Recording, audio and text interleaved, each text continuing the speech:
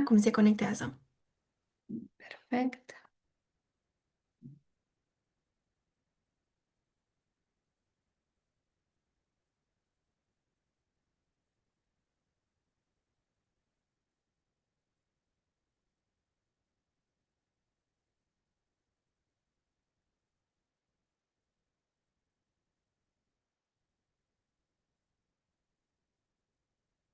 Iar moderatoarele, dacă sunt pregătite, cred că putem începe.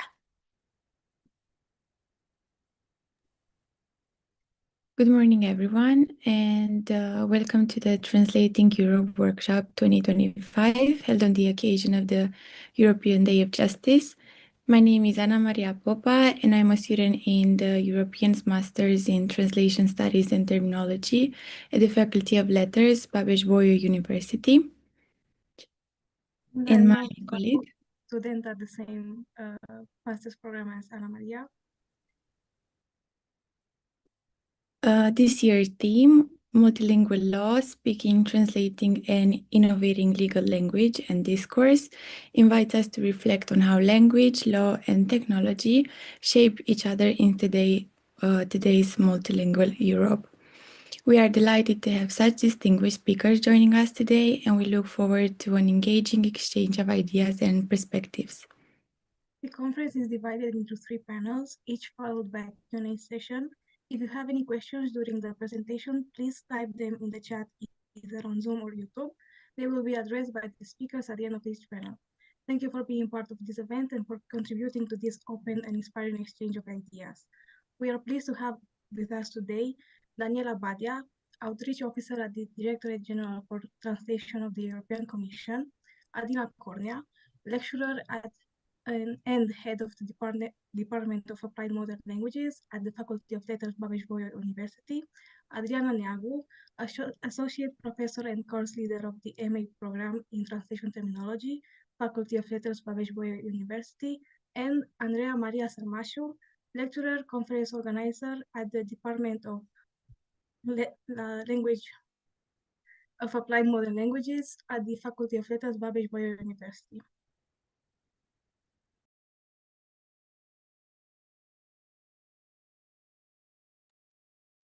I suppose it is my turn to start the proceedings. Welcome, everyone, to this conference within the Translating Europe project. I would like to take this opportunity to tell you that, or remind you that next week, between the 5th and the 7th of November, we have our central event, the Translating Europe Forum. This year, the theme, the main topic is quality in translation, and it also has a part dedicated to clear writing, and I will put the link in the chat a bit later. You can check out the program and sign up for online participation. That being said, I would like to thank you very much, the Department of Applied Modern Languages of the Babeș-Bolyai University, our co-organizers for this conference, and of course, today's expert speakers that have accepted our invitation and will impart their knowledge with us during the conference today. Thank you also to you, the participants, for being here with us, and I hope you enjoy our conference. Okay, thank you, Daniela. Now it's the turn of the Modern Applied Languages Department. And I would like to say that it is a great pleasure to welcome you to this Translating Europe workshop dedicated to multilingual law. And on behalf of this department, of our department, we are delighted to co-host this event, which brings together professionals and students passionate both about language and law. So it is a unique opportunity for us to explore this intersection of linguistic diversity, so language and legal communication on the other hand.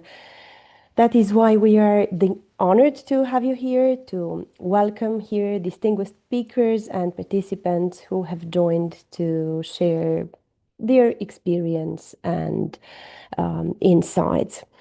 So we hope this workshop will inspire you and will have fruitful discussions and, why not, new collaborations. So thank you all for being part of this event.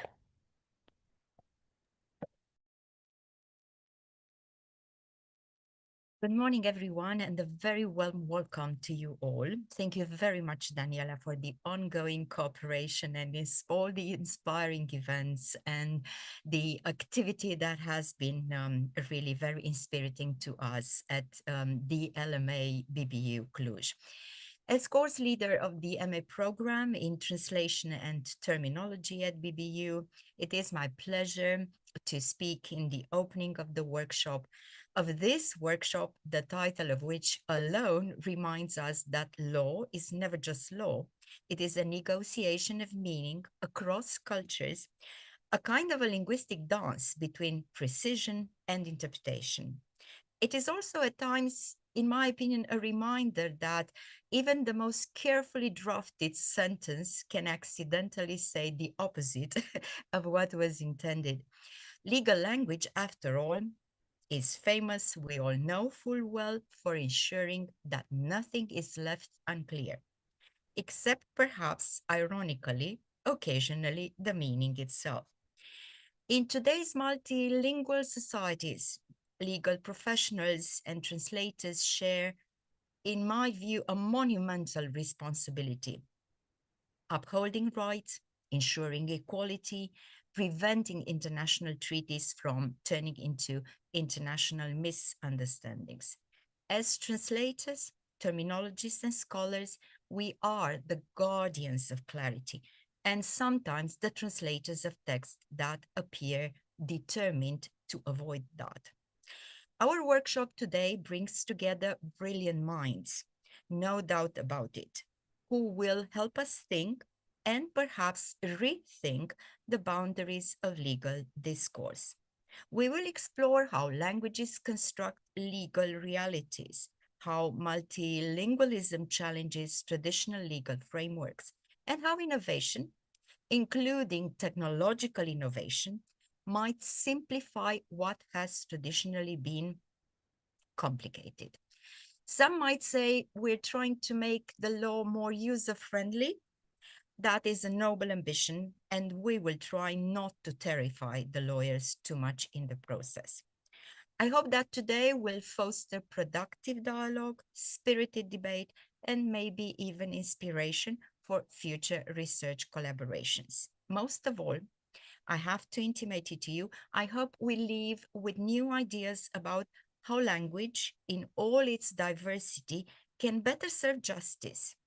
Thank you for being here, for contributing your expertise, and for your willingness to dive into the wonderful and occasionally bewildering world of legal language and multiculturalism.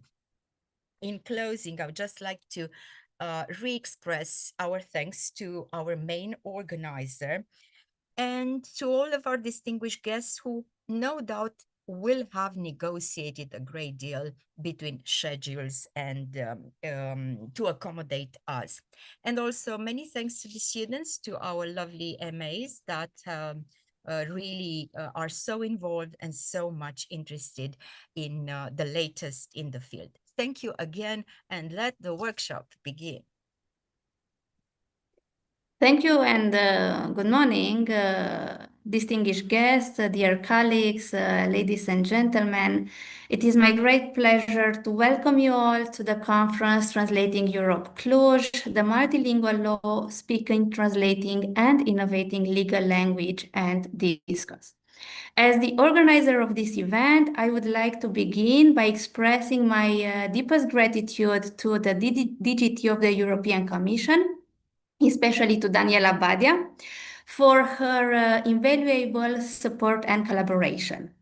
Their dedication to advancing linguistic diversity and to highlighting the central role of translation in connecting legal, cultural, and institutional contexts perfectly reflects the main aim of our conference. My sincere thanks also go to Associate Professor Martina Bajcic and Associate Professor Ekaterina Nikitina, whose participation enriches our discussions and whose research continues to inspire so many of us working at the intersection of law, language, and translation. I am equally honored to welcome the representatives of the European institutions who are going to join us today, Veronica Durbacă, Nadia Farkas, Mihaela Pârvoleț, and Viera Uropa. Their presence reminds us that multilingual communication is not only a scholarly concern, but a daily practice, one that shapes how we understand language, culture, and society in an increasingly interconnected world. I would also like to thank our moderators, our master students who will guide the session with insight and balance, and of course, all participants, researchers, practitioners, and students whose contributions made this event a genuine space of dialogue and exchange. For me personally, as a researcher in legal translation, this conference represents something very meaningful. It brings together the very themes that define my academic path: the complexity of legal language, the creative and ethical dimensions of translation, and the innovations that emerge when law meets multilingual communication. Over the coming hours, we will explore how legal meaning travels across languages, how institutions manage linguistic diversity, and how emerging technologies and interdisciplinary approaches can shape the future of multilingual law. I hope that our discussion will not only advance research, but also strengthen and share understanding of what it means to speak law in a multilingual world. Thank you all once again for being here, for your commitment, and for the conversations we are about to begin together. I wish you a most stimulating and inspiring conference. Thank you and enjoy. And now, the moderators of the first panel have the floor. Thank you. Good morning, ladies and gentlemen. My name is Andreea Bucur, and I am a second-year student at the European Master in Conference Interpreting here in Cluj-Napoca at the Babeș-Bolyai University. And I will be moderator together with my colleagues today. We will now proceed to the first panel, which refers to untranslatables, namely the challenges of legal terminology. We will have two speakers tackling with the topic of the first panel, namely Martina Bajcic and Veronica Durbacă. Before I introduce the first speaker and I give the floor to her, I would like to remind you that at the end of this panel, we will have a Q&A session. So I encourage every participant to ask questions in the chat box, whether on Zoom or on YouTube for those listening to our live. Now, allow me to introduce our first speaker, Martina Bajcic. She is Associate Professor at the Law Faculty of the University of Rijeka in Croatia. She is also Head of Department of Foreign Languages, member of the Institute of European and Comparative Law. She holds a PhD in Linguistics, a master's degree in European Integration Law, and a diploma in Language and Law from the Case Western Reserve University in Cleveland. Her research and teaching interests are in the area of EU legal terminology, multilingual aspects of EU law, LSP, technology, and institutional translation. She has authored and co-edited publications in the field of law and language and corpus translation studies, and participated in several international research projects in the field of EU law and language. Currently, she is leading the project Legal Terminology Management in the Digital Age. She is also a sworn court interpreter for English and German. And Mrs. Bajcic, whenever you are ready, you have the floor. Thank you very much. Thank you so much. Thank you. Can you hear me well? Yes, we hear you very well. I will share my screen if that's okay. Yes. Okay.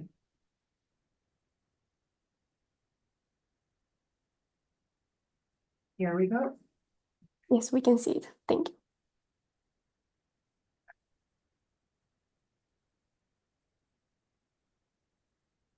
Okay, can you see it?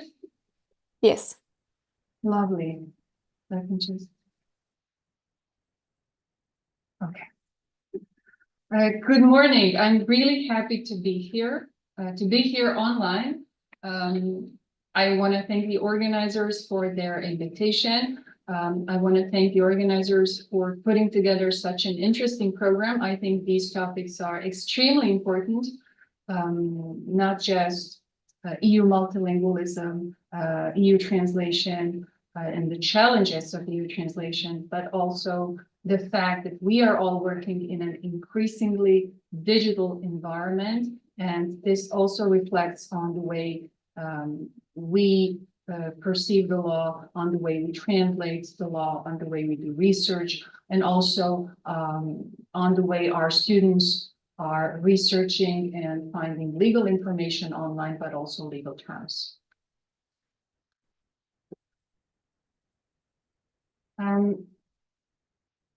So I will start by briefly introducing EU multilingualism, that is to say, the legal basis of EU multilingualism.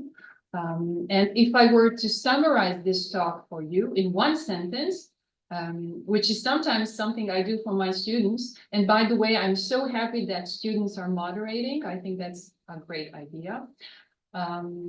So if I were to summarize this talk in one sentence, it would be, we cannot talk of EU law without considering multilingualism, or to be more precise, the principle of equal authenticity. So it's just impossible because multilingualism is inherent to EU law. And the very fact that we can apply the law in all 24 official languages, and that legal practitioners can work in this multilingual EU is owed to the principle of equal authenticity. I will also briefly explain how unique features of EU law have to be considered when talking about the special interdependency of law and language in the context of the EU. And likewise, zoom in on some practical implications. So what really happens in the practice of law? How do the courts deal with instances of divergences between the language versions? And we know these are inevitable because it's just impossible that all languages always say exactly the same thing. There's no absolute correspondence among languages, and it's intriguing to see how the courts resolve these issues. And multilingual legal interpretation is indeed a fascinating topic, not just for legal scholars, but also for philosophers of language, for linguists, translation scholars. And finally, we'll take a look at the digital variable in this equation and how the digital environment affects the need to strike a balance between respect for linguistic diversity, but also the need to uphold uniformity of EU law. And I will try to explain why terminology is extremely important in this context, and why, especially when it comes to applying digital tools, tools based or powered by artificial intelligence, terminology plays an extremely important role. For one thing, there is no knowledge without terminology. So the way we access a field, a specialized field, the way we access the law is by means of terms and concepts. And the more terminological clarity we have in a field, the better we will be able not just to grasp the ideas, the legal principles, the legal concepts, but also we'll be able to better translate these concepts. So terminology plays a major role in applying AI tools in the field of law. So from the outset of the European integration, multilingualism has been a cornerstone or key value and has remained so to date. The first regulation ever to be adopted by the Council of the European Union was Regulation number 1 of 1958, determining the languages to be used in the European Economic Community. Today, we have the European Union. This regulation, which is also colloquially known as the Language Charter, has for the first time introduced the labels official language and working language. And it stipulates that any official language of a member state is likewise an official language of the European Union. And this is extremely important for the goal I just mentioned, upholding linguistic diversity and ensuring we can have EU law functioning in all 24 languages today. The regulation was also amended. So every time a new member state joined the EU, the regulation was amended by means of the accession treaty of the respective member states. So the last time it was amended was when Croatia joined as the youngest EU member state 12 years ago. Likewise, the treaties also strengthen the principle of equal authenticity. So the Treaty on the European Union, the Treaty on the Functioning of the European Union, and the Charter of Fundamental Rights of the European Union has likewise strengthened the respect for equal authenticity, the respect for linguistic diversity and multilingualism, prohibiting any discrimination on account of the language citizens speak. But what's perhaps most helpful in construing the extent of language rights and the extent of equal authenticity in the multilingual practice of EU law is settled case law by the Court of Justice. It is settled case law that teaches us what exactly uniformity is, what is exactly meant by conceptual autonomy, and in a way, we could say that case law pushes the boundaries of language while maintaining this uniformity. So I already mentioned regulation number 1, also known as the Charter of Languages, has for the first time introduced those labels, official language, working language, and we know, so legally we can speak of different categories of multilingualism. Every official language can also be used as a working language, but we also have the label of equally authentic language, which means a treaty, a regulation can be interpreted in that respective language version. It's equally authentic, it's of the same legal standing, it has the same value. In the context of the EU, we speak of versions, not texts, which is interesting in comparison to the Vienna Convention on the Law of the Treaties, which also applies to EU treaties.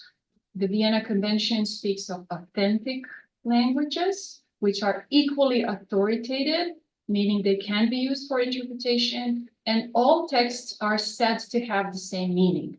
Now, what's interesting in the context of the EU, we speak more of this equal authenticity, so equal legal standing, but not of meaning per se. So equally authentic or multiply authentic language versions.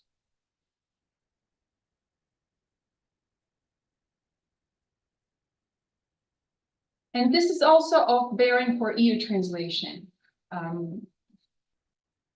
It is very useful to observe EU translation. Of course, it's institutional translation type because it is produced by the institutions for the purpose of the institutions, but to also observe it as an important part of EU lawmaking, and also as a vehicle contributing to the goal of uniformity and ultimately unity of EU law. If you consider ordinary legislative procedure, so the way it functions, we have the Commission proposing, for example, regulations, directives, and then we have the Council of the European Union voting on these proposals. But before the ministers vote, we have many expert group meetings, so experts negotiating about certain technical details or parts of directives. So there's a lot of back and forth. There's a cacophony of authors. It's not just a single author. And then the European Parliament also has to vote on it. So before the draft text is finalized, there are multiple stages. These proposals go through. And then there's a special role of the lawyer linguist. And we know because of this how important terminological consistency is. So not just intralingual, but also interlingual between languages, something that is also known as interlinguistic concordance. And this is why there are so many standards promoting consistency, not just in translation, but also in legal practice, right? So translation is an integral part of EU lawmaking. It enables the functioning of EU lawmaking. It enables EU law to be applied in all of these languages. And it serves the goal of uniformity. But what's important perhaps to draw another analogy here to legal translation, something that Susan Šarčević always emphasized, the goal is not to create the same meaning, but the same legal effect. So legal effect takes precedence over what we can label as meaning.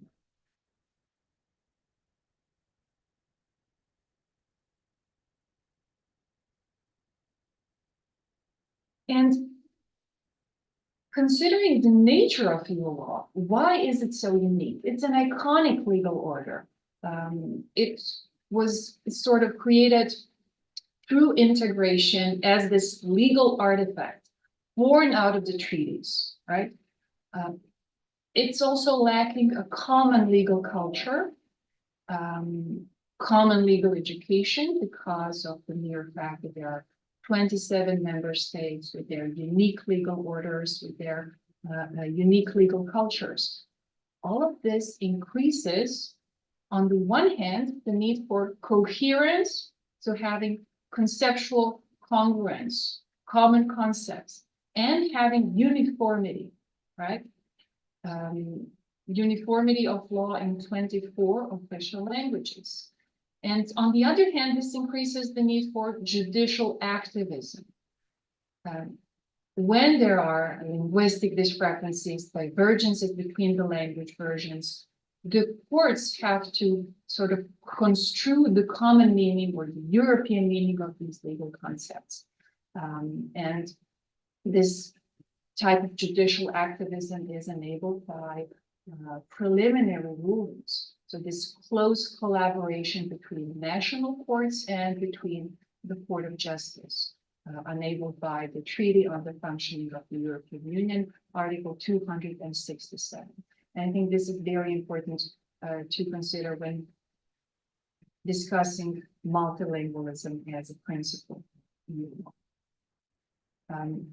Another feature of the law, something that perhaps linguists, we can sometimes neglect or forget, is that law is not just about text.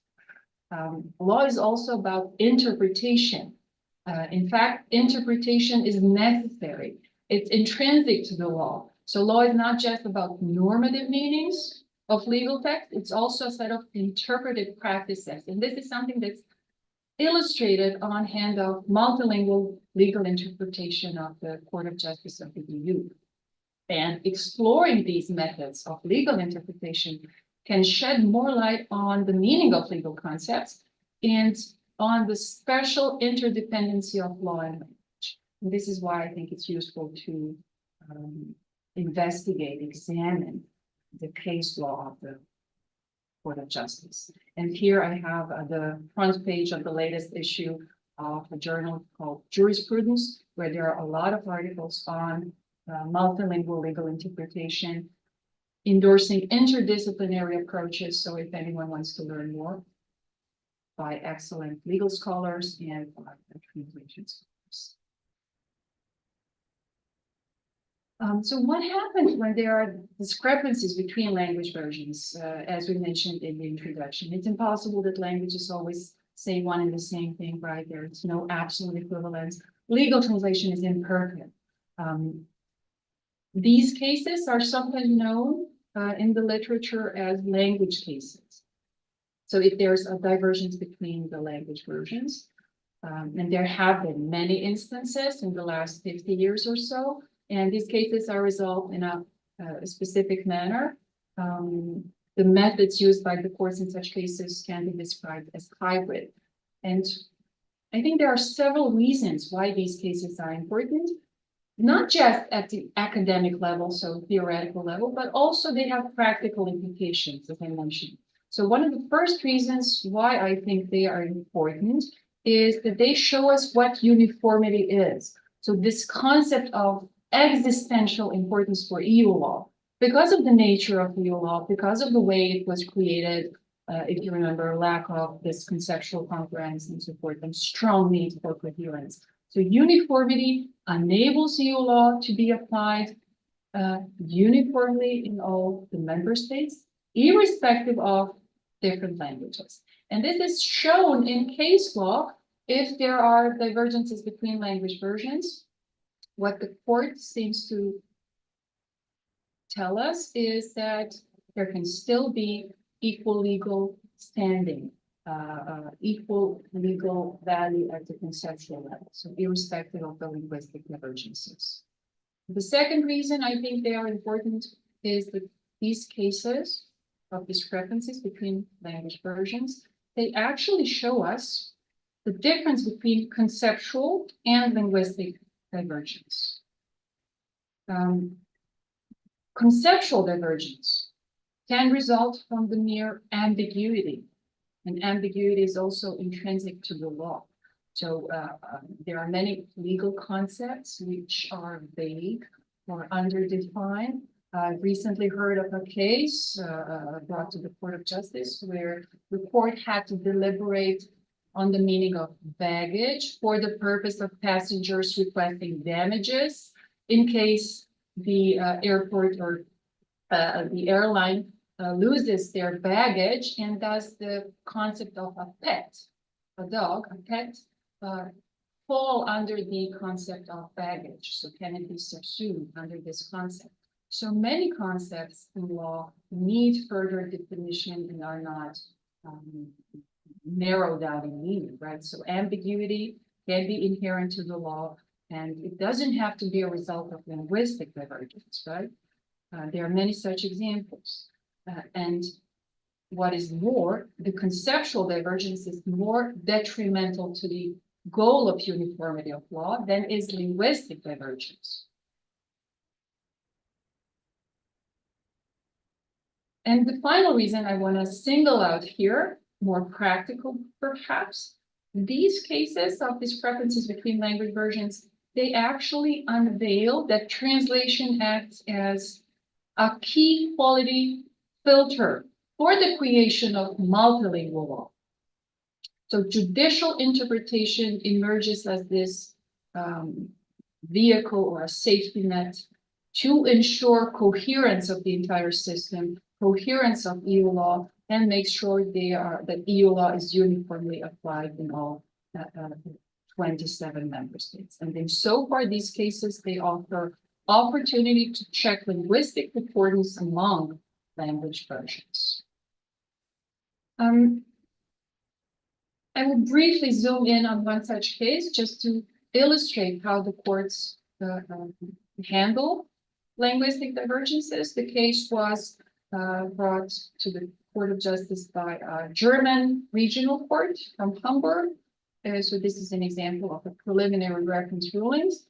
If perhaps some of us are not that familiar with these, that they enable national courts to pause the national proceedings and ask a question to the Court of Justice, and the question can only refer to the application and interpretation of the law. Okay, so this was a very simple explanation, but just to clarify the background of the case.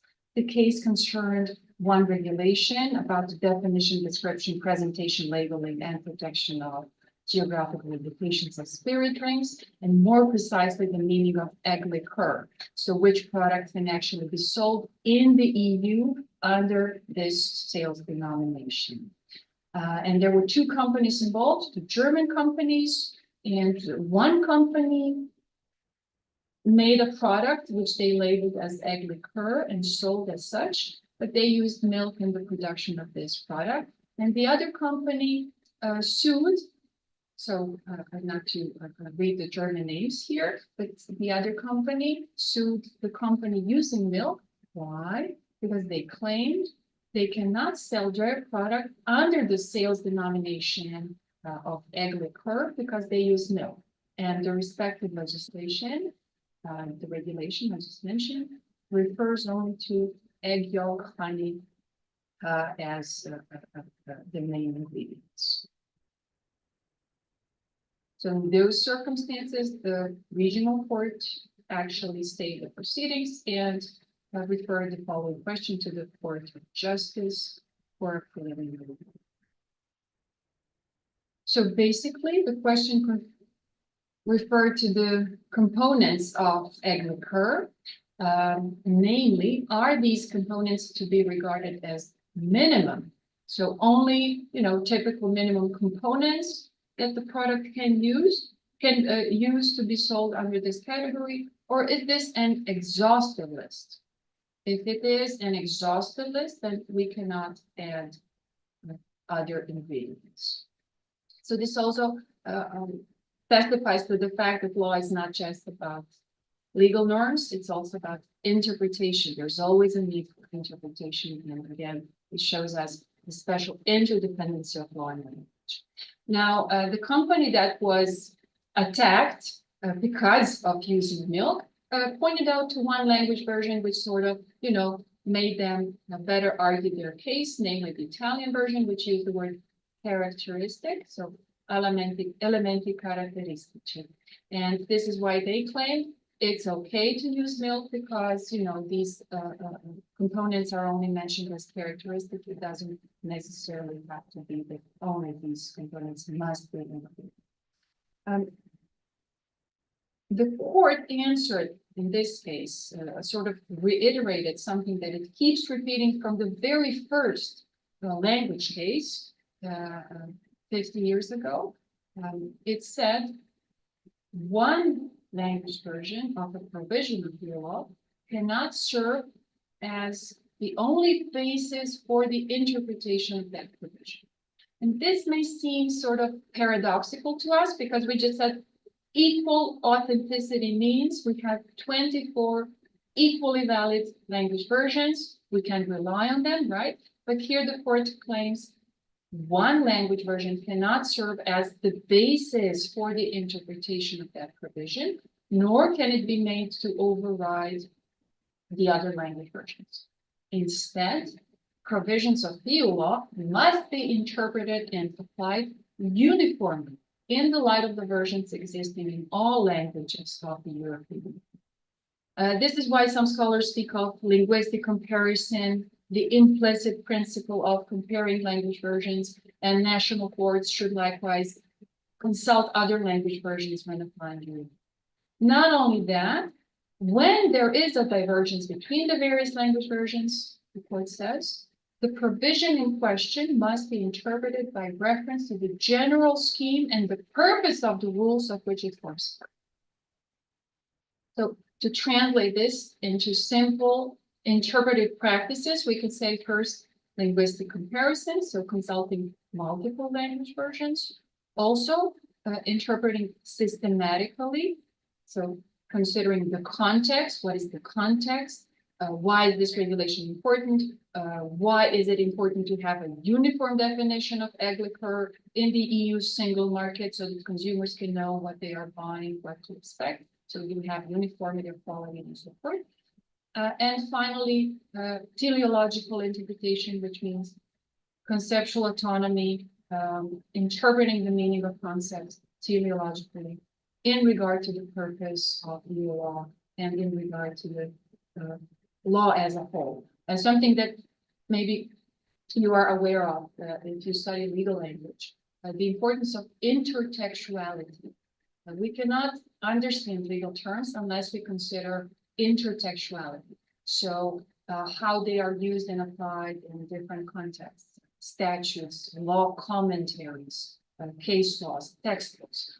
All of these contexts contribute to the meaning of legal concepts. And this is why it's important to bear in mind that law is a coherent whole, right? So these methods can be described as hybrid methods, something that the court developed over the years, precisely to deal with instances of linguistic divergences. We can speak of this fiction of cross-construing the meaning of new norms from all 24 language versions, so that we have one single concept, one common EU meaning, but 24 different linguistic versions.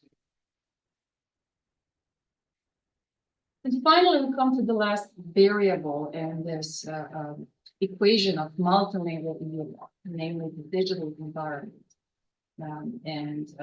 I saw this front page of The Economist 2 weeks ago, maybe, which illustrates the extent to which users are today relying on AI tools, especially Gen AI tools. My students say we live in the Gen AI era, so that they are using AI tools more than the web to do semantic searches, which was unthinkable just maybe 2 years ago.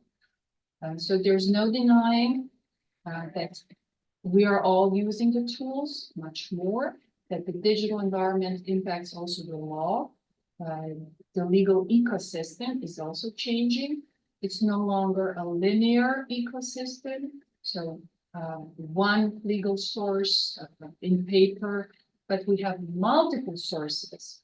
And this is also of relevance for EU translators, for terminology, because even though the fact that there are more sources of information does enable access to information, this access is quicker, simpler. What is more difficult is discerning right or wrong, or relevant or irrelevant information. And this in law is extremely important. And the role of terminology in this is that there is no credible legal information without credible legal terms. So credible, relevant legal information must be expressed in authentic legal terms. By authentic, I mean legal terms actually used in legislative texts. So actually appropriate in these contexts. And this is what terminology is playing a great role in being able to use these tools successfully, deploying them in the context of law successfully, but also managing risks. And for law, it's incredibly important to recognize the authority of legal sources. Again, this used to be more simple when there was one or two legal databases, but today with the volume of these databases, sources, and resources, it's becoming quite difficult. So at this point, I think it's very important to upscale existing research into legal terms, to learn as much as we can about legal terms. So why are legal terms different from other terms? Because they depend on interpretation, for example. What is happening with terminological growth in the digital environment? This is a major topic. By understanding these, we can be better equipped to use digital tools. The digital environment is also affecting terminological variation. Because of the multiple sources, we may be confronted with multiple variants. And again, in law, there can be only one term of authority. So as translators, it may be even more difficult to discern the proper terms, the authoritative terms. Likewise, some languages, I will use our example, so Croatian is the youngest EU language, is affected more by variation than older languages, older established EU languages. Also, the smaller languages might be underrepresented in the digital databases, and this also affects the quality of AI tools in the end. So again, Croatian is still the least represented covered language in the #1 terminological database in the EU, IATA. The second thing I want to mention here is that we need empirical studies. So everyone is using the tools, but there are not a lot of empirical studies. How exactly can terminology and knowledge about terminology boost the performance of digital tools? So we need contextualized use cases in law, taking into account the importance of multilingualism, taking into account the importance of interpretation and unique features of EU law. So to return to my initial remarks, we cannot talk about EU law without considering multilingualism because it's intrinsic to EU law and important for its everyday application. And finally, training users how to manage risks concerned with working in this digital environment. So being aware of the risks, being aware that we need credible information in credible terms, and not just, retrieving any type of information quickly. Because in law, it's not just about finding the information, but it's also about understanding the information. And with this in mind, we introduced a new course at my law faculty, which is about legal terminology and legal information management. So we want to give our students some basic skills on recognizing the risks of using these tools in the field of law without considering credibility of information and authoritative terminology. I thank you very much for your attention, and I'm looking forward to the second part of this lecture. Thank you. Thank you so much for this insight into multilingualism and uniformity of EU law. And I was thinking about maybe answering one or two questions about this presentation right now, and then having other questions at the end of the second presentation. So if anyone wants to ask a question, they can just open up their microphone or ask in the chat box. We would be very grateful if we had any. Yes, we have a question actually. So, do you think AI will be more beneficial or detrimental in the future development of legal translation? And the second part of the question, do you think the same applies for legal terminological work? Well, maybe I'll start with the second part because it's easier.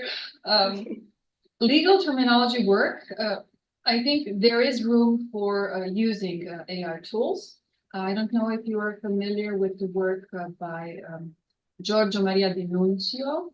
He's a computer scientist, and he has done some work on incorporating terminology into AI-powered systems.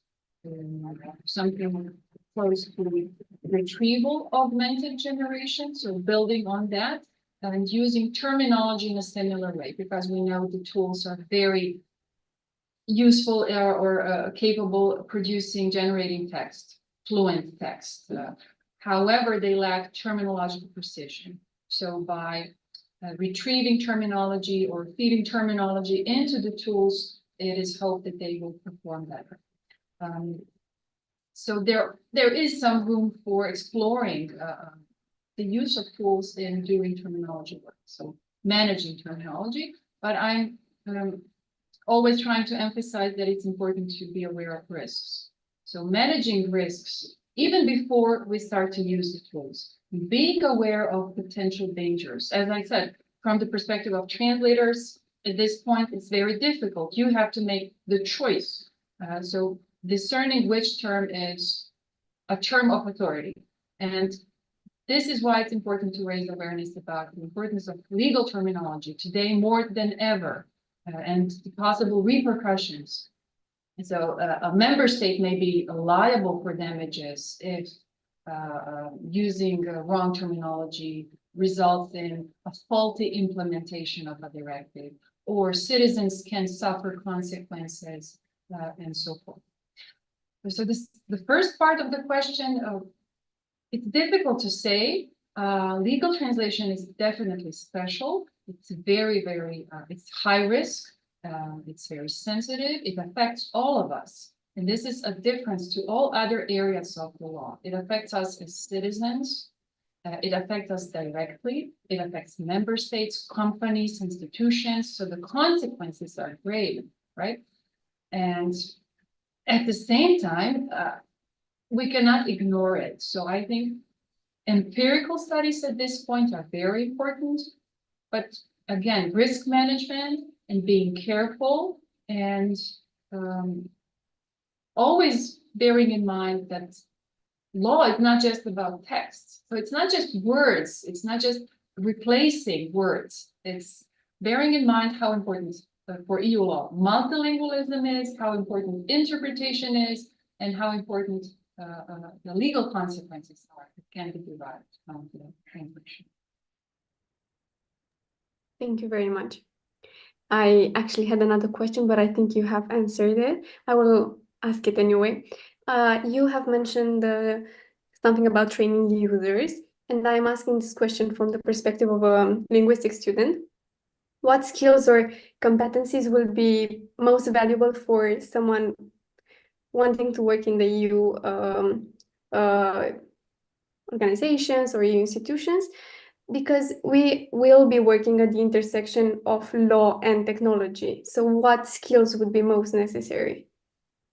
Oh, that's a great question. Thank you. Maybe my colleagues from the institutions later on can also reflect on this, so they may have more insights. I think on the one hand, information literacy will be important. So everybody's speaking about AI literacy, but there is no AI literacy without information literacy. So, you know, being able to recognize credible, relevant information. And this cannot be done without terminology literacy.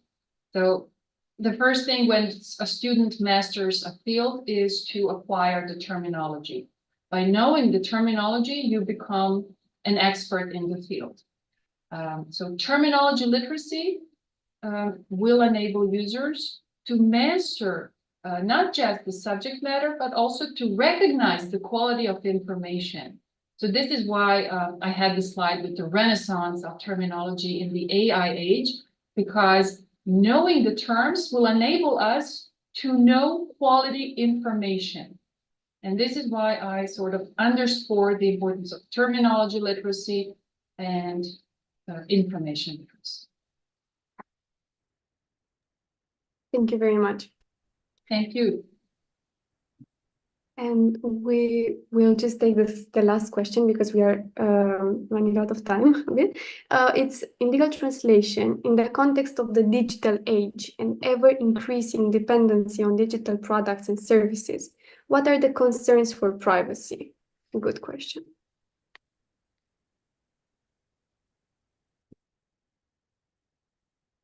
So the concerns for privacy, of course, are notorious, and this is also important from the perspective of users, if they are using tools, to be very, very careful, because we all cannot have certainty if we can protect our data, even if we switch off all those, functions. I don't want to train the model and so forth. But these tools, for example, large language models, are still like a black box, and no one can guarantee what happens to your data unless you have a private closed tool or system. There is increasing regulation. So the AI Act, again, I'm not a lawyer to explain the details, but the new AI Act and many, many guidelines, strategies explained at the level of the national states will contribute to this. But for us, for example, as university professors, it's so important to talk about these things and to instruct our students to be careful, to explore the possibilities of using the tools and the danger of high-tech plagiarism, from the perspective of students, and privacy also being a big concern when using the tool. So basically, there is no certainty unless you have a closed system, which most of us don't. So if it's a high-risk text or a high-risk document, it's not wise to use the tools. Thank you. And we have received another one that I will put in the chat box. And I will also read it. When a new country joins the European Union, its legislation needs to be harmonized with the EU legislation. What happens from the terminology point of view when there are new concepts particular only to that country and its language? How are they solved? This is why we say EU translation is institutional translation, because the institutions have so many guidelines. So there are also guidelines to be followed in respect to this question. For example, preference is always to be given to neutral terms. Why? To avoid having national legal connotations. So whenever possible, to neutralize, to not use national legal terms, and also to enable a broader understanding, and bearing in mind the goal of EU translation, which is having uniformity and unity of law. So very particular national terms are not recommended, but neutral terms, semantically neutral, are recommended. Concepts particular only to that country and its language, this is very difficult. So this is like the eternal question, what to do? You know, books have been written about this. From the perspective of EU law, what matters is uniform application of EU law in that respective language of the national member state. But so the other perspective, translating these particular national concepts into, let's say, English or German, it's difficult.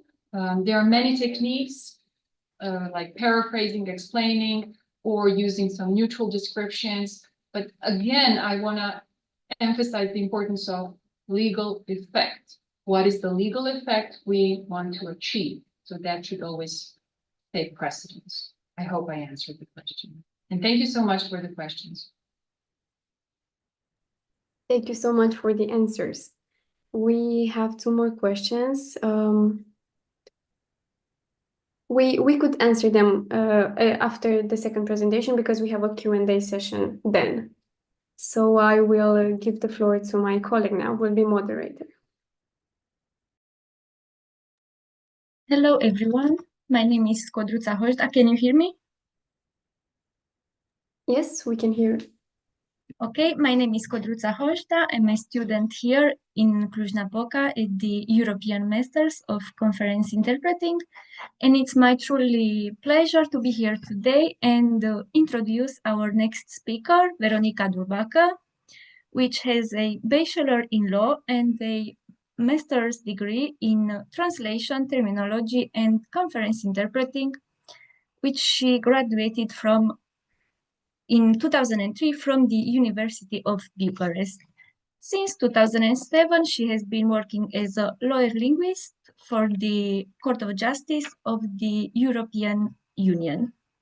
Her topic of today is what fits into a procreation bed on the standardization of legal terminology. So, Mrs. Durbacă, whenever you are ready, you have the floor. Thank you very much. Hello, thank you, Codruța. First of all, I want to thank you for the invitation and to say that I'm really honored and happy to be here today. If that's okay with you, I would like to share my screen.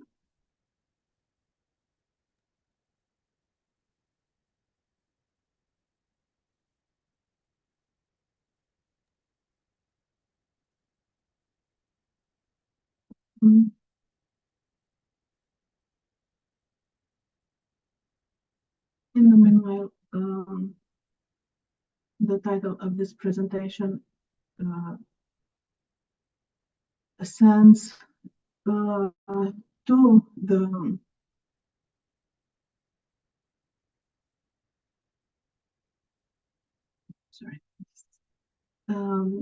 not only to the mythological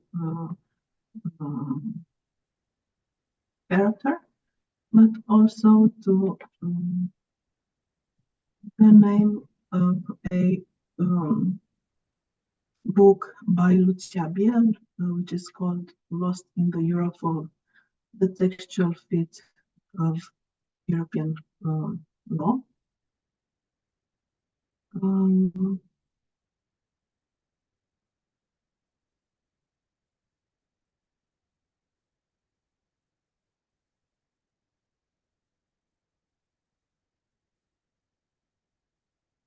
Okay, I suppose you do see my screen?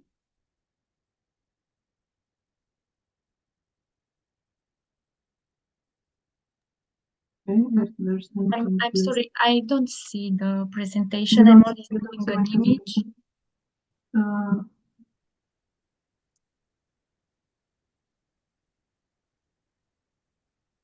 Okay.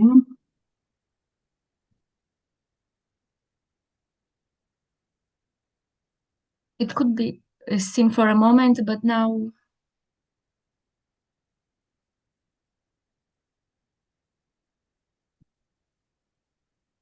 yes, now I can see it. Let me see it. Okay, thank you.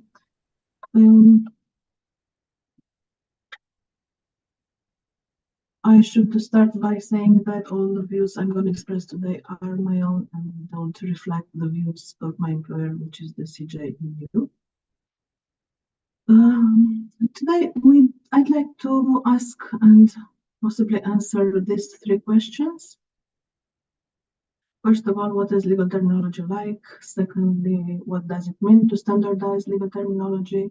And thirdly, how can standardization of this legal terminology be done, if it can? I start with the first question, what is legal terminology like? And I'll go to this very frequently quoted comparison between the terminology of exact sciences and that of social sciences, in our case, that of law. Concepts of exact sciences are generally universal. They go beyond cultures and societies. For example, a diesel engine, a molecule, an algebraic function, or the speed of light mean exactly the same thing in all countries and in all languages. On the other hand, law works with concepts which are defined by a certain society, which depend on the culture of that society and on the moment when they are created. And to give some counter examples, there are no European laws in force today which have concepts that correspond, for example, to something that is prohibited both by law and by religion at the same time, which would be the concept of haram in Islamic law. Or for example, there is no term in current criminal law for a legal punishment for high treason, which was applicable in England up to the 19th century, which was being hanged, drawn, and quartered. So basically 3 death sentences in one.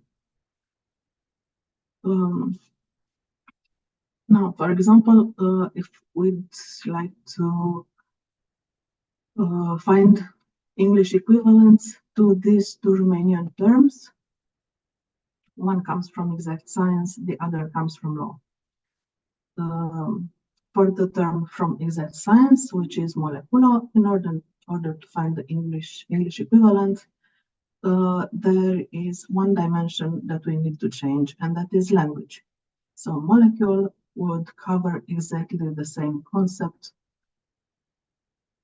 and that would be it for the equivalence.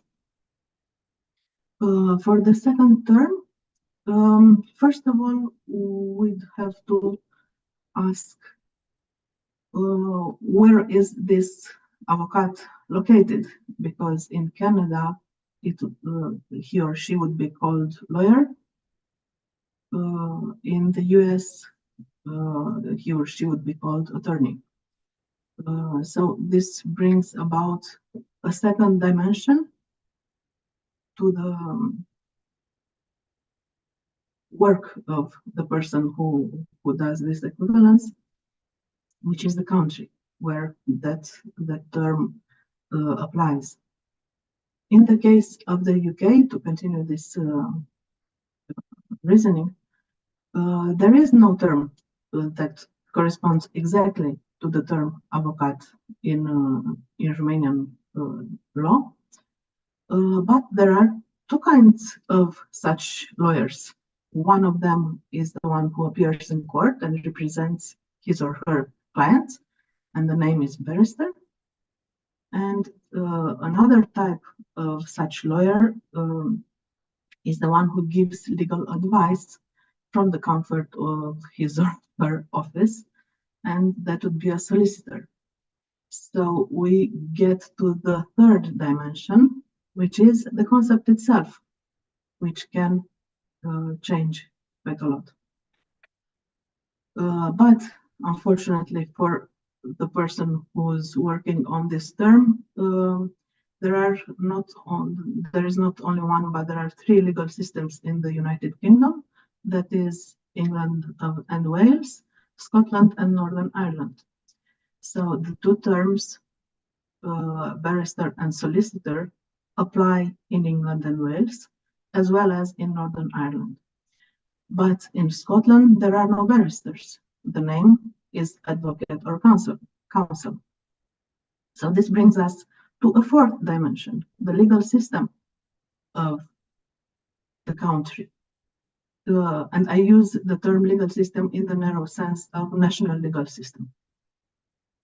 There might exist other possible dimensions, such as historical, like we've seen before with the medieval legal terms, or even a branch of law or a piece of legislation. So according to one specific law, a term may have one meaning rather than another. So to answer this first question, what is legal terminology like? It's complex, but in a different way than the terminology of exact science. Like we've seen right now, there is one change in dimension for exact science terminology, and I would say up to four main dimensions which may change for legal terminology. While exact science works with very complex concepts, in law there is complexity not only in the concept, but also in the social context of that concept. So what will be the consequence of that? Of course, the immediate consequence is the difficulty in finding right equivalence. A concept belonging to a certain legal system is a place where usually no other concept from another legal system fits perfectly. Hence, the Procrustean bed. One example of this difficulty is quite famous. It's a case called La Reine contre Popovich et Askov, brought before the Supreme Court of Canada in 1976, when the judges had to find a French equivalent to the English term burglary. In the end, they decided on vol avec effraction. And these discussions convinced one of the judges, named Louis-Philippe Pigeon, to create a new line of reasoning and a new concept, which is new at the time, which is the functional equivalence. In the meanwhile, Canadian legal translation and legal drafting evolved towards way less literal translation on the basis of this functional equivalence. But this is not the case everywhere. And I'd like to bring about my personal approach, because I cannot speak in the name of my colleagues. Each and every one of us have our own ways of dealing with translation and terminology. And the example would be that of a request for a preliminary ruling that Professor Bajcic presented a little bit earlier. So it's the situation when a national court may, and in some cases must, ask the Court of Justice of the EU a question about the validity or the interpretation of EU law.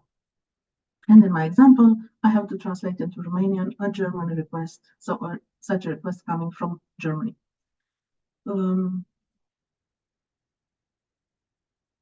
I know it's obvious what I'm going to say, but I'm going to say it anyway. First of all, I will need to understand the concept in the source legal system, which is the German legal system. The next step would be to find an equivalent in the Romanian legal system. And here I can find myself in one of 4 situations. The first one, which is the happiest and the least time-consuming, is that there is a perfect equivalent in Romanian law. In that case, I use that equivalent and I happily translate a word. The second case, which is the most frequent, is that there exists an equivalent in Romanian law, but not all the elements of the German concept are present in the Romanian concept, and vice versa. This is the most typical situation, and it's quite confusing, especially for beginner lawyer linguists, for our freelance translators, and so on. And of course, in this second case, I also use the Romanian term, although the similarity is not perfect. So there is a large overlap in this second case, and I go and use the Romanian term. In the third case, which is rare, the equivalence is even smaller. But the Romanian term that I found covers the essence of the German concept and maybe 50% of the characteristics of that concept. That concept. In that case, I would use the functional equivalent.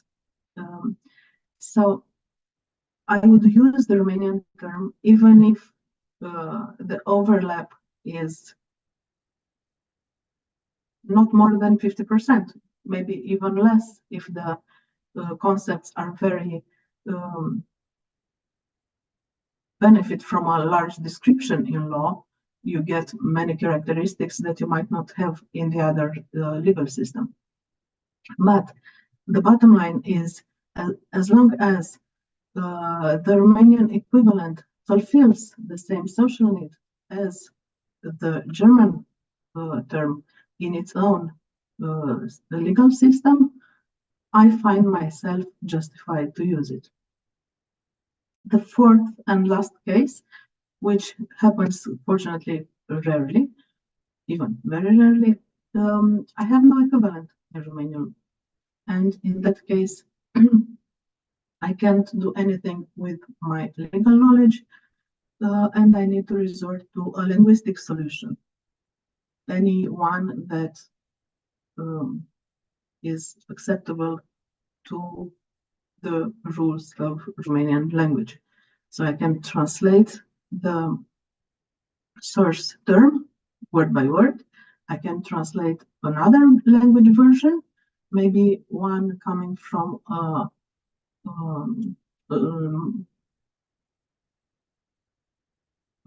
language in the Romance family, which would suit better our language.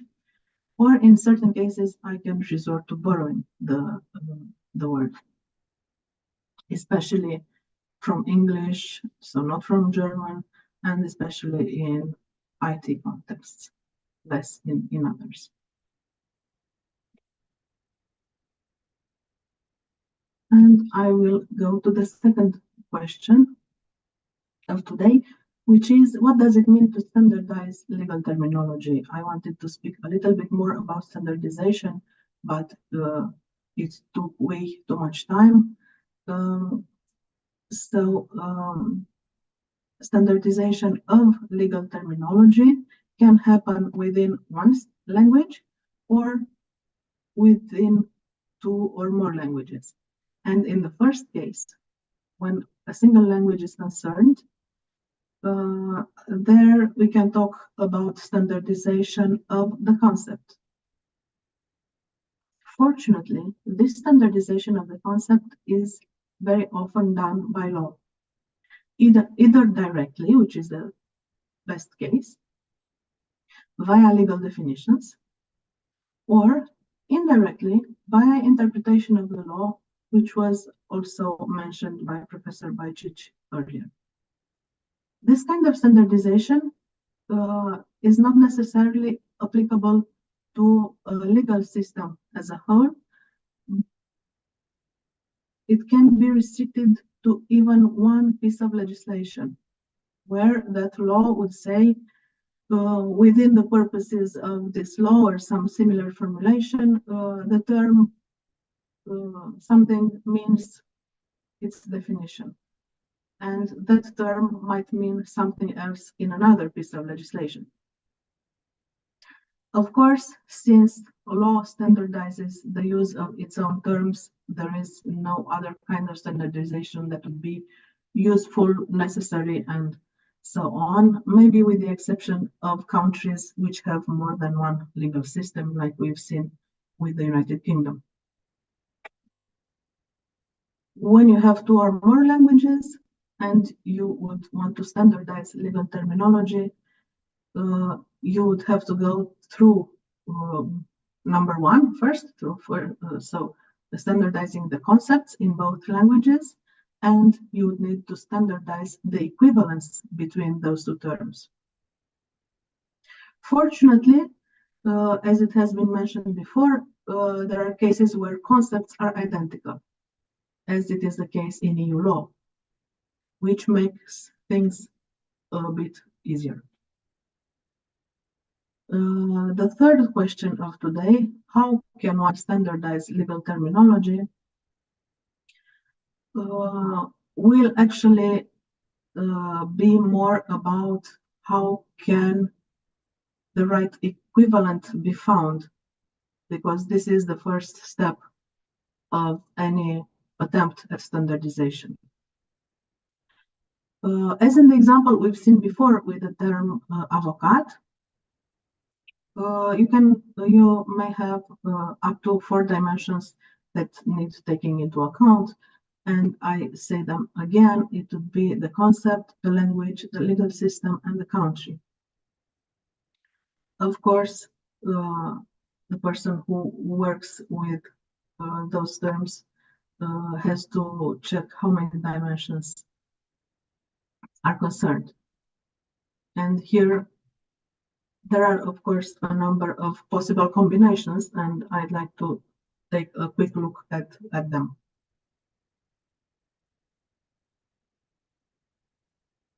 First of all, when you only need to work on one dimension, so it supposes that the other 3 don't change. I will start with the third bullet, so language, because this is the easiest situation, is the one that you have in exact sciences. You only need to change the language because the concept is exactly the same, the legal system is exactly the same, and the country is the same. So you just need to change one language to another, and it's the case of multilingual countries, of course. When you have a change in the concept, but the language, the legal system, and the countries stay the same, and the country, stays the same, it means that you have a monolingual country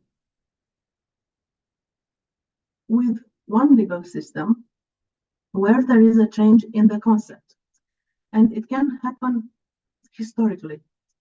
And I give the example of the concept marriage. There are countries where marriage now includes both marriage between a man and a woman and marriage between same-sex partners.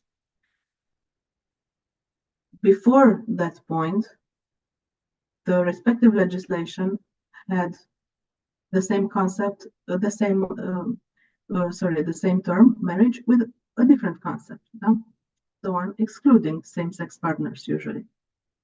So this is an example of such a change in only concept.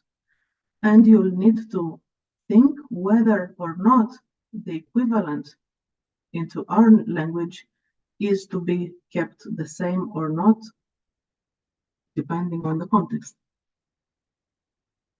The third dimension would be the legal system, and we had the example with barrister, which applies in the legal system of England and Wales, and advocate, which applies to the legal system in Scotland.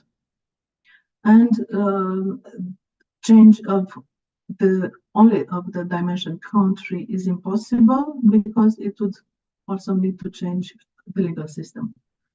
There is no legal system that spreads among several countries in the meaning that I gave to this term.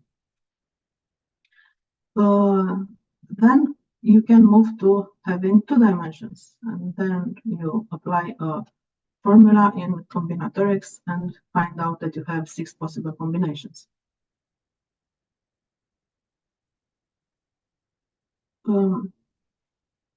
I will go through some of them faster because they're a bit many. For example, the second bullet of this slide, you have the same country, you have the same legal system, but the language changes and the concept changes. And I found an interesting example in an article by Jacques Herbeau, which is called L'interprétation des lois à formulation multilingue en Belgique. So it's an example from Belgium, where the French term neveu et nièce was translated in Dutch as neven and nichten, and I apologize for my German pronunciation of that. The issue was that the Dutch term did not include only nephews and nieces as the French one, but also cousins. So there is this difference in concepts. It was part of an article of the Civil Code where these relatives had the right to acquire land in priority. For the third bullet, we have the combination where you change the concept and you change the legal system, but stay in the same country with the same language. And an example comes from the United States, from the state of Louisiana, which has its own very different legal system compared to the rest of the United States, in that it is a civil law legal system.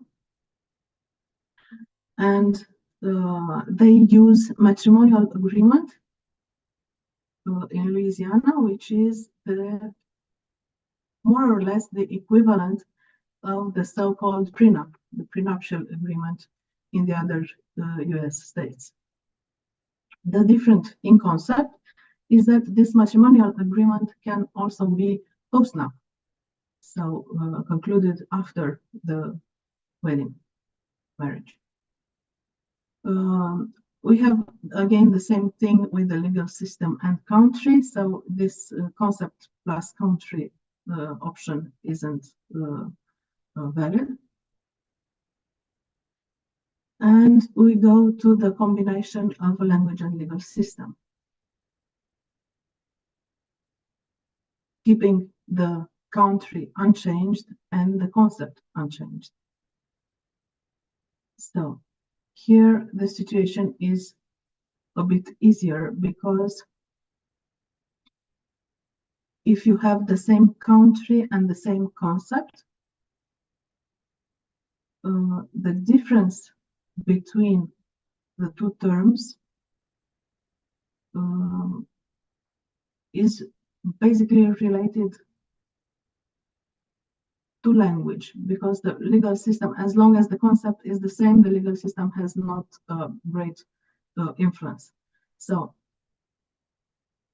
in this case, you can have very general terms. And I gave the example of Parliament of Canada, or terms which refer to physical world entities, such as the Parliament.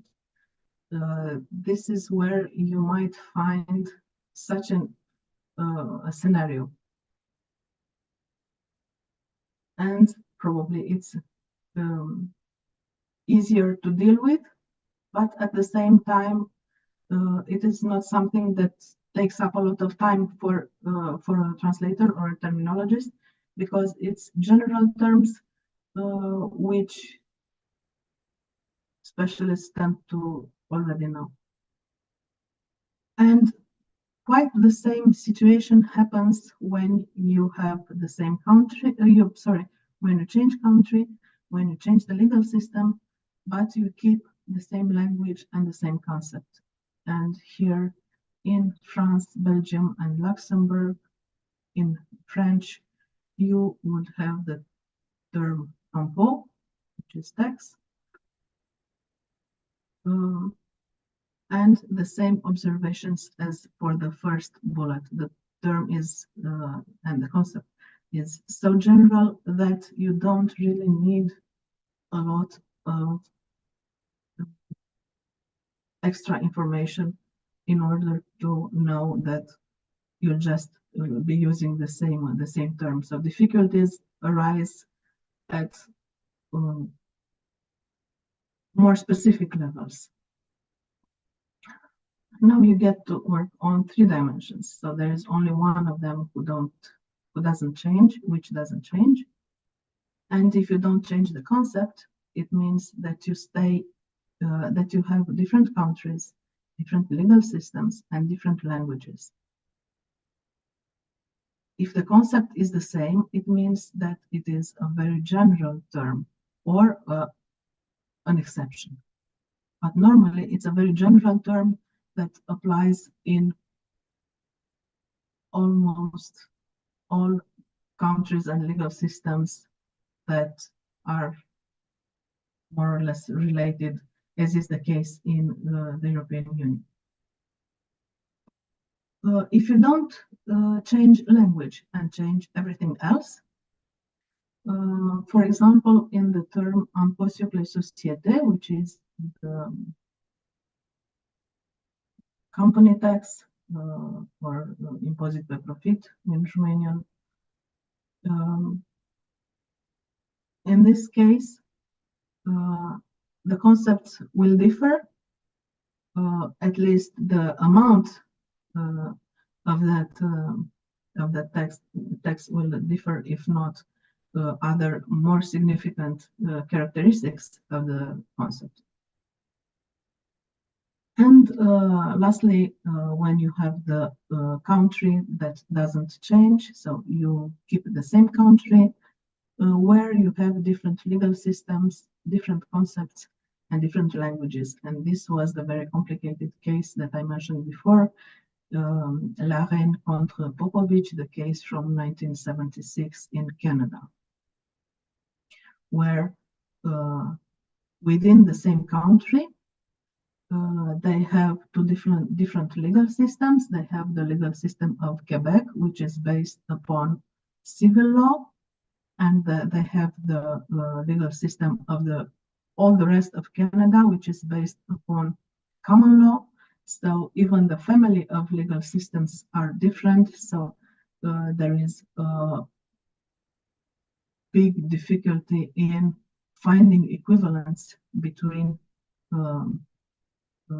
terms, and sometimes these difficulties don't appear in translation, but even when judges need to understand a case and write about it in the other language, as was the case in Laven contre Popovici.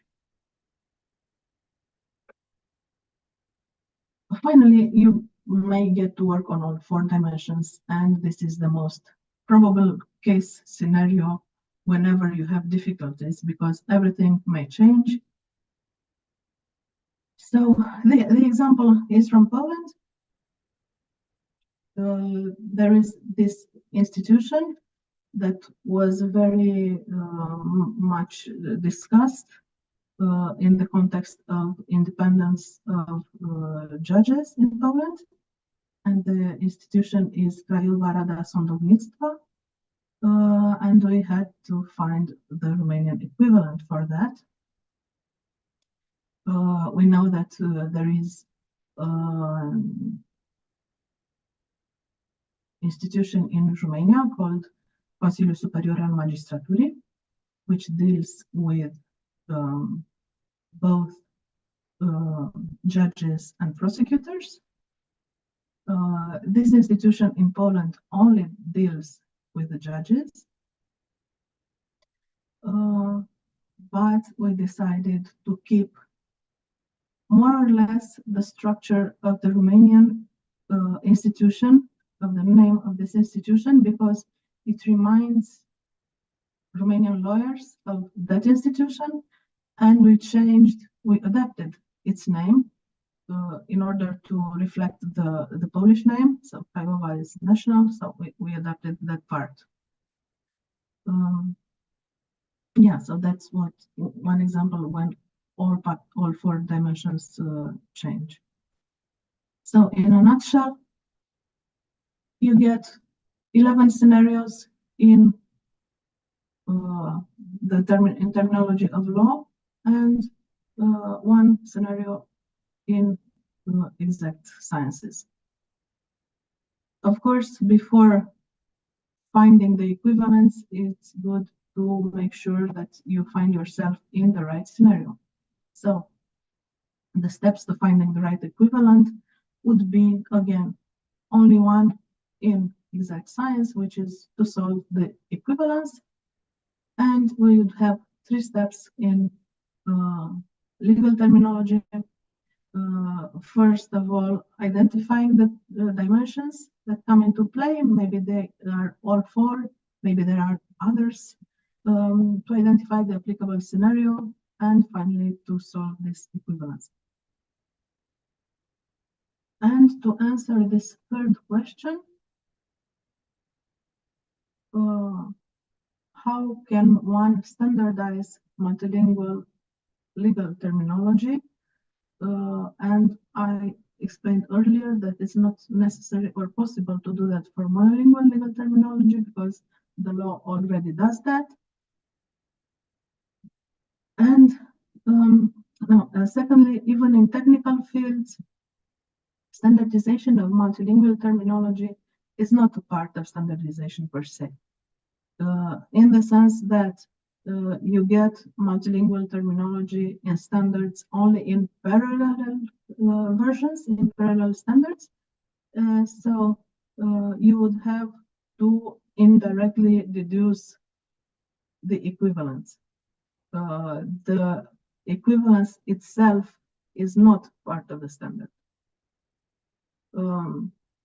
More so, there can be no expectation of standardization of multilingual legal terminology via actual standards. But not all is lost. What do we do in practice, even if we don't have actual standards? Of course, you have glossaries, legal dictionaries, databases, and a bit later we'll listen to my colleague Mihaela Bărbulț from the Commission, who's a terminologist, and she will be speaking about IATE, which also has a collection on law. Another thing that happens in practice comes from the practice of the CJEU, and that is the recourse to a hypernym. The third bullet here, the court's decision is similarly binding on other national courts before which the same issue is raised. This bullet comes from the court's website, and it says that in a court's decision on a request for a preliminary ruling, not only the national court which asked the question is obliged to follow the answer that the court gave through the decision, but also all other national courts before which the same legal issue is raised. As a consequence, the court has, in the interest of the uniform application of EU law, the court has the interest to define the legal issue in a way which is as exact as possible and at the same time as general as possible to apply to different situations in different member states. In this case, the court may well leave out unnecessary details in the decision. And these details may also include legal terminology which only belongs to that country, to that member state, terminology which is non-essential to the legal issue. So the court may recourse to an umbrella term, to a term which is more general than the one in the question that the national court asked, in order to cover all similar situations in other member states. So, to also answer the first question, what fits into a procrastination ban? Actually, quite little, only identical concepts. So we spoke about concepts that are very general, that they can be moved from one legal system to another without having to change anything in them. Concepts which refer to an entity with a physical entity, something that is quite the same everywhere, such as a government or a ministry or a parliament or an institution, a member state, and so on. So these concepts are more or less the same. Also, supranational, so concepts coming from EU law, such as VAT, which is not part of national law anymore. It's part of EU law, and the concepts related to VAT are all identical everywhere in the European Union. For all the other concepts, we need to cut and stretch the meaning, quite like procrastination, using methods of legal reasoning rather than a saw, in order to achieve a functional equivalence. And to conclude, as it is often said, law is a social construct. Therefore, it changes in time, so does its terminology. What seems impossible to standardize today might not be so tomorrow. Even if standardization of multilingual legal terminology is virtually impossible now, finding the right legal equivalent of a term is still a very complex and an enriching endeavor. I would like to thank you and ask whether there are any. All right, thank you very much. It was a delightful presentation. And now I'd like to give the floor to my colleague to lead the Q&A session as we are coming to an end. Thank you very much.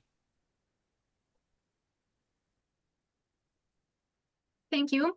Thank you, Codruța. Hello, everybody. Allow me to introduce myself first. My name is Roxana Bodia, and I'm also a second-year student at the European Masters in Conference Interpreting at the Babeș-Bolyai University in Cluj. First of all, I want to thank both our speakers. I'm sure we all found out very interesting things from their presentations. And I would like to continue with a couple of questions. First of all, for Mrs. I think Mrs. Bajković, that were left from before. The first one is the following: culture impacts language. Some cultures are more verbose than others in their communication styles. How do you deal with this? For instance, in the case of plain English used in law.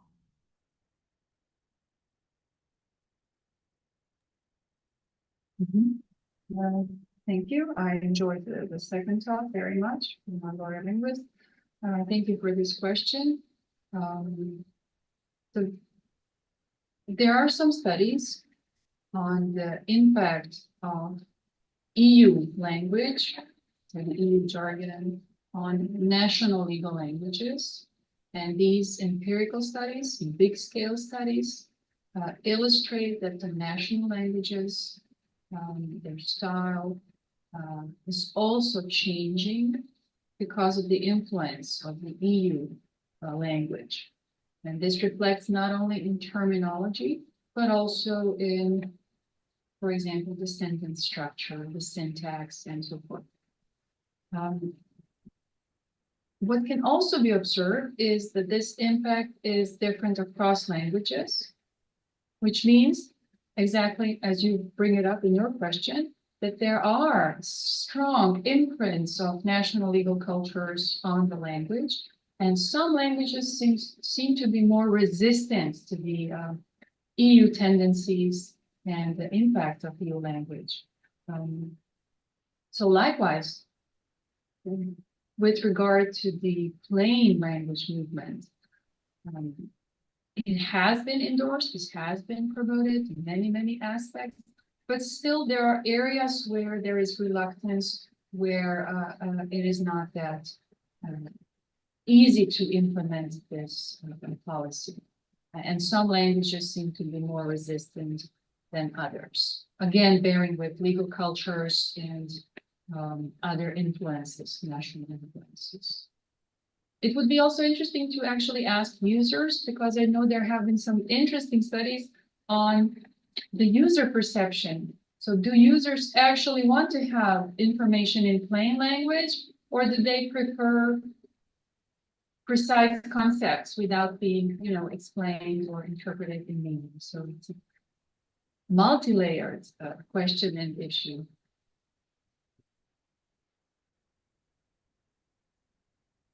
Thank you. Thank you. Well, we have another one. If you're kind enough to answer us, please.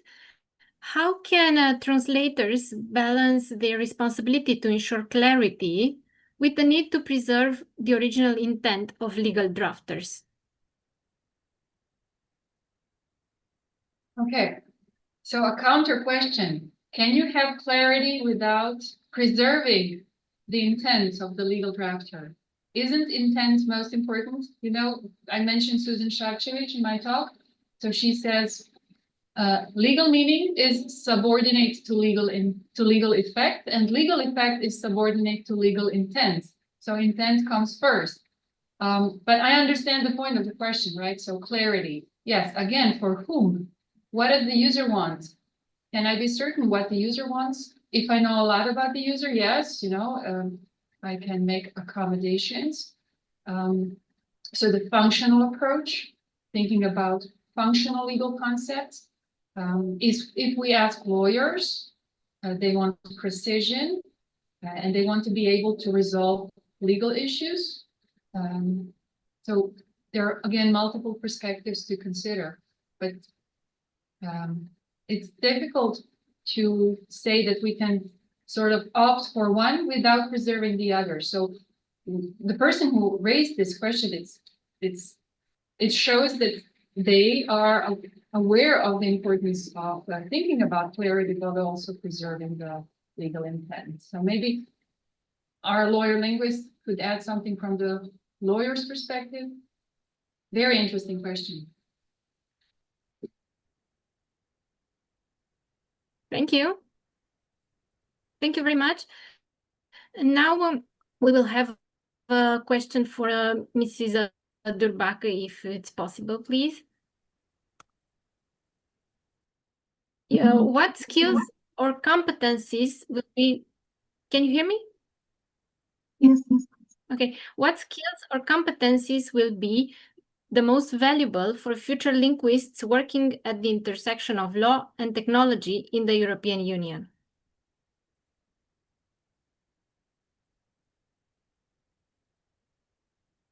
It depends working where exactly and in which field. For example, in the case of the Court of Justice, the most important would be a law degree. But not only IT knowledge is very important as well. In the case of other institutions, specialization in other fields such as economy or engineering are also very important and sought after.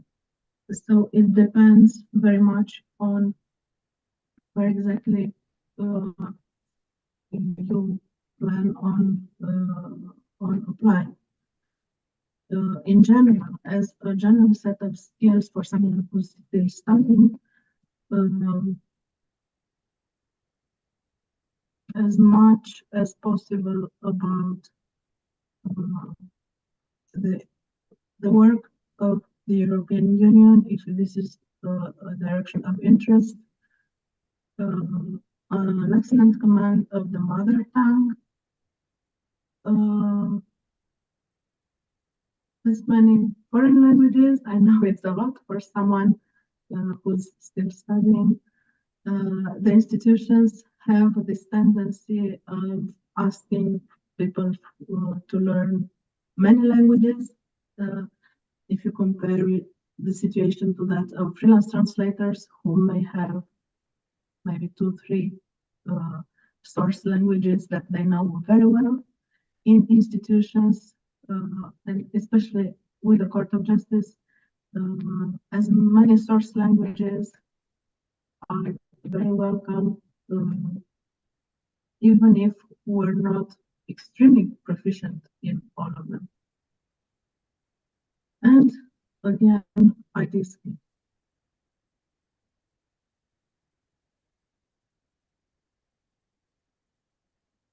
Okay, we have a little trouble understanding because the sound is interrupted. But we have another question for you. I don't know if it's the connection or the internet. Can you hear me properly? Sorry? Yes, I hear you properly. Can you hear me?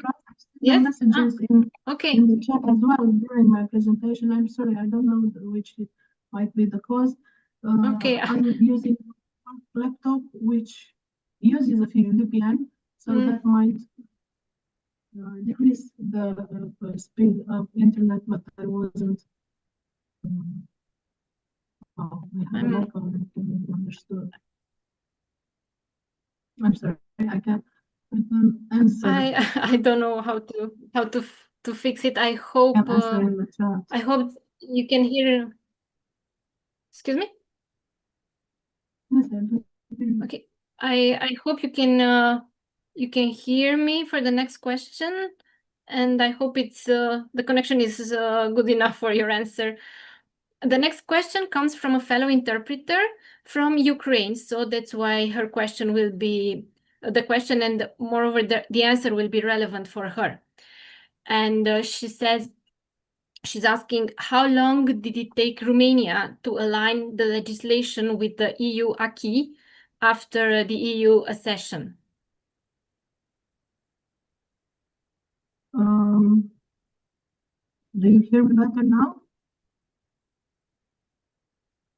Excuse me? I suppose not. Okay.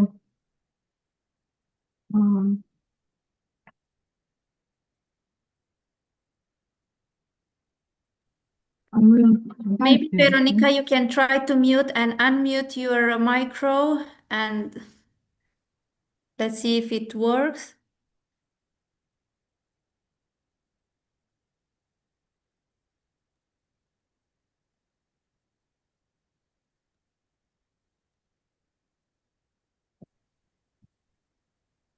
In the meantime, if anybody has any more questions, please feel free to type them so we can read them for the speakers. Thank you.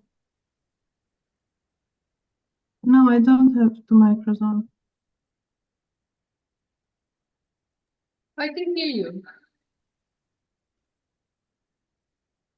Yes, exactly. Now we can hear you. I think it's fine. Can you hear me now? Yes. Oh, okay. So I'll answer to Natalia's question. None actually. There is no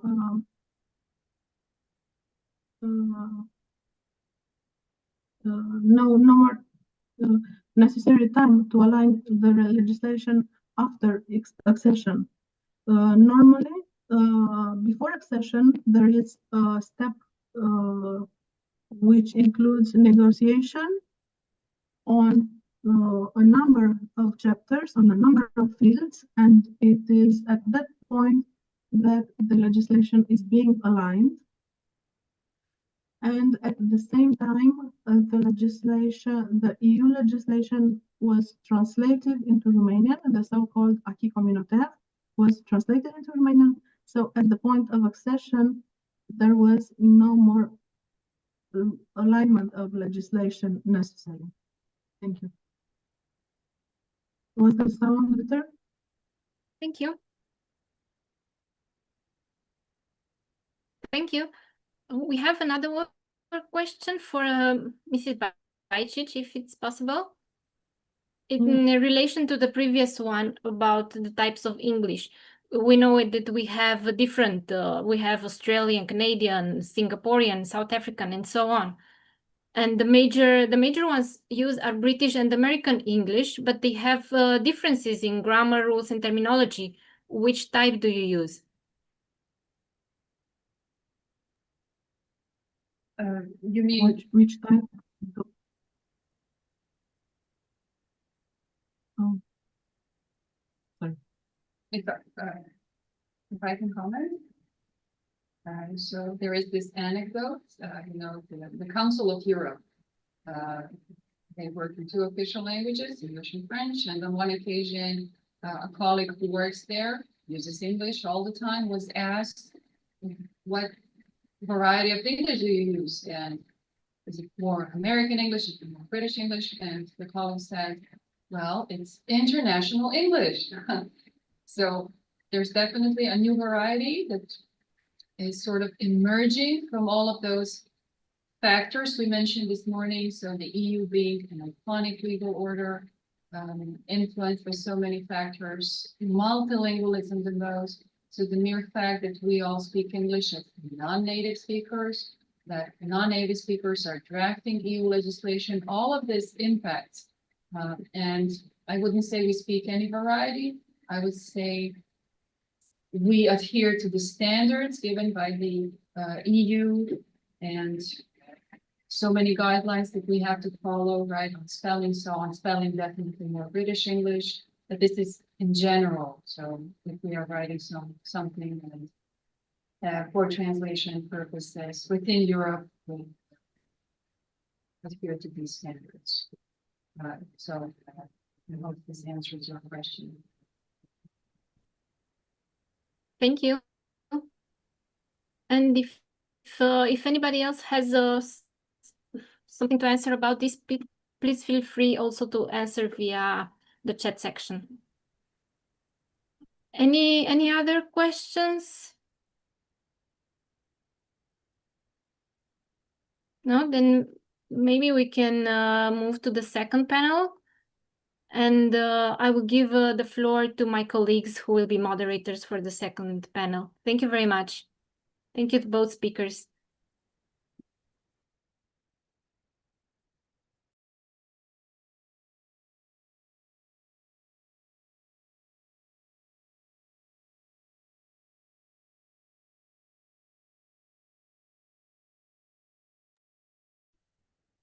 Andrea, Stefania, you have the floor.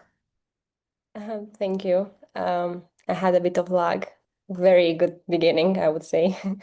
Hello, everybody, and thank you once again for being here today. I hope everybody can hear me properly. Is everything all right with the sound? Okay, lovely. Okay, so once again, thank you for being here with us today. Thank you for this opportunity. It's a great pleasure for us to be surrounded by people who work in the field, who are specialists in the field, and we are very grateful for that. I think we can all agree that time is precious, and I won't keep it too long with very trivial matters. My name is Andrea Ancasin, and I am a second-year master's student here in Cluj-Napoca at the Faculty of Letters. And I will be, along with my colleague, Stefania Melinte, we will be the host of this segment of today's conference. Without any further ado, I would like to introduce our special guest of today, of this second session, speaking the law, features, and functions of legal discourse, namely Professor Ekaterina Nikitina, Associate Professor at the Department of Languages, Literatures, Cultures, and Mediations of the University of Milano. Her academic interests are, among others, specialized discourse, translation studies, and LSP theories and applications. Thank you again for being here with us today. And before actually giving the floor, I would like one more time to mention the fact that if you have any questions, feel free to write them in the chat, and my colleague Stefania at the end will facilitate the Q&A session. So thank you very much, and and don't worry, your questions won't be lost, won't get vanished into the digital void. We will make sure that everybody will get their answers. So thank you, and Professor Ekaterina Nikitina, thank you again, and well. I guess the floor is mine, right? Okay. Thank you, Andrea. I will try sharing my screen, and thank you for this wonderful introduction. All right, I need to put it into the presentation mode. Okay, hopefully you can see my screen. Could you please confirm it? In the presentation mode, is everything okay? Yeah, it looks just fine, thank you. Oh, fantastic. I worked hard on that, and I'm happy that it looks fine. All right. So today I'm going to talk about something slightly different. I'm going to talk about international human rights discourse. So we are moving beyond the European field, and we are going global, if you will. And in today's talks, in both talks of the previous section, we saw the problematization of interpreter training, right, and interpreter competencies. These were also the questions that resurfaced during the discussion, right? What skills are necessary in the growingly digital age?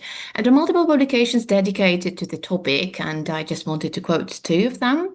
One by Fernando Prieto Ramos from Geneva, who has been working a lot on the topic for decades, if you will, and I hope that Fernando will forgive me for this quantification. And he has revisited the competences that he outlined, the holistic competences, for translators working in international organizations with a focus on legal translation.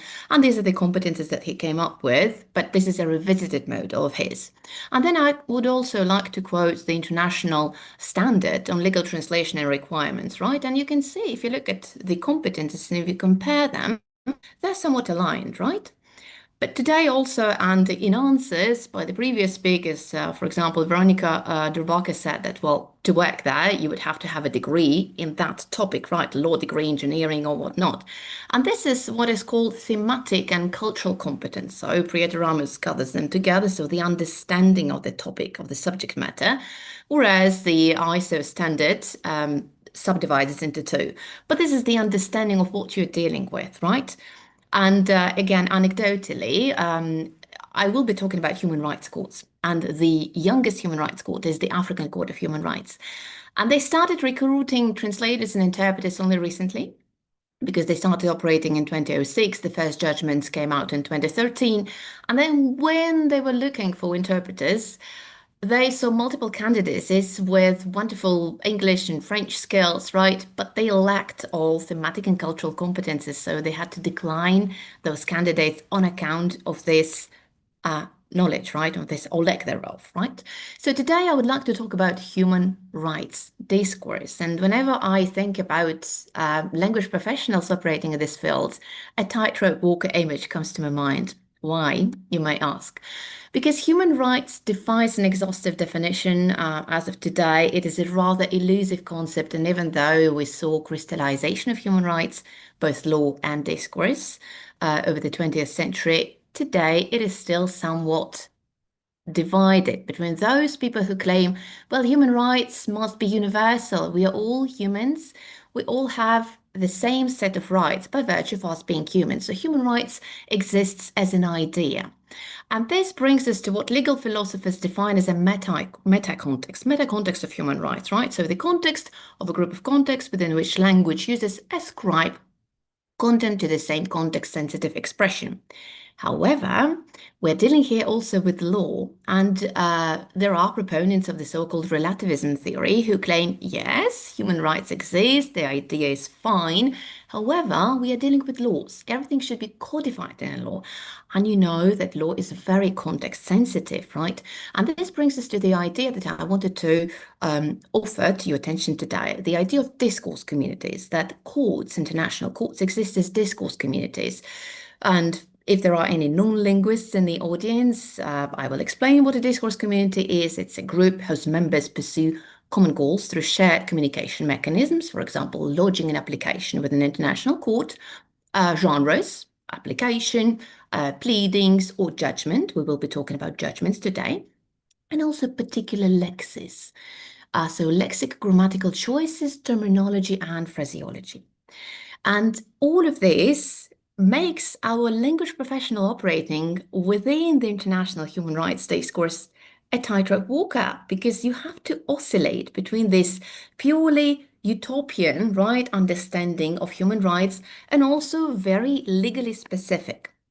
Now, today I will talk about three human rights discourse communities that represent the three regional human rights courts. They are regional because they operate within their specific regions. The first one is the one that's closest to home, right? We are here, most of us are joining this talk from Europe, and this is the European Court of Human Rights, ECTHR. It sits in Strasbourg, and it's the judiciary body of the Council of Europe. Then next to it, we've got the younger human rights sister, right? The Inter-American Court of Human Rights, which is not linked to the USA. So when we say American, it's the Americas as the continent, right? And it sits in San Jose. And then we've got the youngest, as I mentioned, the African Court of Human and People's Rights, which sits in Arusha, Tanzania, which has been defined by some scholars as the Geneva of Africa, right? So a very prominent city. Now, the discourse communities are represented by some convergent and divergent trends. Now, I have prepared this table for your attention. If you look at the very first line in the table, you will see that the situation is varying in terms of how many states, member states of their parent institutions, have recognized their jurisdiction.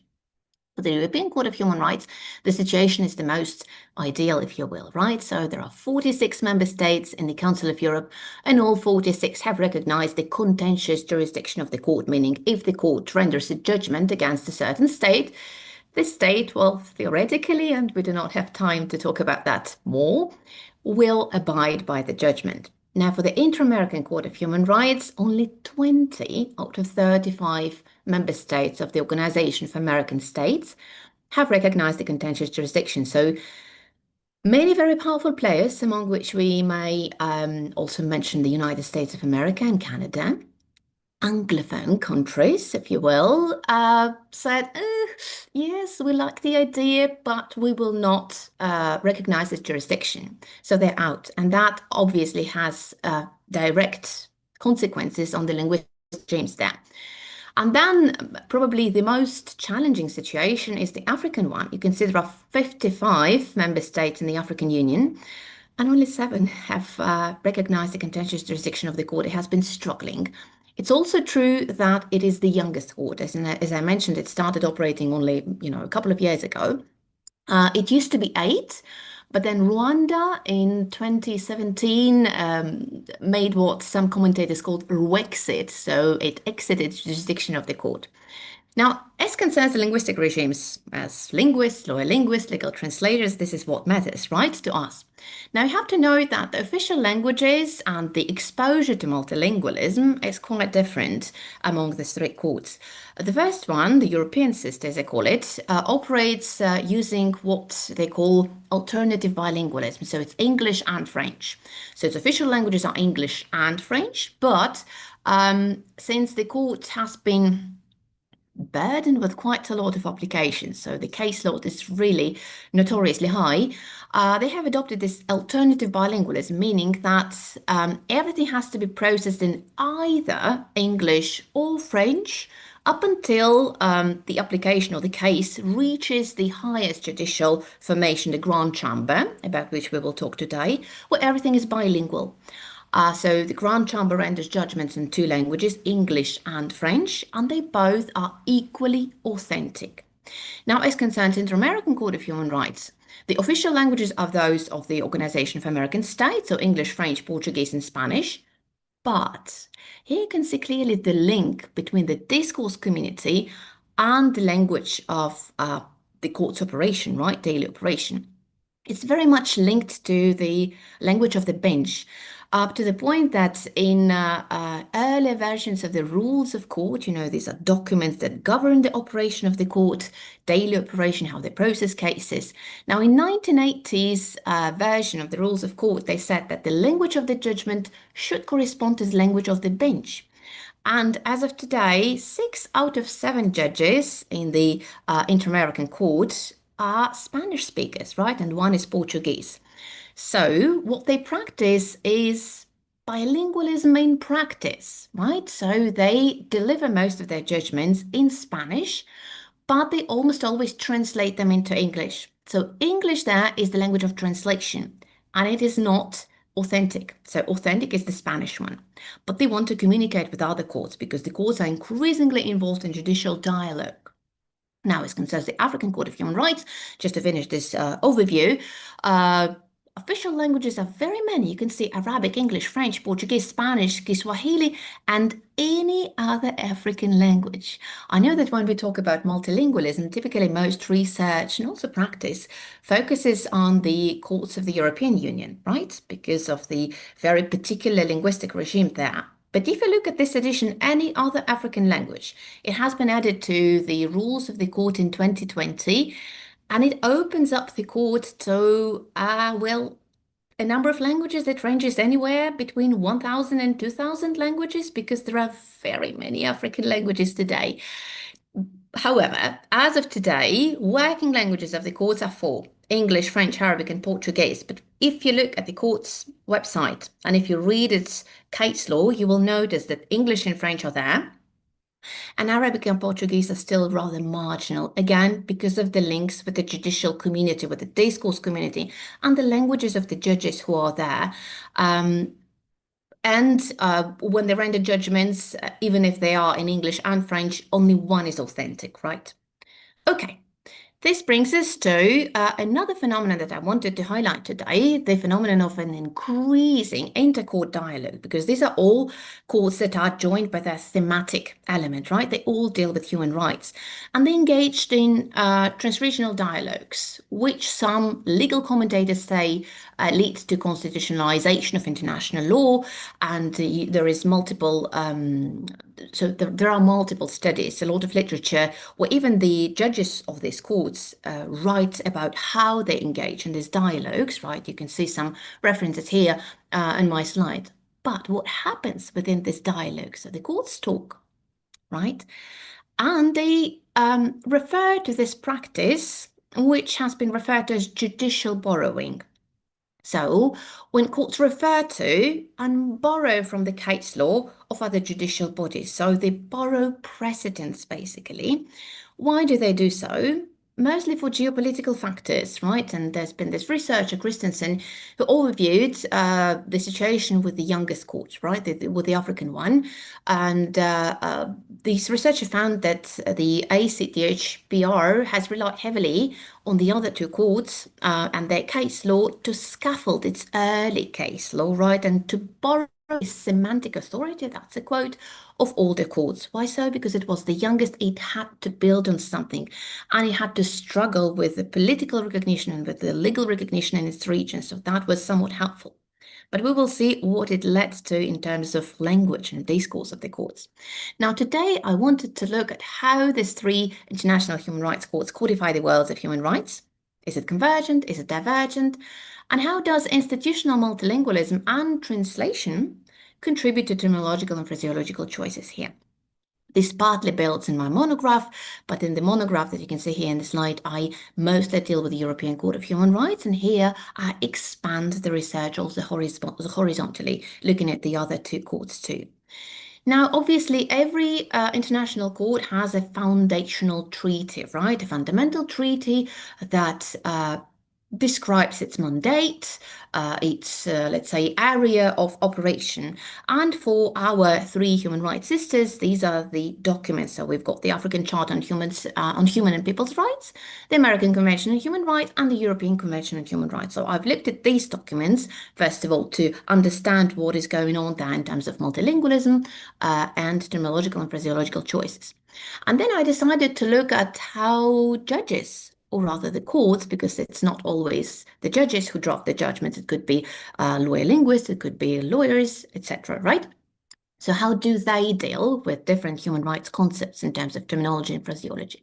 So I have collected this specific corpus, right to fair trial. That's why I called it RIFT.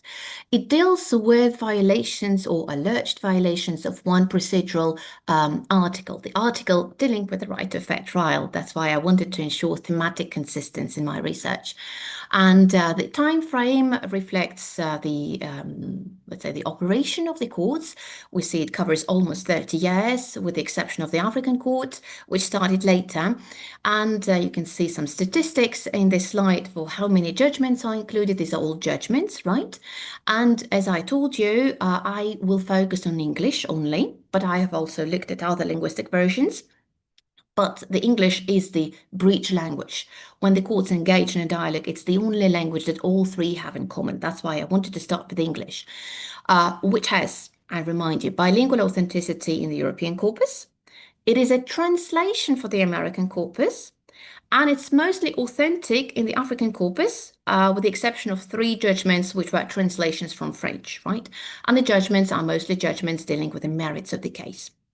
Now, this is just to illustrate to you the African court, because there are only 22 judgments, and I wish I could gather more, but they were all static documents, and as a linguist, you will see that, they have even handwritten notes in that, and they were impossible to recognize automatically, so I basically had to retype them, which took a lot of time and which precluded any further alignment of translation corpora.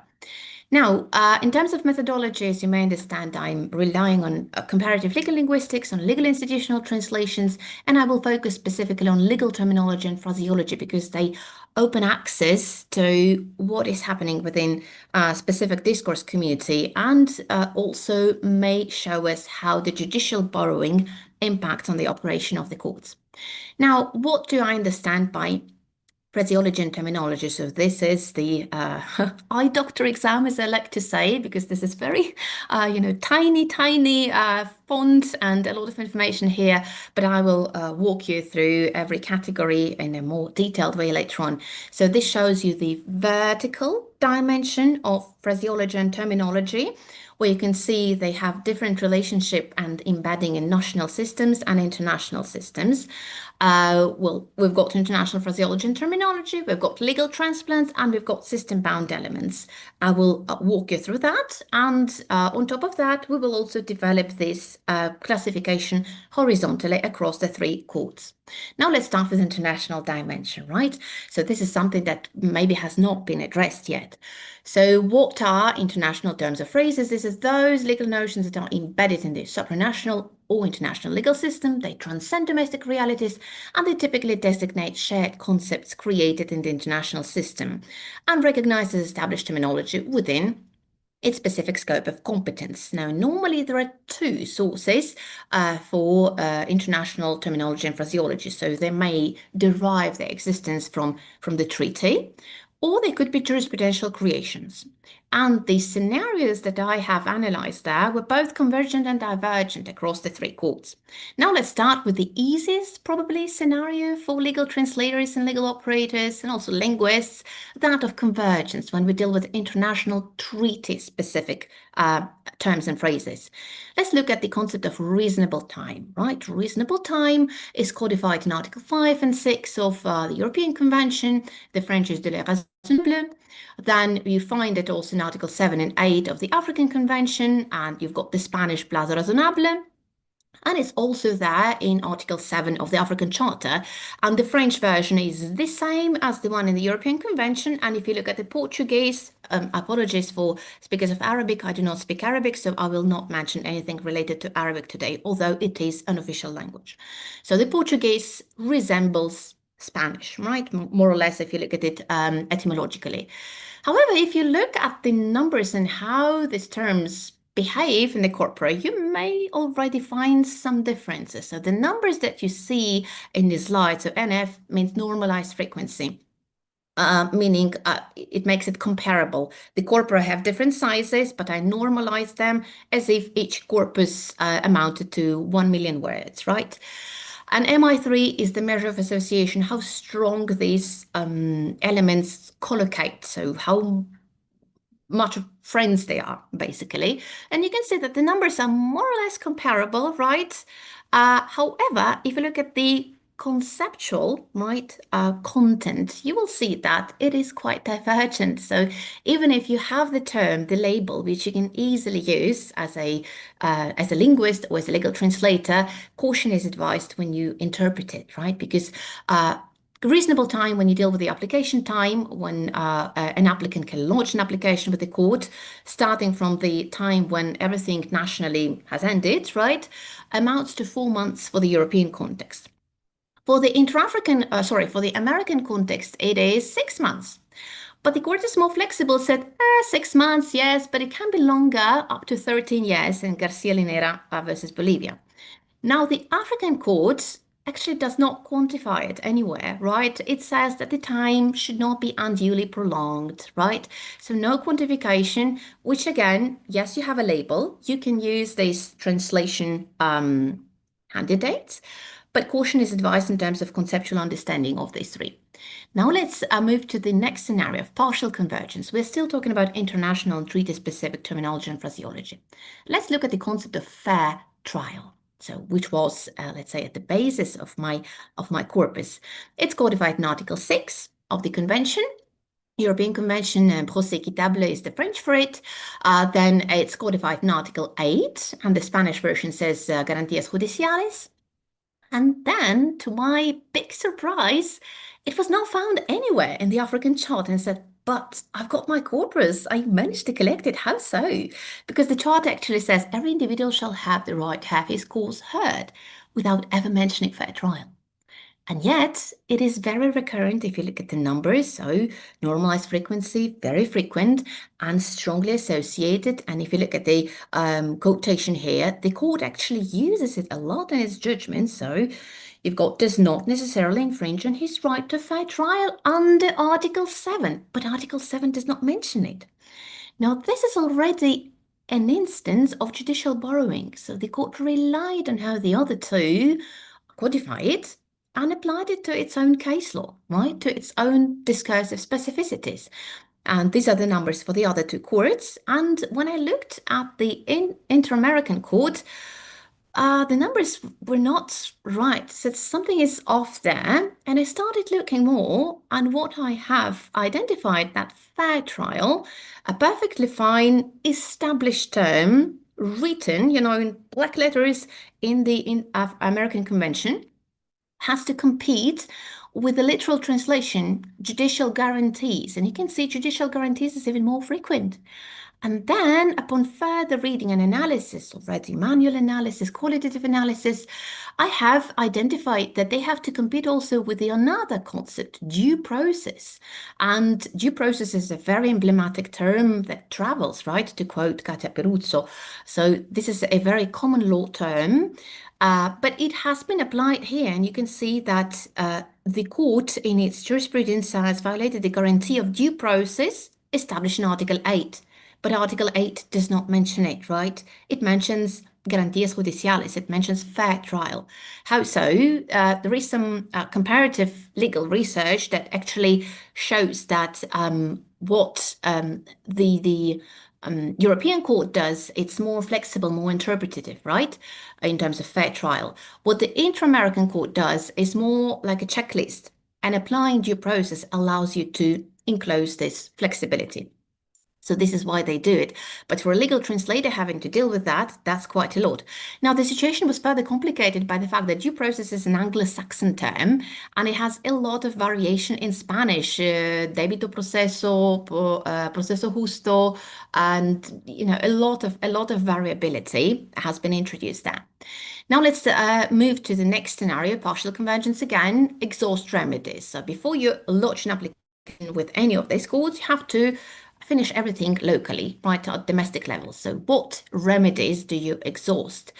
Article 35 of the European Convention says that you exhaust domestic remedies. Article 46 of the American Convention says remedies under domestic law. And then the African Charter talks about local remedies. So far, so good. And, numerically, when you look at that, the African court appears to be very stable in what it does. The European court also quite stable. But the Inter-American court does not use a lot of remedies under domestic law, only 6 occurrences, right? What it does, it harmonized its case law, at least in English, with the case law of the European Court of Human Rights, and it uses domestic remedies. Okay, and what about translation, you may ask? Now, the other linguistic versions which you can see on the slide are here. And if you look specifically at the French version in the European court and at the French version in the African court, you will see that they use exactly the same term, right? And the Spanish version in the Inter-American court is also, well, let's say semantically, etymologically aligned, right? Which is not a given. I'm not saying that this is how you have to process, right? This terminology. And only the Portuguese version in the African courts has this direct link to the idea of local, right, and not domestic, right? So it's a closer semantic link, if you will. Now, my question to you is, as scholars of translation, do you think that the use of the same French multi-word term for 2 different English terms, domestic remedies and local remedies, is it problematic? Or do you think that this is emblematic of translation-induced homogenization, of the creation of the meta-context that legal philosophers talked about? So this is an open question to you. And then I wanted to talk to you about divergence, probably the most challenging scenario for a legal translator. When you've got different terms, right? You've got, sorry, maybe a bit of context. When you apply to international court, obviously you want some redress. And very frequently, the form of redress that is sought is monetary redress. And this is called just satisfaction, satisfaction équitable, in the European Convention. And it is very widespread, very strongly associated in terms of its, collocability. It's a multi-word term, and we can say it so. And it collocates with words that have this idea, semantically they convey it already, of paying something. So award, obtain, afford, claim, pay, sums. It's part of the judgment subtype, merits and just satisfaction. So au principal et satisfaction équitable. But it is not the term used in the other two discourse communities. Now, the American Convention on Human Rights is talking about fair compensation, reparación justa. And fair compensation, again, the numbers were why? Why, oh, why, right? The numbers are very low in the case law.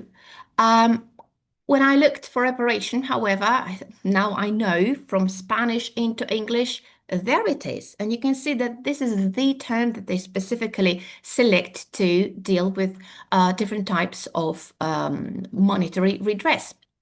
And it is the part of the judgment subtype. They call it merits and reparations, fondo y reparaciones. And it collocates with the same terms, right? So we can say that functionally they are more or less equivalent, but they use different labels. Now, for the African court, we've got adequate compensation, and you see the French here too, but there is some variability in terms of what the case law actually says. However, this long multi-word term, fair compensation or reparation, it actually comes from Article 27 of Protocol to the African Charter. So it is treaty specific. It is not really jurisprudential, right? However, they still prefer reparation, right? It is part of the judgment subtype, merits and reparations. And if you look at the French, this is very interesting. It says fonds et réparation and not au principal. So you see already divergence here again at the level of other languages. Now, this leads me to the next criteria. I'm aware of time, so I will probably move slightly faster. It's still the international layer of terminology and phraseology, but what is called jurisprudential creation. So jurisprudential creations is basically applied when you do not have a textual peg, when you do not have a label in the treaty, but the phenomenon is there, right? And you have to assign a label to it. You have to call it somehow. And obviously, we're dealing here with different discourse communities, so I expected to find divergent discourse here. Now, the emblematic example is the doctrine of marginal appreciation in the European Court of Human Rights. This is again a term of art. It has been created by the European Court of Human Rights. There's a lot of literature actually claiming that, and it refers to how much discretion the states have in deciding a certain matter. For example, same-sex marriages, right? So the states have quite a wide margin of appreciation. They use this spatial metaphor there. And it came into existence through French, because in English it was a neologism, right? They created it, but in French administrative law, marge d'appréciation has been used for ages. So they adopted it, and the court's bilingualism actually had this very tangible impact on the discourse, because today margin of appreciation is used really widely, and it's not a Gallicism. It is not perceived as a Gallicism in the court's case law. However, when I looked for this term in the other two contexts, in the inter-American court, it has been applied in quotes, but starting from 2012. So it is an example of judicial borrowing. What was surprising that if you compare the inter-American and the African court, it has been borrowed to much greater effect and extent by the African court, who had to rely on some external autonomy to build its case law, right? So it's more recurrent then. Which again shows us that this judicial borrowing, which not many people think about and talk about when you do legal linguistic research, creates a sort of a meta context and contributes to discourse homogenization. Now, multilingualism has been mentioned today more than once, and obviously different linguistic regimes and different exposure to multilingualism contributes to divergence across the three courts. With full jurisdiction, has anyone heard this term in English? Probably not, because this is a Gallicism. This is a tangible effect of sharing two official languages where both are authentic. Now, it came into English under this French influence. It is not very frequent, but it's very stable. It is used in context, typically in cases processed through French, where you have to establish a court's jurisdiction, a court's competence, right? National courts, typically we apply to national courts. Another one, and there was a lot of talk about varieties of language, right? And the African variety of English is again a very peculiar variety. And we find here seizure of the court. So typically you can seize the court, which is less frequent in English than it is in French, saisir la cour. And in French, saisine de la cour. So the nominalized version is not really anything out of ordinary. But in English, seizure of the court is somewhat peculiar, right? And it is very frequent and recurrent in the African case law, right? You've got seizure of the court, etc., which came again under the influence of French and stayed, right? And then I found it once in the Inter-American Court of Human Rights, but there it was a habex, meaning that it occurs only once. And you can say it's time-barred seizure of the Inter-American Court, which most probably was, well, it came into existence as a sign of linguistic interference, probably from maybe Spanish, maybe French, because Dominican Republic has also some large minority of speakers of Haitian Creole, which is a French-based language. Now, another one, and again, this shows you about different attitudes to formulaicity and to the formality in legal discourse. There was talk about plain language. Now, not so much in the African context, not yet. Now, there is an element in a judgment where prayers of the parties are disclosed. Now, these are called normally the parties' submissions or pleadings of the parties in the other two corpora. But in the African context, if you have to translate, for example, formuler de demande sur le prêt, you will have to go to make a prayer as to coasts. Prayer is to pray is a very productive pattern. You can see the respondent state prays that, the applicant prays the court too, and even an inanimate object, the application, may pray. Now, obviously, different discourse communities produce different routines because legal language is notoriously formulaic. It's about crystallization, and it's not only at the level of terms, it's also at the level of larger routines. And here I wanted to show you two routines, and obviously if you use translation memories, the recurrence to routines, recourse to routines will be enhanced from year to year. So the first one is quite long, but it covers the period of 20 years. So for 20 years, this piece of text, so 144 words, traveled from judgment to judgment, dealing with different countries absolutely.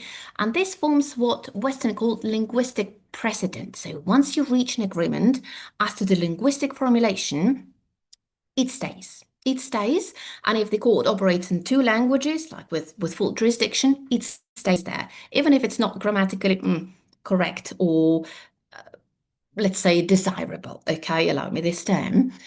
However, the relationship with linguistic precedent and the attitude to it varies significantly across the courts. Now, this comes from the Inter-American Court of Human Rights. At a certain point, the judgment has this element where, well, proven facts are addressed. And I tried to color code the formula that I saw here. So here, the court has to say what facts can be considered proven, right, as the name suggests.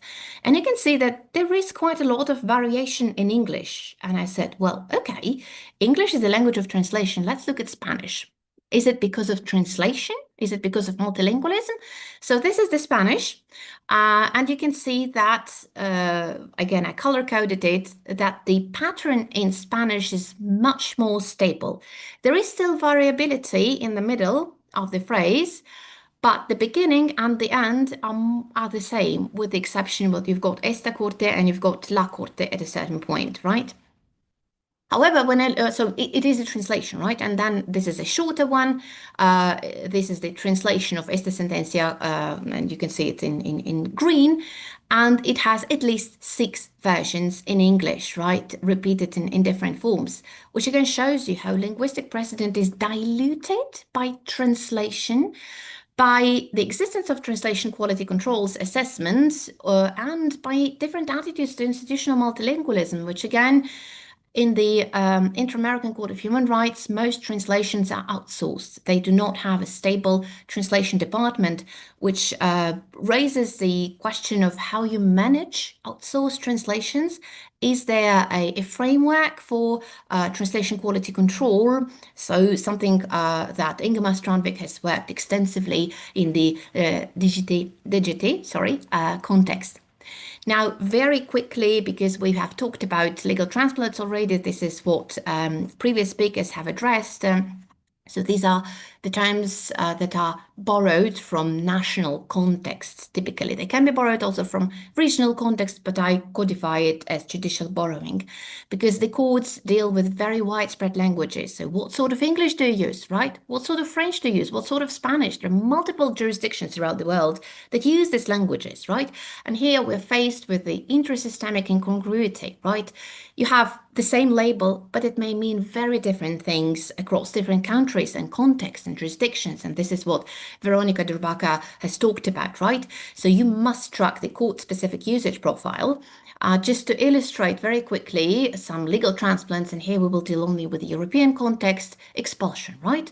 So it is prohibited in multiple articles of the European Convention, and it saw quite a number of judgments dealing with this topic as an expression of the migration crisis in Southern and Eastern Europe, right? So there has been this enhanced and increased number of judgments. However, the court's language professionals, and in the European Court of Human Rights, you do not have lawyer linguists. You've got either linguists who are typically multilingual, right? And you've got language revision services, and you've got language translation services, and they have to coexist and, collaborate. We've got similar terms: expulsion, deportation, and removal, right? And then we've got also extradition, and we've got return, and we've got refoulement. And if you look at some of these terms, the boundaries between them are not quite clear. In Article 19, paragraph 2 of the European Charter of Fundamental Rights says, no one may be removed, expelled, or extradited. Now, extradited, loud and clear, very nicely defined later on, but the distinction between removed and expelled is never explained. And then you have these less legal terms, right? What Veronika Drbaca also explained, right? The more general terms such as return, right? On top of the other versions. So this shows you that even within the same phrase, with the same sentence, within the same judgment, you may have different of these terms, and they're not used in a very stable way, standardized way. There's a lot of confusion. And the court does not exist only through the judgments. It has multiple genres. The judgment is preceded by applications, by case communications, by different internal documents, right? Different degrees of judgments. Then it is disseminated through press releases, through legal summaries. And sometimes you've got a lot of confusion. For example, James Brannan, who is a senior reviser, he's actually the head of the translation department for the English unit at the European Court of Human Rights.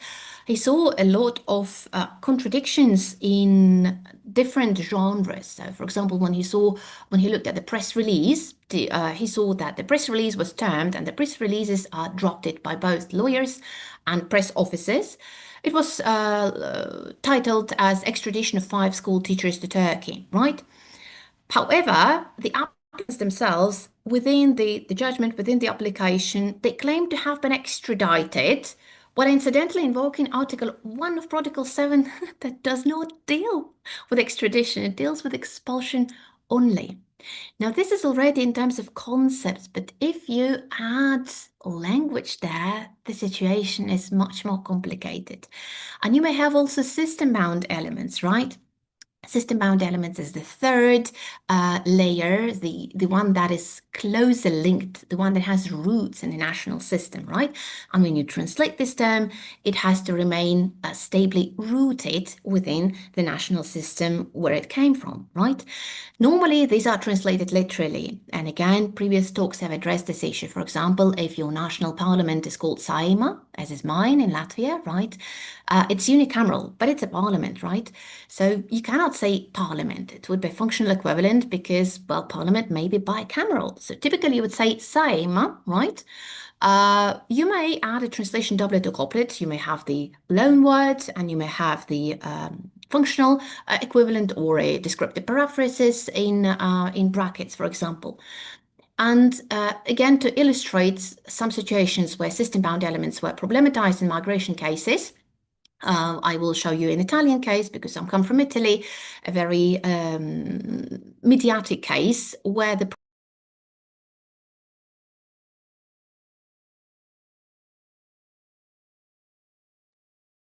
I think you turn off your microphone by mistake.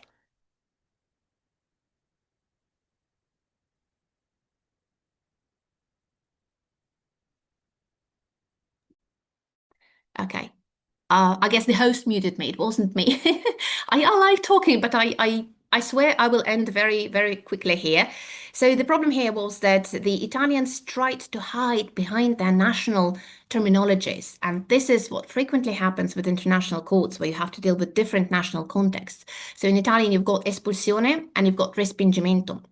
Now, espulsione kind of invites translation as expulsion, but it would have been incorrect here, right? Because the expulsion is a legal transplant. It has a very clear autonomous interpretation within the court. So they had to come up with some original ideas here. But if you translate respingimento as refusal of entry, the idea is that the migrant never came to the territory, so the translators here, and again I refer to James Brannan's commentary, who actually dealt with it, and he was very analytic about that. They had to come up with this descriptive equivalence, deferred refusal of entry, right? So when we've got the coexistence of system-bound elements and legal transplants, the situation at international courts is truly, truly challenging. I will, just skip this. And sometimes you cannot even use literal translations. For example, the Spanish devoluciones en caliente could not have been translated as hot returns, probably signals a different situation. Now, my last slide and my concluding remarks. So whenever you deal with discourses of human rights, you have to remember that there are discourses and they invite a critical outlook that combines perspectives of comparative law, legal linguistics, translation studies. And I hope I managed to illustrate the existence of these invisible metaconceptual boundaries that are indeed constructed at international level, and the importance of quality assurance for institutional legal translation, because we saw some very divergent attitudes to linguistic precedents, but the courts do use English for communication because this is the language that unites all of them, all three of them, right? And they frequently make recourse to judicial borrowing. And if the quality of the English translation is suboptimal, what sort of borrowing will happen in this or that context? So you have to, in today's talk, I used translation as an explanatory factor, but again, you have to remember that the attitudes to translation are very different there, and that on top of linguistic issues, we've got also some real life legal boundaries with different conceptualizations and a lot of confusion that can exist because of the widespread nature of both of these languages. So legal translators working at international institutions have actually a very important task because they somehow, by their linguistic work and analytical work, they prevent sometimes states from hiding behind their national terminology. So thank you for your attention.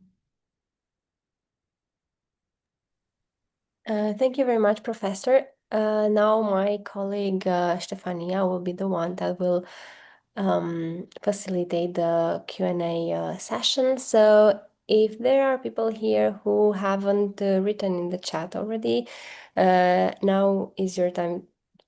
Okay, so we have more questions and more words of appreciation. Thank you very much, Stefania. Yes. Hello, everyone. I hope you can hear me well.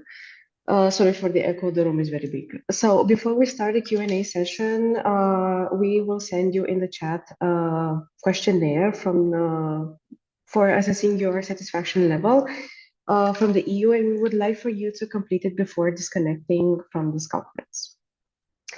It will be sent shortly. Great. Now we will get to the questions.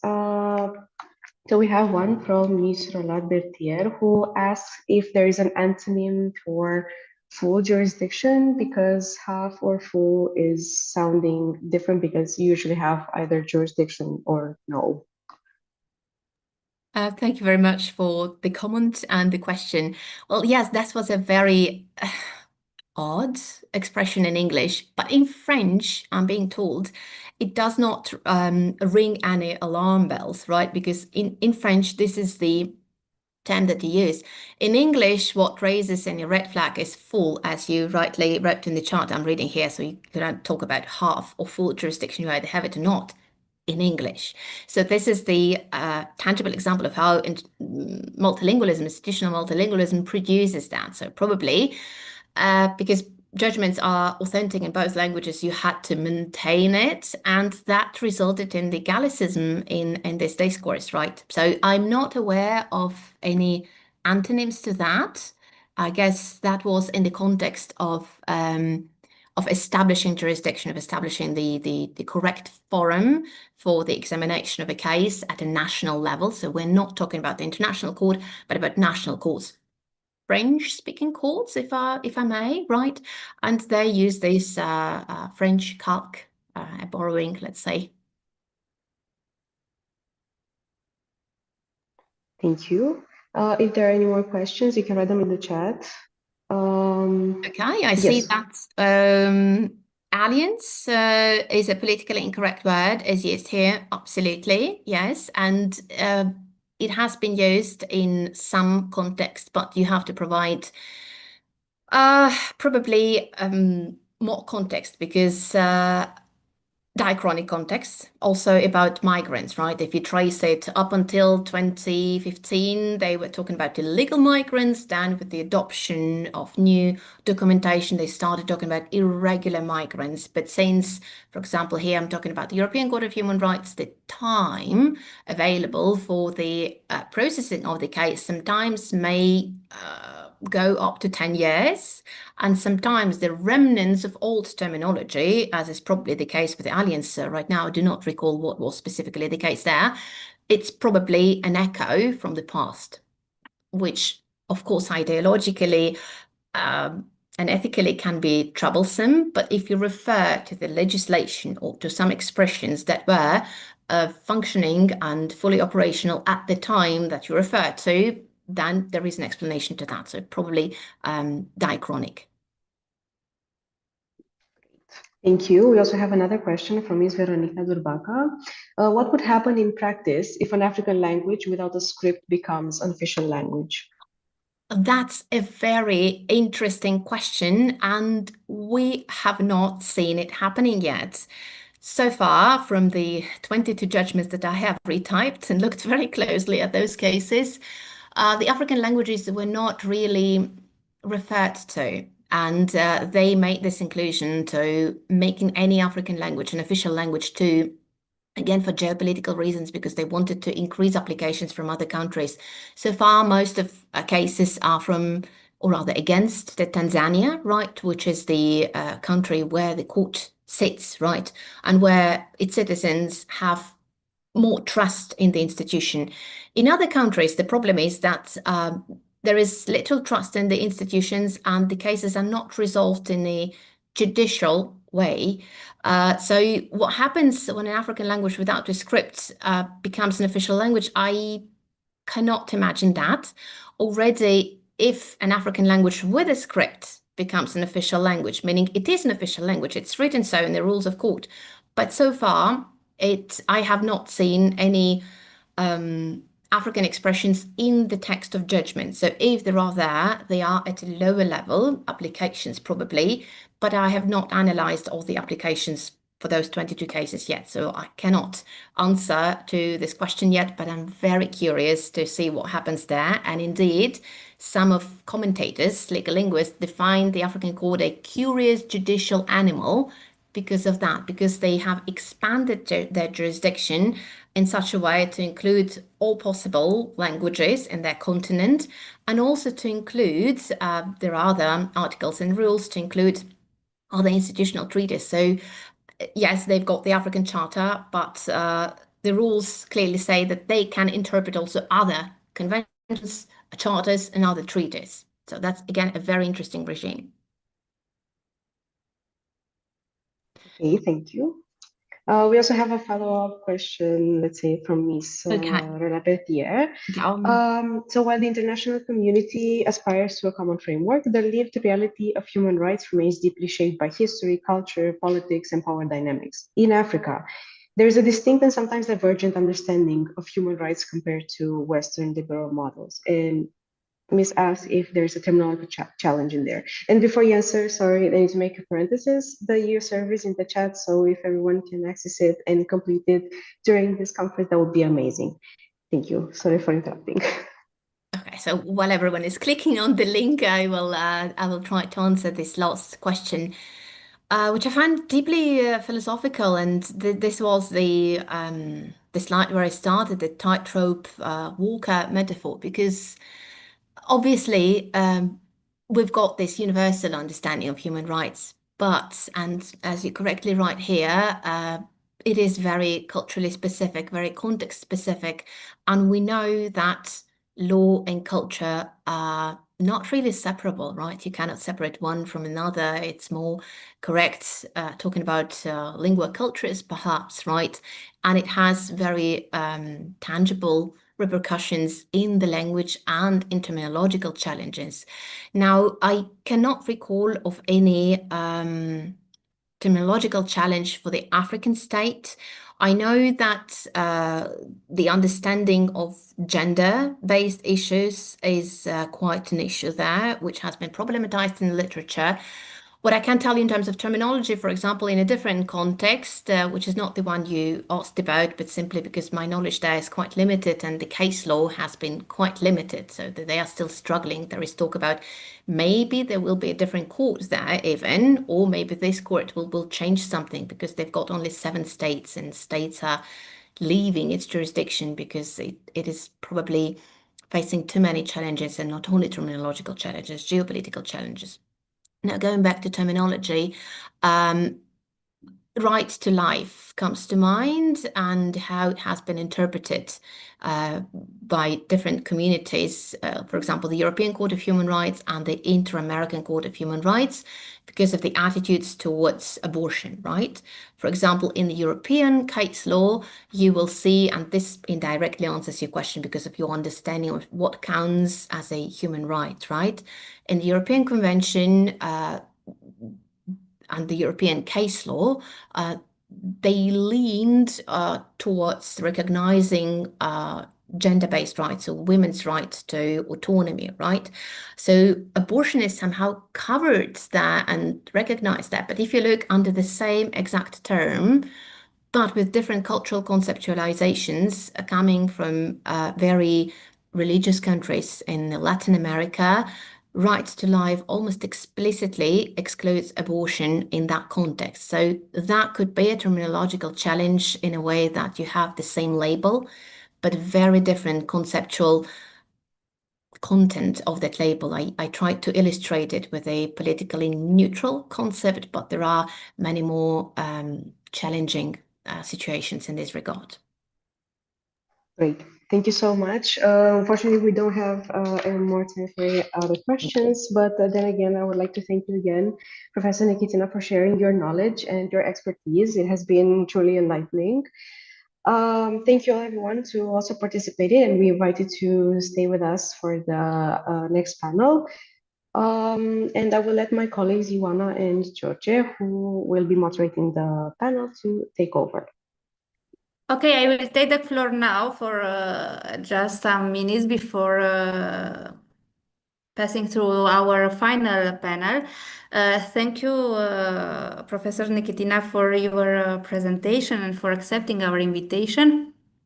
And I would like to propose you a short break, 5 minutes, but please stay connected and we'll come back with our final panel. So 5 minutes of break before we start our final discussions. Thank you so much.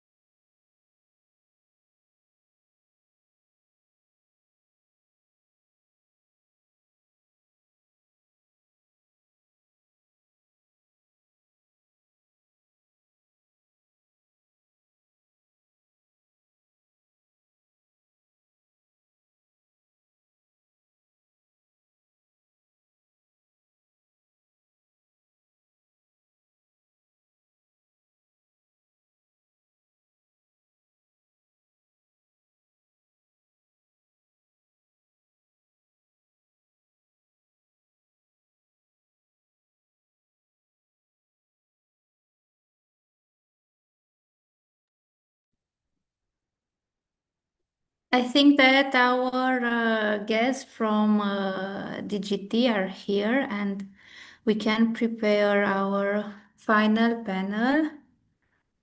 Hello, Vera. Hello, Agnes. You afternoon, can hear us? Good afternoon. Good morning, actually, still. Hello. Hello. Oh, good morning, not afternoon yet. Yes, indeed. Yeah, well, there is a 1 hour difference between Brussels and Exactly.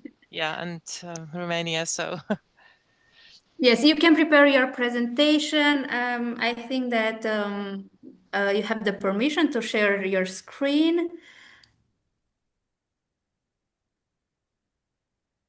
hang on. Yes, I'm trying.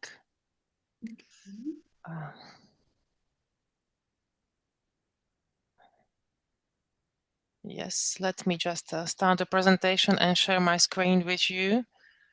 or the other way around.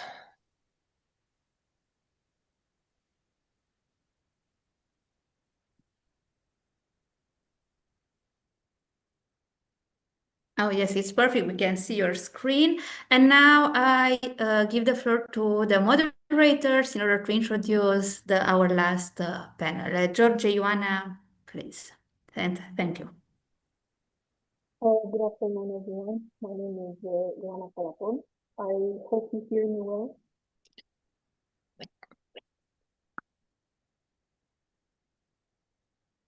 Can you hear me? Yes, I can hear you, but it's a little bit muted. But yes, come on, carry on. Oh, all right. Thank you. My name is Ioana. I'm an MA student at Translation and Terminology at Babes-Bolea University in Cluj-Napoca.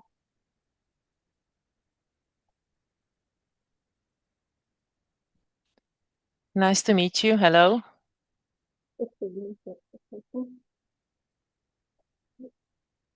So we are going to proceed with the third panel dedicated to the European Commission. And this panel is called Bridging Law and Language, AI, YASE, and ULEX at the Service of the EU. We are going to start with Ms. Vera Ularova, AI Language Services Advisory, DG Translation European Commission. Ms. Vera Ularova has background in international relations and diplomacy at the University of... Yeah. Sorry, you gave the floor to me because it's really difficult to understand you.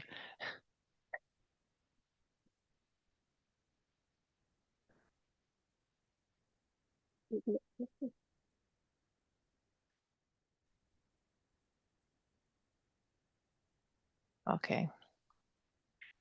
So yes, I would say, yeah, Vera, please go on. Thank you, Daniela. Thank you. Yes. Thank you, Anna, as well.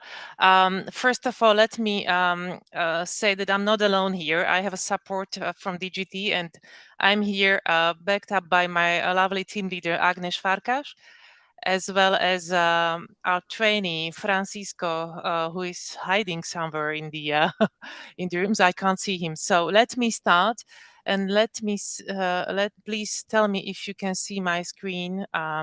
The slideshow.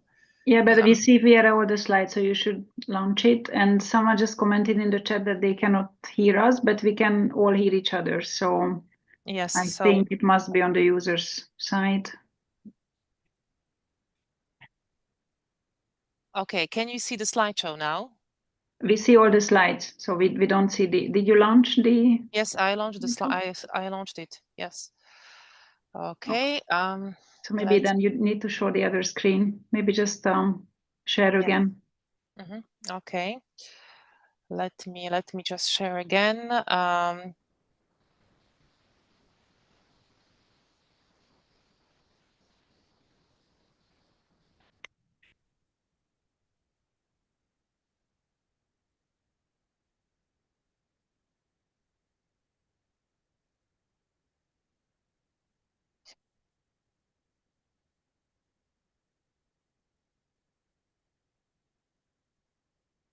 Okay, is it better now? Yes, very Okay, good, Vera. Yes, go ahead. Okay, so thank you very much for giving us the opportunity to present what we do. So I would like to talk today about Digital Europe AI-based multilingual services.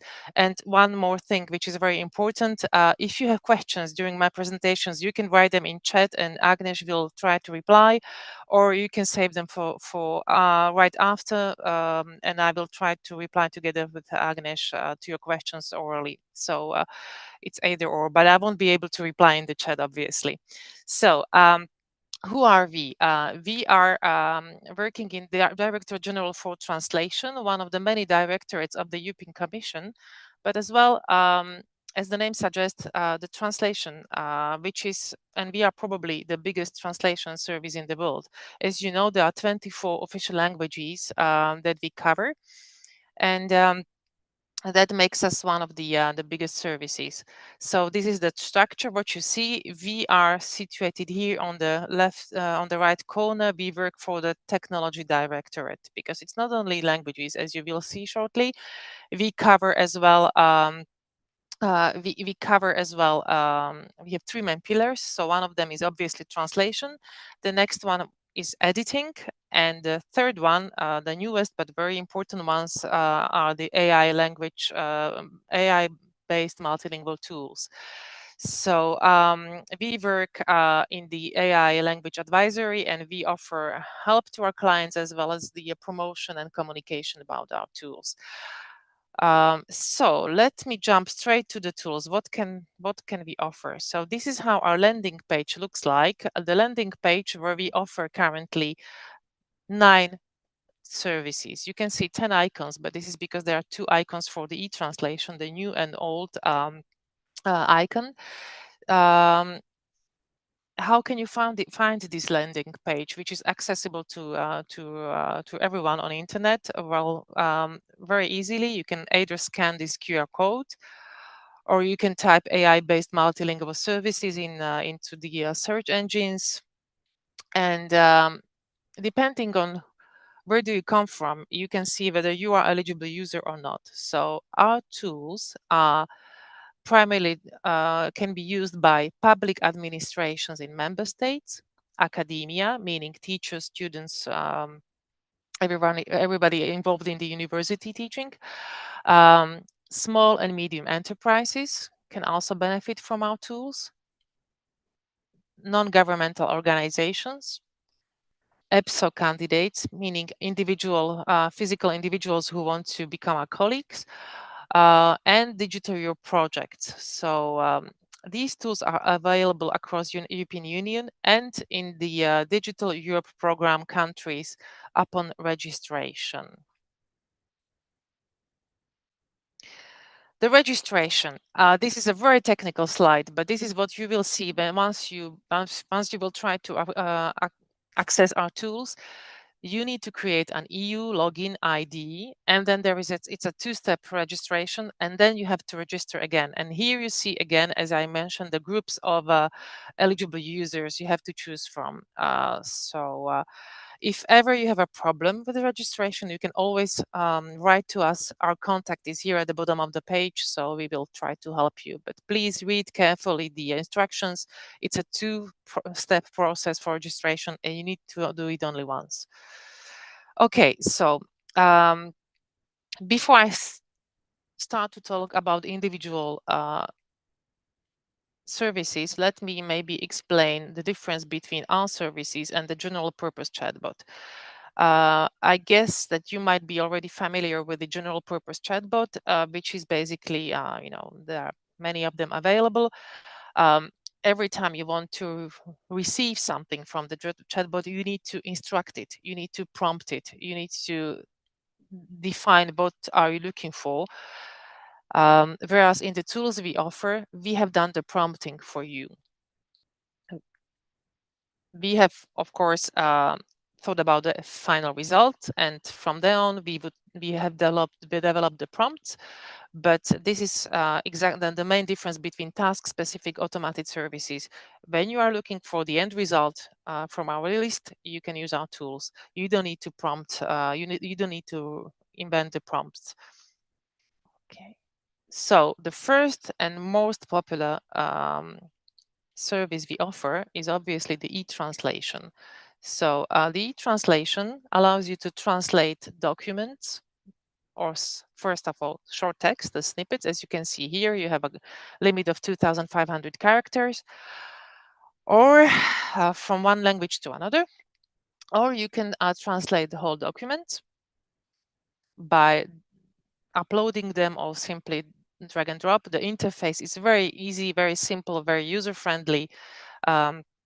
It works not only in 24 languages, but it works in, we have added some more. We have added languages which are of economic and political importance for the European Union. So a part of the official 24 languages, we also cover Chinese, Russian, Ukrainian, Arabic, Turkish, Icelandic, and Norwegian. as output languages.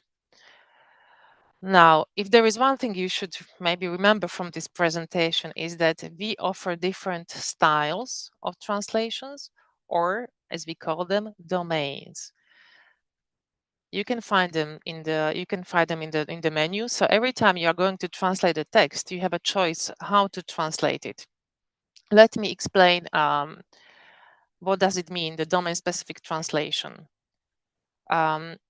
You can choose the EU formal language, which is based solely on our in-house translations done for past 50 years. So this is really EU formal language.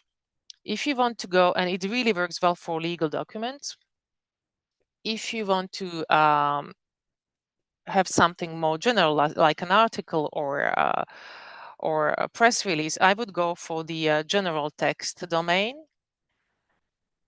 If you're looking for really a legal translation, then your domain would be Court of Justice case law. This is based on Court of Justice translations. Or in the case of finances, we base our translations, we gather the translations of the national banks and the European central banks.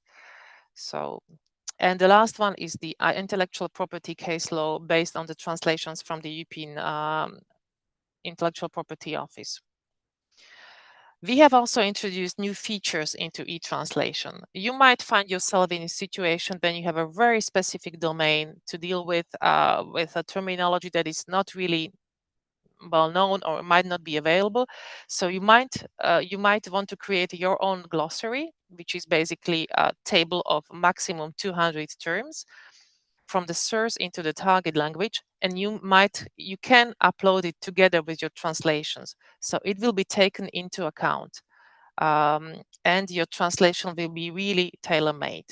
And there is also an AI enhancement feature. It works only with the EU formal domain, and it's based on the small large language model. It allows the translation to be even more fine-tuned. E-translation can be used, as you've seen on the interface. You can translate snippets of text or documents, but you can also you can use the embedding, and you can embed the e-translation tool into your website. So the way it looks like, this is a official website of the European Commission. Normally the websites are translated by human translators, but not all. And you can spot the difference, for instance, here, when you click on the French translation, the French text will appear, and you see here on the top menu a disclaimer saying cette page a été traduite par traduction automatique. Aidez-nous.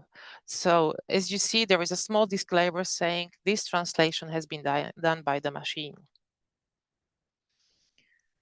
Next slide and next tool. So what can we offer? We can offer as well a tool that transcribes the speech to text. So you can upload video files or audio files in various formats. We cover the most common ones, and your transcription will appear in the menu. It will either transcribe the text or do the subtitling, so you will have exact minute and second when the words had been said. Another very useful tool is the anonymization. This allows you to tackle personal data in a way that is compatible with the regulations. So you can either replace the data, or you can obfuscate or black them, kind of black them out. This is how it looks like. You have the original in green on the left side, and the sensitive data such as date, place, and name of participants have been either replaced in yellow or obfuscated in black. Another tool I would like to mention is the e-summary. This is a very, very useful tool, especially when you have a long text in a language you don't understand. So this tool not only translates, but as well summarizes the text for you. So you drop the file here. You can use the drag and drop as well. You choose the language, the source language. and the output language. So you can have it translated into various languages at the same time. And as well, you have to choose the length of the text you would like to have. And then you click on Summarize. The length can be short, standard, or long, 10, 20, or 30% of the text.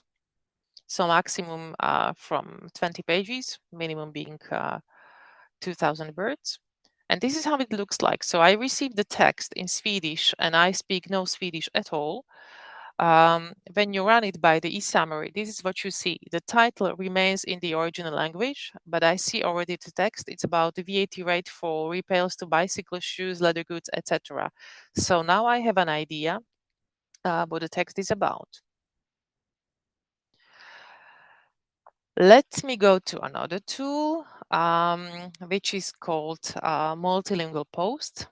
This is a tool which allows you to translate short sentences for social media. It's linked directly to X, the former Twitter. You can link it or you don't have to, but well, there is an option. And actually, as you see, you can translate short messages into one of the languages we offer. Very useful when you need to do a multilingual post at the same time.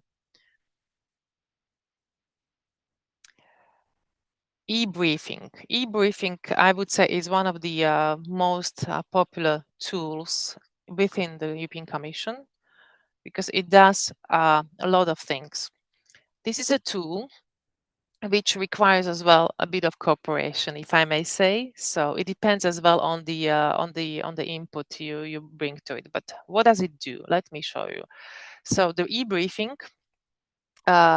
Let's say that you have been tasked to prepare a briefing for your boss about a certain topic. You have to specify the topic. You have up to 4 possibilities. It's up to you to define the topic. There is no drop-down menu. You have to upload all supporting documents you have. So in our case here, we have the request for the briefing itself. We have the speech of the commissioner. We have the some strategy. You can upload as well articles or legislation. It doesn't have to be in one language. It can be in various languages.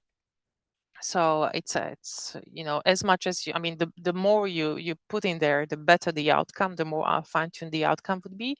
And then you go and you choose the type of the briefing. So you can either go for the EU briefing or the general briefing, which is probably more useful to you. The EU briefing means that there is a certain structure we need to keep and fulfill. So then you specify the output language. As I said, the input can be in different languages, and you submit it. And what is happening behind the curtains? Let me show you. So I mentioned we have done the prompting for you, and this is how it looks like in this case. So what you see, it's 20 pages of e-briefing multi-prompt. And what does it do?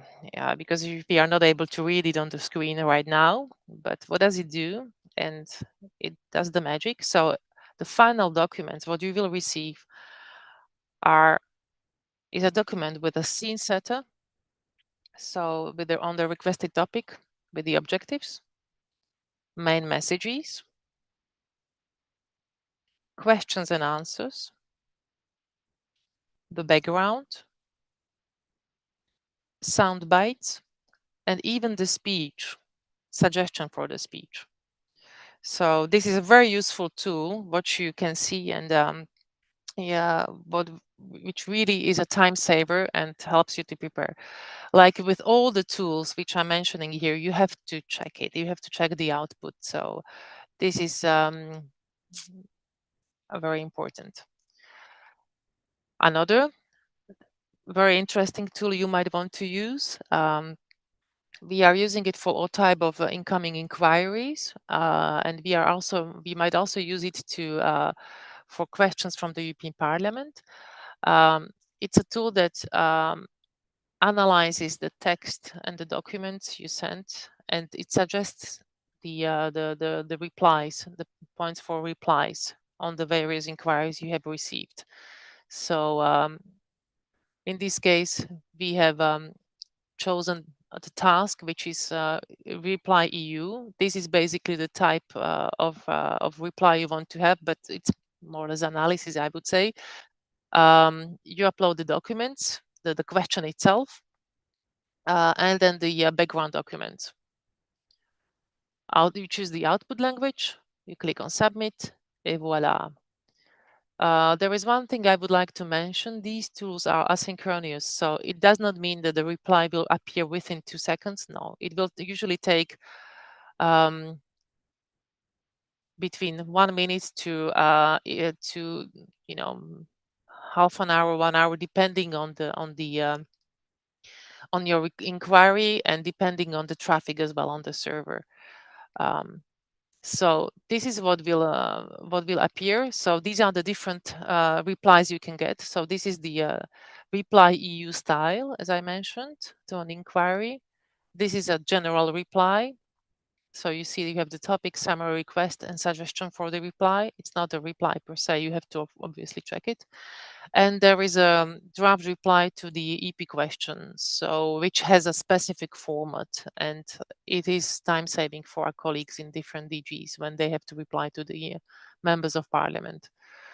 Now I would like to mention 2 newest additions to our tools: web text and accessible text. I'm going to present them in parallel, because not only they came at the same time to the world, but they are very similar, yet there is a very important difference. So let's start with the web text. You will find it in the menu as well. So what is happening here? We have a document. We have a press statement by the President, Ursula von der Leyen, on the defense policy. And what do we get when we run it through the web text? So what is the web text? We are trying to optimize the text for online audiences, making the text clear and engaging for online readers. Because reading the text on the website, if you want to catch the reader, you have to structure it differently. So you have to use the language which is easy to understand, avoid jargons, idiom, phrasal verbs. You have to use the the active voice instead of the passive one, and use positive statements. The structure should be easy, make headings informative and concise, place keywords at the start of sentences, use bullet points for easier scanning, and the readability, you should be able to break the text. So instead of a big chunk of text, you have, bullet points, clear, short, and direct sentences, and we avoid repeating information. What is accessible text? Well, accessible text is the easy-to-read format that helps people who find reading difficult. These might be people with reading difficulties, with different conditions, but as well people who, even younger audience in this case, who does not have sufficient experience. And we know, per definition, our texts are not easy to read, so we would like them to be, accessible to everyone. What do? We use words and language that are easy to understand. We keep it short and simple. We explain difficult words in easy terms. We avoid other languages, the terms from other languages, unless really, really well known, like voila. And we do not use abbreviations or acronyms without explaining them first. The structure and organization is even more simplified than in the other tool. So we write in logical order, we group similar information together, we use clear headings and subheadings, and the headings should explain what follows. And we use bullet points for lists, and we start sentences with keywords for easy understanding. The sentences are very short. There is 1 sentence per line, 1 idea per sentence, and we avoid metaphors, and we say things literally to avoid any confusion. So this is the original text, press statement by President von der Leyen on defense package. As you can see, here is it's a long text with some paragraphs. This is how it looks like when we use the web text tool, you can see they're already in bold the subheadings. You know, there is clear division. It's shorter. And this is how it looks like when we run it through the accessibility text. It might look like a poem to you from distance, but as you see, it's really very simple reading.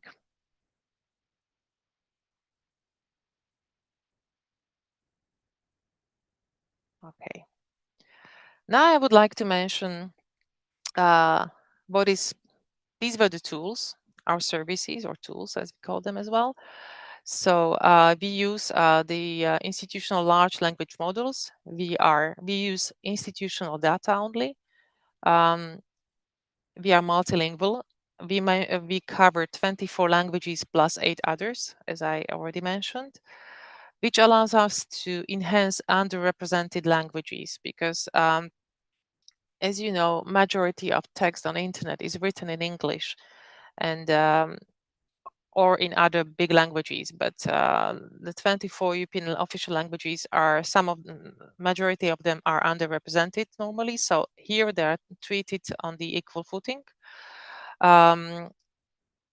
We use European model. We use the high power computer infrastructure. So we use the Meluxina and Leonardo computers, as you can see here behind. These are the supercomputers with a very high computing force, and we can run our data and our translations through them. And we are setting an example for the public sector as well by allowing them to use our tools for free. As I mentioned, there are different eligible groups, and so they can use these translation tools free of charge. What is very important, our services are secure by design for all services and for all users. We do not access your data, we don't store it, we don't collect it, we don't share it, we don't reuse it. The only exception is for statistical purposes to see how many pages have been translated, but this is really a minor thing, but we don't know what you have been doing. You can actually choose, the translations are, the outputs are being deleted 24 hours later, and you can actually click if you want to delete it immediately. Everything happens exclusively in the EU zone. Everything is encrypted. We comply with the rules for sensitive, non-classified data.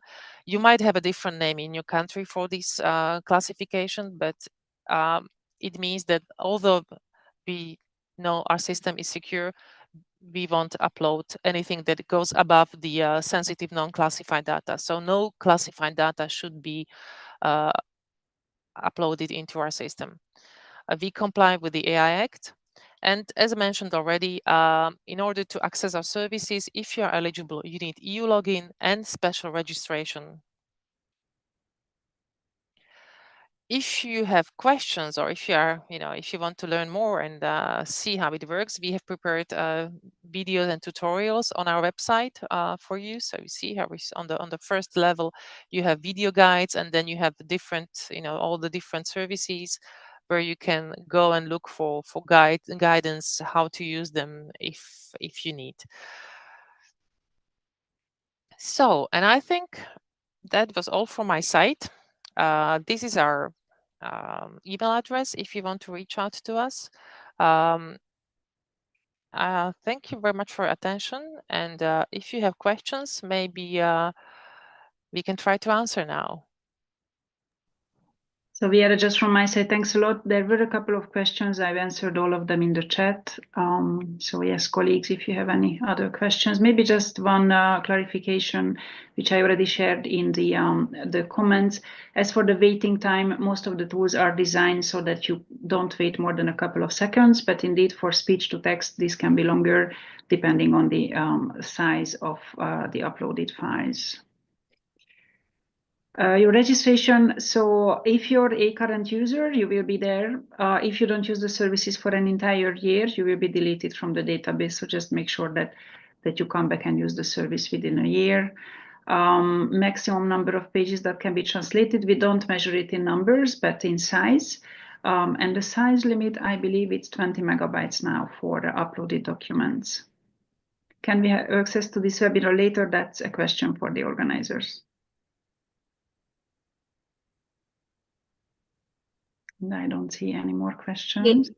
But the webinar is live on YouTube. So here on the chat, you have the link to YouTube, where is the webinar now live, and you can, of course, see the presentation after. There was a question about the choice between British and American English spelling indicates the website uses the mix of two types. We try to stick to the UK English in the Commission. You have So yes, there was a question earlier from already Roland Berthier, who pointed out that on our slides we use American spelling. We will check this, but the standard use within the European Commission is British English, and all the tools are designed and are instructed to use British English. You're referring to the website. Yeah, I don't know which website, but indeed it should be British English. That's the common use within the Commission. And you cannot choose. So the tools that Vera showed, all the instructions are behind the scene, so you cannot change those instructions, and the tools are instructed to use British English. So probably on one of the slides where we showed websites, maybe there was some American spelling, but the general suggestion, recommendation for the European Commission is to use British English. And our tools, they only use British English.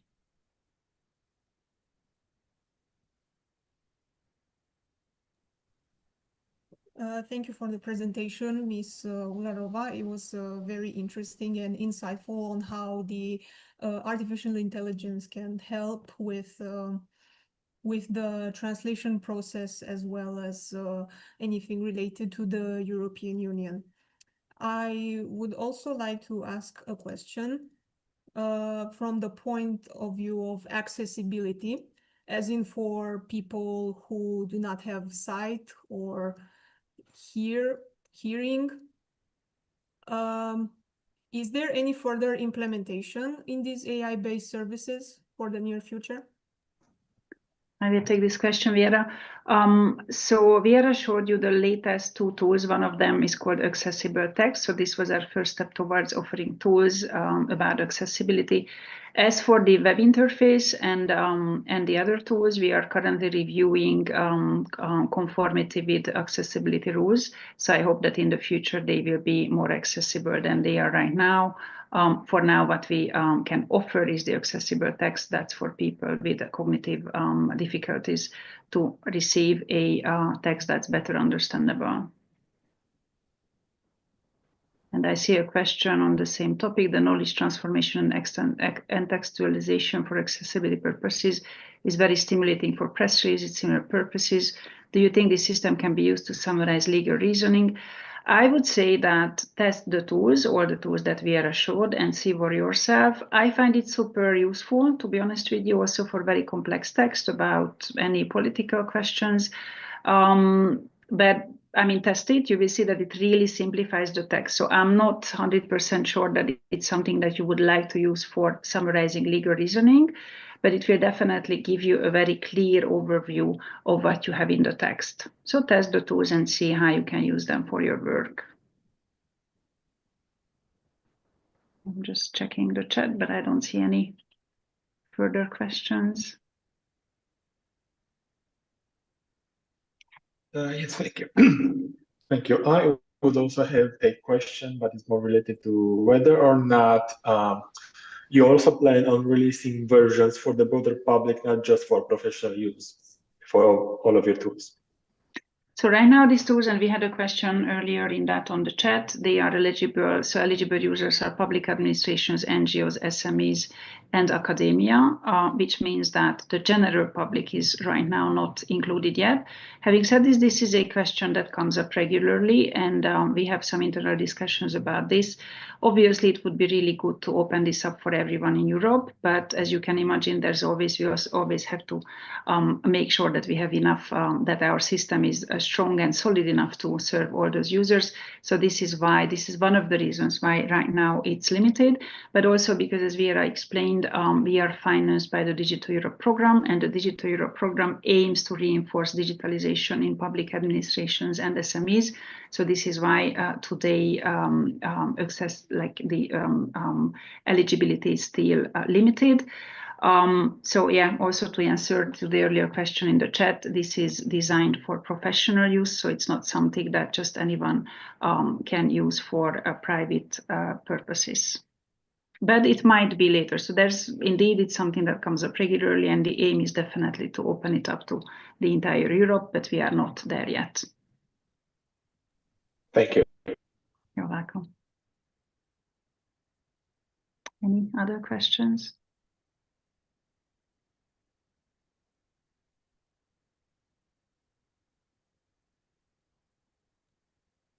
I don't see any in the chat.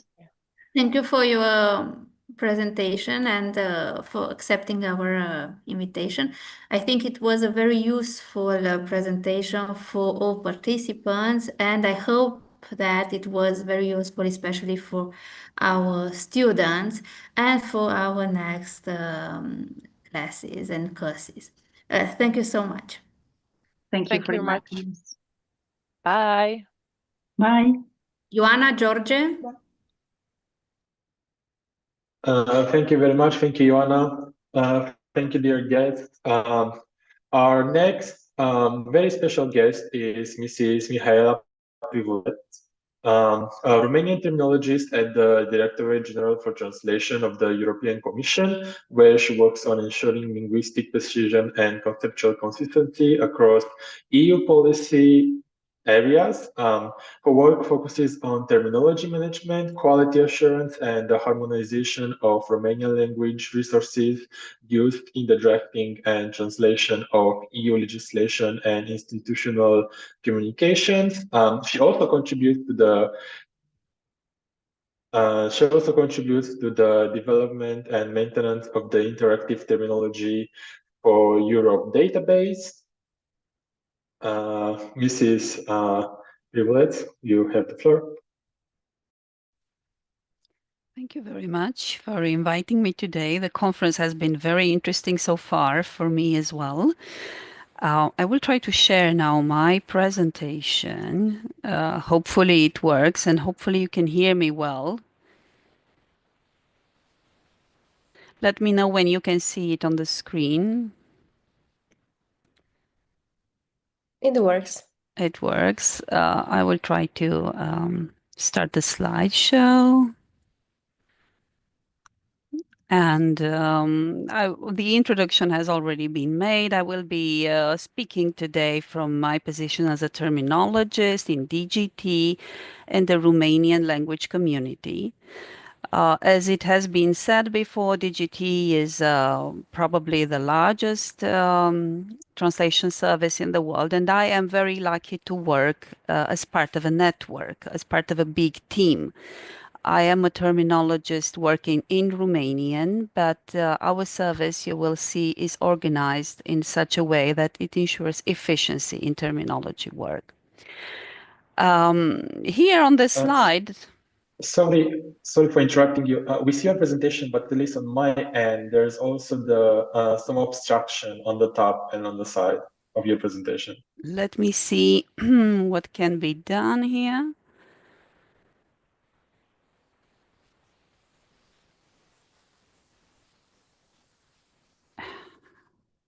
Is this better? Yes? Yes, thank you. Okay.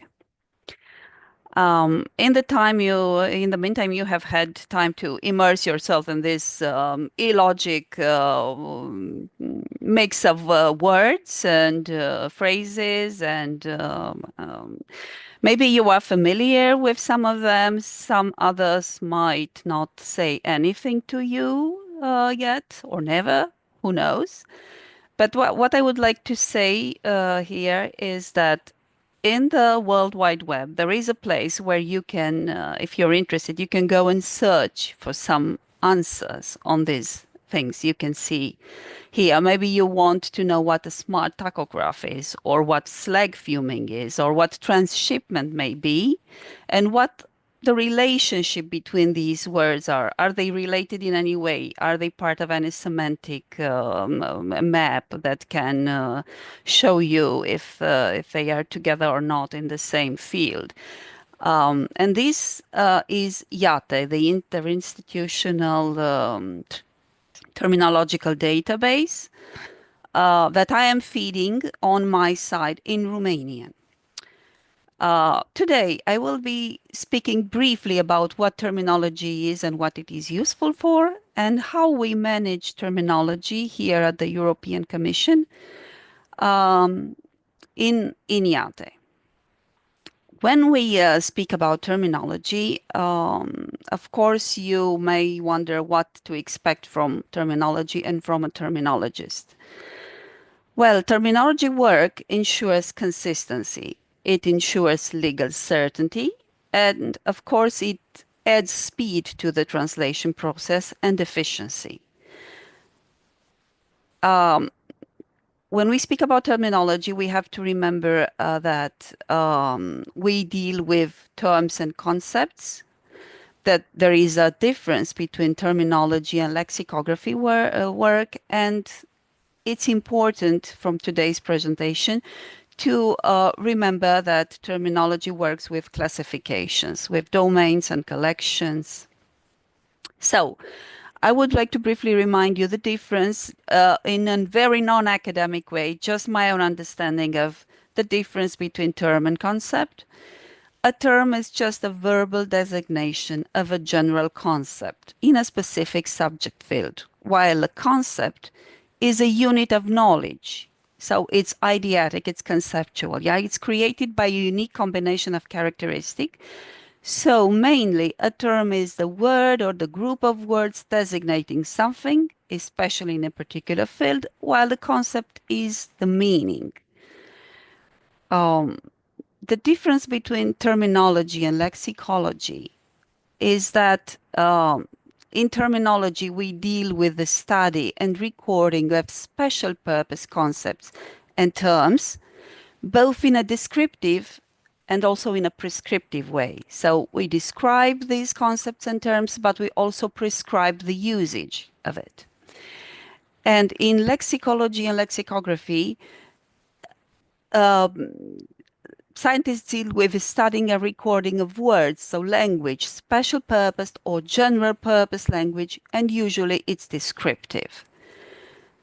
For example, a dictionary entry for a very common word like canopy would look like this. You would have the word, and you would have a list of meanings. The first would be, you would find out that it's a noun, you would find out the plural, it's canopies, and then a list of meanings, among which a covering, usually a fabric supported on poles or suspended above a bed, a throne, exalted personage, a sacred object, and so on and so forth, until we find out that canopy also can mean the leafy upper branches of trees in a forest, or the sky. Why not? So a lot of homonymy, different meanings, but in a terminological database, we cannot do this because we need precision, and a terminology entry in IATE for the same word looks like this. We will have to assign a specific number to the entry, and we would necessarily need to specify the domain in which this concept is used and defined. So for this first entry here, we will have the domains natural environment, forestry, and we will find out that the canopy or canopy layer or crown canopy, the synonyms are also listed here, means, I don't know if you can see this definition, but it's the highest level of branches and foliage in a forest formed by the crowns of trees. And another number, a different domain, defense or air transport, the same apparently the same word, right? But it's a totally different concept. It means the transparent covering of cockpits. And in the English language, these terms are homonyms, but not necessarily in other languages. For example, in Romanian, we will have for the first term from the natural environment and forestry, an equivalent coronament or etaj de coronament. In life sciences and natural environment, quite the same, coronament, this time al culturii, but for the defense and air transport concept, we will use a different term that is not a homonym of the first two, which is parbriza aeronavei. So totally different approach. It's important then in a terminological database to define properly the domains in which you are working for, and then hence you increase the clarity and the legal certainty of usage of terminology.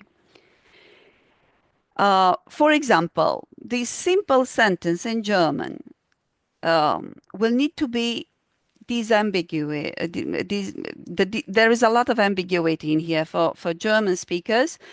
They will need to know if this Die Leitung wird umgelehnt means the cable was relayed.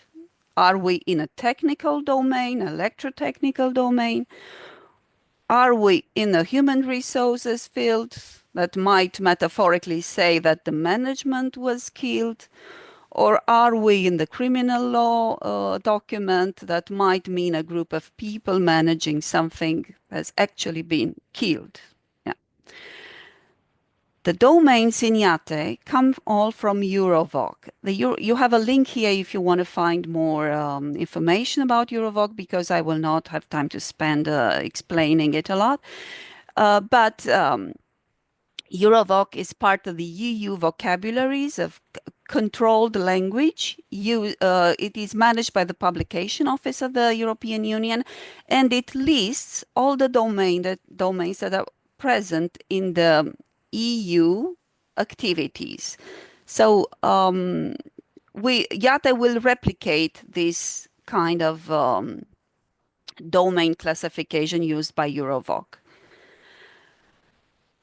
An entry in IATE would have a part that is specific to the concept, the upper part here, with the number and domain specified. Like in this example, where if you are not aware of the domain, you might think that potentially disruptive passenger is somebody who stepped on a bus under the influence of alcohol or has a disruptive behavior in some way.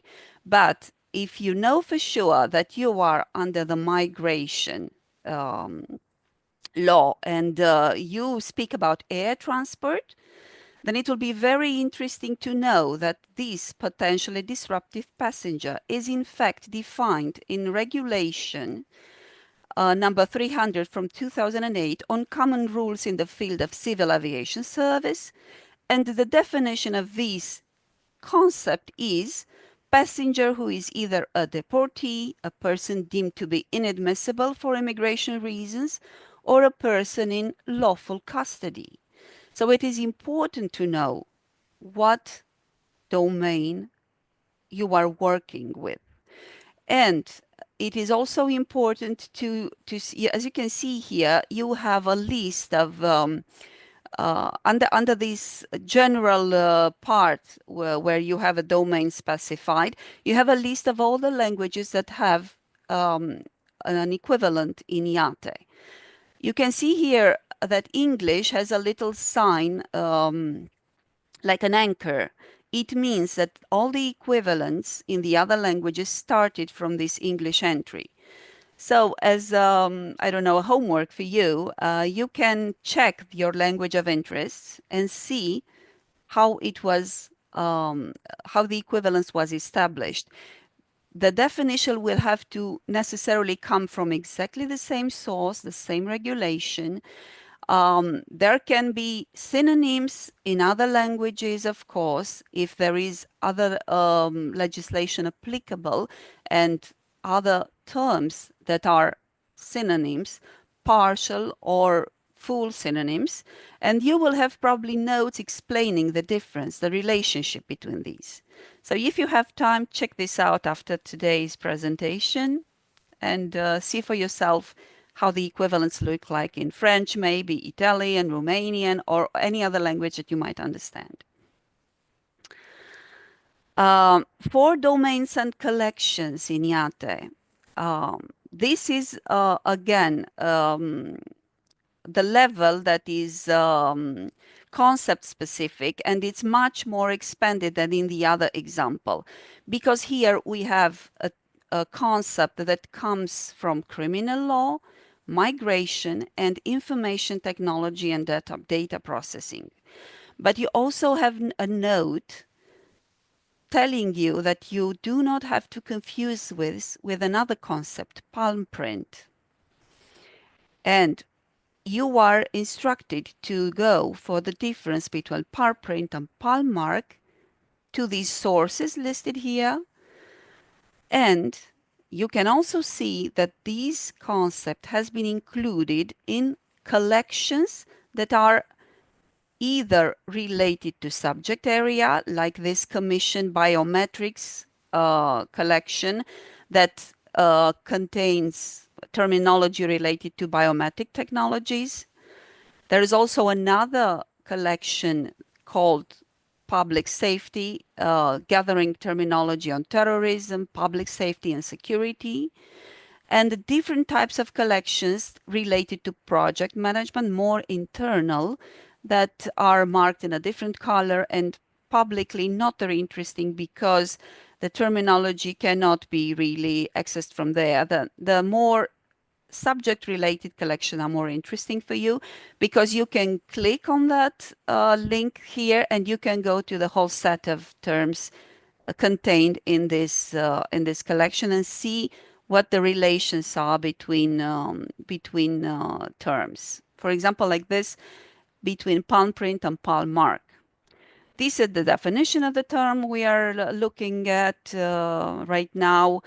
And palm mark is a term a concept coming from and defined in a decision of the Commission, meaning complete or incomplete set of palm prints of unknown origin discovered at the scene of terrorist offenses or other serious crimes under investigation.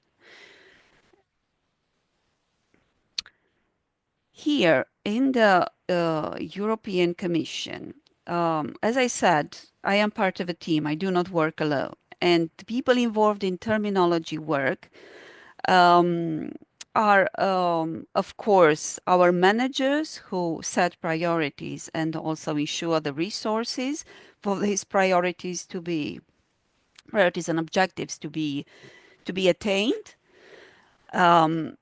We have a central coordination unit composed of a small team responsible for all the multilingual and cross-language tasks. We have language community terminologists like myself who work in their mother tongue, and they are key players representing their departments, their language communities in the DGT terminology board and supplying IATE with, feeding IATE with terms. And of course, the translators who are end users of our work, but also contributors, because in practice, questions on terminology come from translators, and feedback on terminology a lot of feedback comes from translators. And our colleagues, the translators, also do a lot of preliminary research on terminology. So they are very important in this puzzle. The Terminology Coordination Unit, as I said, is composed of a small team led by a head of unit, a number of coordinators, somebody dealing with outsourcing, because we also do this. We outsource terminology projects. We have people savvy in IT that offer support in term-based creation, and we also have secretarial functions, administrative and organizational support. The multilingual and cross-cutting aspects of terminology work are, of course, part of the work of the coordination unit, because they coordinate multilingual terminology projects within the DGT. What this means is that they prepare a terminology project consisting of maybe up to 20, 25 terms that have been prepared centrally, and then all the other terminologists in all the other 24 official languages worked based on that to find equivalents in their own language. They also ensure a very good interinstitutional cooperation and relations with external bodies. They supply anchor terminology in IATE, and they also offer IATE trainings for terminologists, for translators, for general users of the database.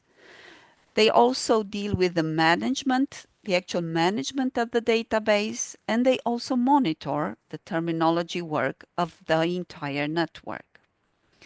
So this is the coordination unit. The language department terminologists and recently language community terminologists, because there has recently been a reorganization, and now, for example, the Romanian language community is part of the same department as the Greek language community, under the same head of department. So each community terminology team is part of a full-time terminologist and one full-time equivalent, meaning another full-time terminologist or a team of 2, 3, 4, whatever people that can make up for a full-time equivalent. In our case, in the Romanian language community, the full-time terminologist is myself, and I work with two other colleagues that have a 6-time rotation period. What our tasks are? Every day we have to ensure the terminology help desk. So every time a translator has a dilemma on terminology, they have the means to contact us directly and ask for support. And we will have to deliver our support within the translation deadline. Besides this, we also work on the centrally coordinated projects, as I mentioned before, projects prepared by the central unit and then finished in IATE by language community terminologists. We ensure the link between the terminology coordination unit and our own language department.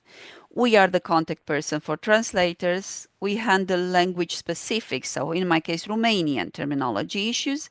And we are in contact with other institutions and with national experts and academia for support, of course, because we are mostly linguists and we also need feedback and validation from experts in different subject fields. Of course, the main tool that the terminologist uses every day is IATE, the interactive terminology for Europe database, but we also use Synchrotherm as an extraction tool, or Euramis, our memory tool. We have Glossary Converter, an internally developed tool that converts different types of files into glossaries, readily usable in Studio, so in translation. And other tools that are mentioned here. Some of them are commercial and some of them are developed internally, and we are recently putting a lot of effort into, as you have seen before, developing AI-based tool. And one of these AI-based tools in terminology is Termite One, a terminology extraction tool that has been developed by DGT and is now under under further testing and development. It's not, it's used internally and it's not available yet for the public, but I assume sometimes it will become available. The main steps in terminology processing. So how we work. First of all, we have to extract terms from source texts. Our source texts are the drafts for proposals in the Commission, for legislative proposals. And when they come in from translation, or if we are lucky enough, a little bit before entering the workflow in translation, we have access to them and we can perform an extraction with synchrotherm, with termite one that I have just mentioned. This is mostly done centrally by the coordination unit to be more efficient. So not to do it 24 times, but just once for everybody. The second step would be a selection of problematic terms. So we have to check this extraction against IATE, what we already have there in the database, and what can be selected as problematic and unsolved new terminology in the text that we are dealing with. And this leads to, as I said, a IATE centrally coordinated project managed directly in our project management module in IATE. So we work directly in IATE with this coordinated project, not separately as it used to be. So the terms are there for English first as an anchor language. If we work sometimes for French, they will be available in French first, or German, one of the working languages of the Commission anyway. But it's mostly English these days. Then a thorough terminological research step follows. Of course, the concepts will be properly defined in English, appropriate contexts will be provided. If we need to differentiate between different concepts, we will add notes to explain, as you have seen in the examples I have shown you. Another step, and then we come into the realm of language community terminologists like myself, is to propose equivalents in target languages, the 24 official languages of the European Union. And of course, this step is also accompanied by very thorough terminological research in sources that are organized in a hierarchy. So we would start with the European legislation, and it has been mentioned before, the principle of multilingualism, the interlinguistic concordance principle, the uniformity of interpretation and equal authenticity of the text. So these are all considerations that inform our research and our choice of equivalents in our mother tongue language. And of course, we follow closely the other languages and their choices, and we work in tandem with, let's say, for Romanian Romance languages, French, Italian, Spanish, Portuguese, because we want to avoid as much as possible discrepancies between language versions. We want to stay as close as possible to each other in our choices, and to ensure the intertextuality of terminology choices. And one further step in this process is the validation, where we integrate feedback from the users, from experts we consult, and only then, at the end of the fifth process, we finally end up with IATE entries complete with definitions and contexts and explanatory notes in all 24 EU official languages. As you can see, it's quite a labor-intensive process. It's important to do it because once you have finalized an IATE entry, you can be sure that you can add to the consistency of the European legislation. IATE is an interinstitutional database. As you can see, these are all the institutions contributing to the development of IATE. We have the main European institutions like the European Parliament, the Council of the EU, the European Commission, the Court of Justice of the European Union, but also the Translation Center, who is actually doing all the administrative work behind the database, the maintenance of the database, the European Court of Auditors, the European committees, and also the European Central Bank and European Investment Bank use the database as their main central point for terminology. And this is very important because the EU legislative process is quite a lengthy one. Once the European proposal starts its life from the Commission, it may take years between this proposal and a final text published in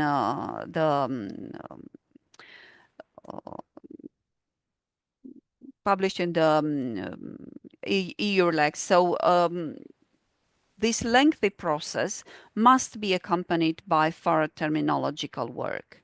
And you can often see from the Commission a certain project labeled as proposed, and you will know that those are the terms that appear in the proposal that started from the Commission. But in this lengthy process, the Council may interfere and the Parliament may change some things, and terminology evolves until the published version of the text, the final adopted version.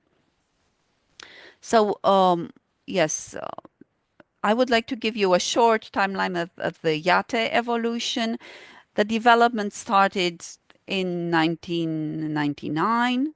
And it combined legacy databases from different institutions, because at the time, each institution had its own database. And of course, you can see that these didn't help very much in interinstitutional collaboration and consistency in legislation. So at the time, it was decided that it's best to keep everything together and work together on terminology. And in 2004, this database became operational only within the institution.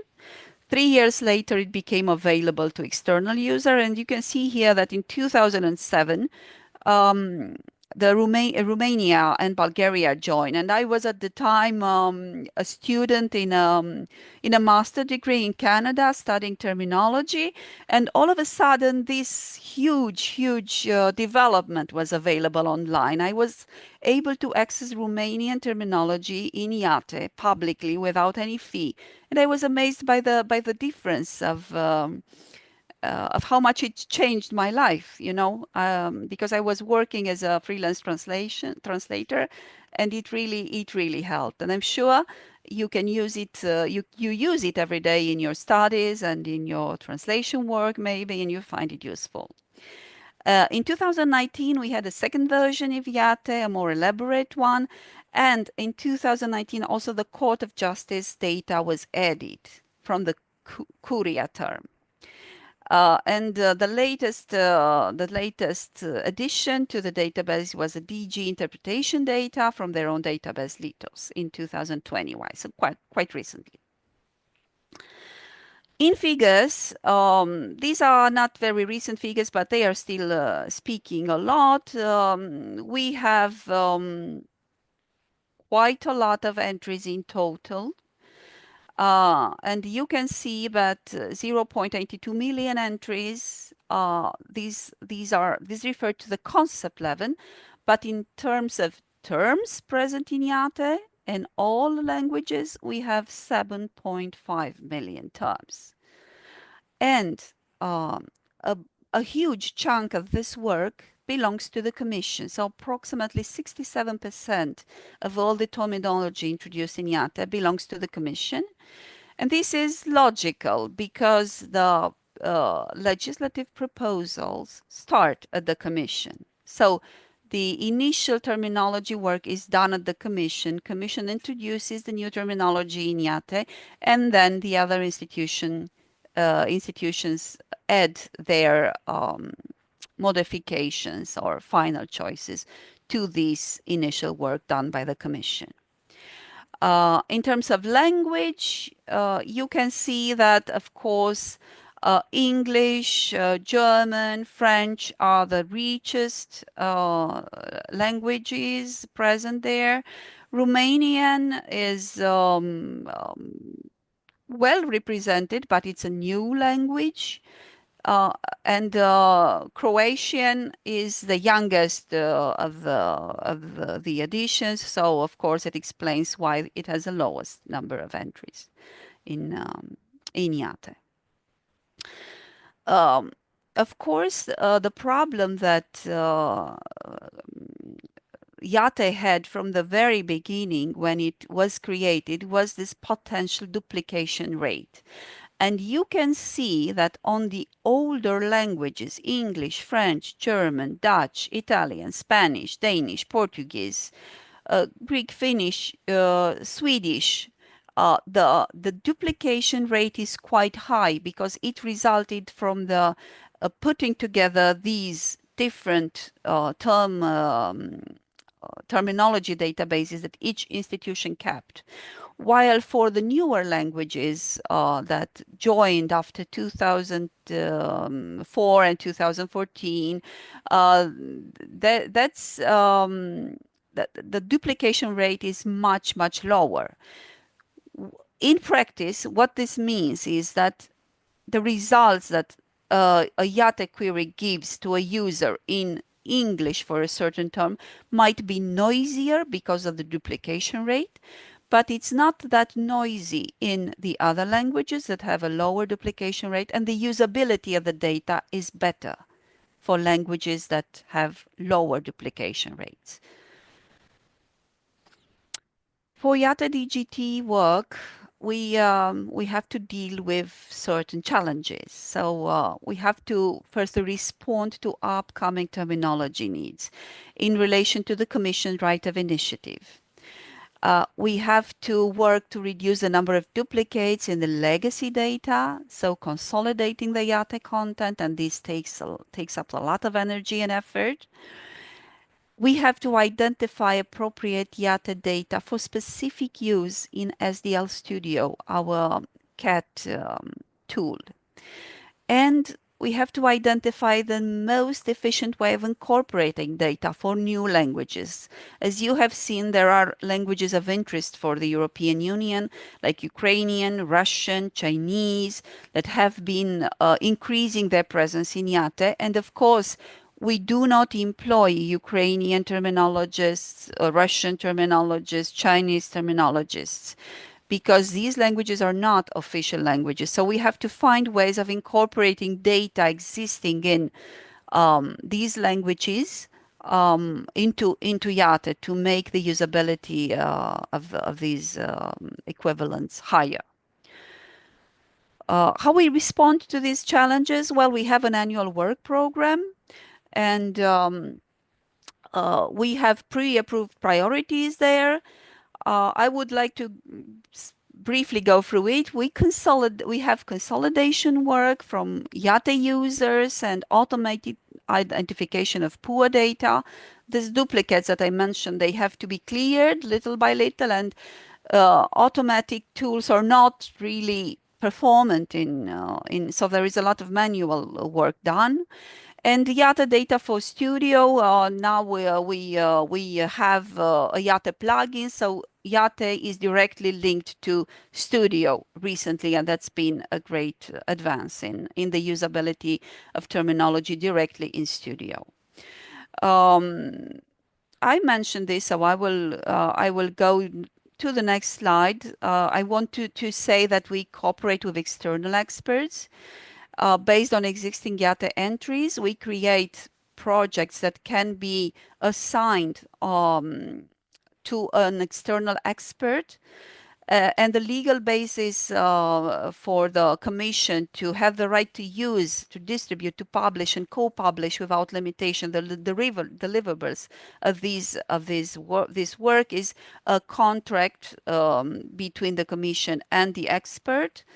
And for example, at the moment, we have an interesting project that has been outsourced to a genetics expert and it's a project in molecular biology. Of course, it's high-level terminology. It needs an expert's opinion, and yes, that's why we outsource these projects because they add value to the entries when they are validated by experts in the field. Of course, the deliverables are checked by our language departments and then uploaded into IATE and used as available terminology internally and publicly, of course. The search interface looks a bit like this. You have the possibility to search by number of term, by term itself, by collection, and you have fine-tuning options in the database. Of course, it's available in all the EU languages. You can select your language and then make your search depending on the specific criteria that you might have. Specific fields, you can easily filter by domains and collections, and you also can expand the search to filter it even more refined if you want. We can benefit from user feedback. So if you become a regular user of our IATE public database, please send us feedback whenever you feel the need. The button is there at your at the bottom of the page. And it's quite straightforward. It says send us feedback on this entry. So you click on it and you have fields to fill in, and the feedback will reach us directly, and we will be able to deal with it quite quickly. IATE is used also outside the European Union. You can have here an outlook of how much it's been used outside the European Union. Of course, the darker green areas are within the European Union, but it's also used in China, in Australia, in the Americas, and yeah, so it's quite a reference for terminology in the world. Of course, I would like to invite you at the end of the presentation to keep in touch. These are my contact details. I can respond from my email address, or you can write to the terminology team in the Romanian language community at the address mentioned there. It's a functional mailbox, so one of our terminologists in charge will reply to you. And if you have questions, I'm not sure if we have time now, but at the Q&A session, I think we can address them. And I will stop sharing. And thank you for your presentation, Mihaela. It was very useful and interesting. And I think that we have enough time to take 1, 2, or 3 questions now. Okay. Yes, please do. Yes, so everybody, if anybody has a question, you can write it here in chat. You can write it on chat on YouTube. While you're writing your questions, I also have some of my own. First of all would be, how do you think that the implementation of AI will influence the evolution of the IATE database? To be honest with you, it's already influencing it directly because we now have AI-enhanced functions in IATE as terminologists or as administrators of the database. So the public will not see these buttons, but we have the possibility to create definition with AI support, or to translate directly with e-translation, the service that has been presented before, to translate a definition from the anchor language if we feel the need to use that. So it speeds up the process for the languages that need to base their definitions on, let's say, the same sources, right? And we have, I think, the termite one that I just mentioned. It's a great tool because it extracts terminology, but it also performs a search in Yate to give you the equivalents that you already have there in the language of your interest. So we do already use artificial intelligence in terminology. Thank you. We also have a question from Edith that asked us, how many terminologists work on English and German? English and German. The English and German departments are similar to the other departments. So I would say two, as I said, full-time terminologist and full-time equivalent. So two full-time people at a certain moment working on terminology, and also in the coordination unit, all the colleagues that work there, the coordinators work in English. So you add those people for English terminology. That would be more or less 7, 8 other coordinators inputting English terminology in Yate. Thank you. And then we also have a request if you could please give us examples of problematic terminology. Problematic terminology. Well, what or problematic terms? In Romanian, you mean, or English? In English, please. In English. Yeah, it's quite difficult to choose from, but everything can be problematic, as you have seen before with the other presentations, and it's very problematic when you have comparative law terminology that you have to deal with. The example that was given, and it's easily understandable, is the one with marriage, because marriage can mean different things in different legal system and different countries. And I was surprised to find out a few weeks ago that, for example, Turkish doesn't have a term for minor, a minor child. So there is a problem there with translating documents that mention, or parents' declaration regarding minors from example from English into Turkish. That would be a problem because they will have to use a paraphrase, and sometimes you do not have the age of the child, so the Turkish is always an approximation of the minor in English. Yeah, I don't know. Problematic can be almost anything. It depends on the subject field. It depends on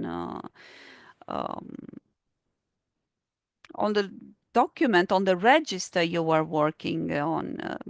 Yeah, so terminology, if it's there and if it's on your desk, it's problematic. It's not plain language. Yeah, it is special purpose language that needs to be clarified. And yeah. Thank you.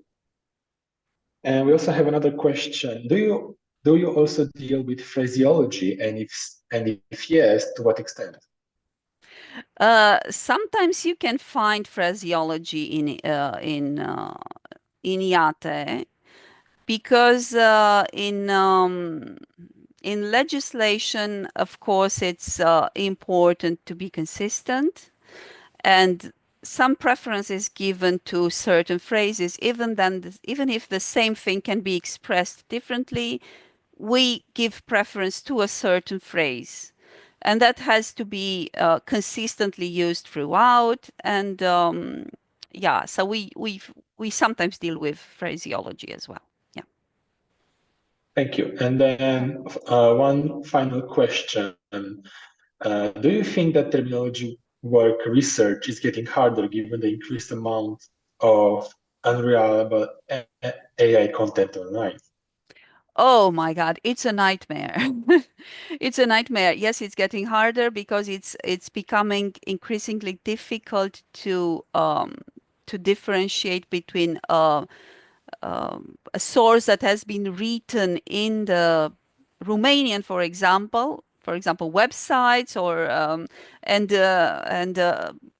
a text that has been translated with machine translation. Of course, you develop a sense of, identifying these sources that are unreliable, but increasingly people use machine translation and sometimes not very good quality machine translation, not specific for the purpose it is text is intended to. And then, yes, it is difficult. Sometimes we deal with very technical terminology in the customs field because everything that is imported in the European Union has to be in the in a certain nomenclature, and described there and text accordingly to that common nomenclature. And this is translated into all the official languages, but we are dealing there from soap to electronic cigarettes to certain types of screws, medical devices, everything that is commercially available and imported or exported into the European Union. So that is very difficult because you have to consult sometimes producer websites, and many of them are offered tens or thousands of languages, but only one is authentic. Maybe English or maybe Chinese, I don't know, depending on and the rest are just machine translation. So it's not a good, reliable source of technical terminology for us. Yes, it is increasingly Thank you difficult. very much. You're welcome. Thank you very much. Thank you very much for the very beautiful, very informative presentation. Thank you for answering our questions. And Joanna, I'll now give you the floor to introduce our final guest and presentation for today. All right, thank you. We will proceed with the final presentation by Nadia Farkas, Quality Officer of the Romanian Language Department in DGT at the European Commission. The presentation is called EURLEX and Corrigenda. Nadia Farkas, the floor is yours. Thank you very much. Hello, everyone. Thank you for inviting me. My presentation is going to be perhaps a little general. Don't hesitate to ask questions if you feel that I haven't explained something quite enough or you need more context or anything.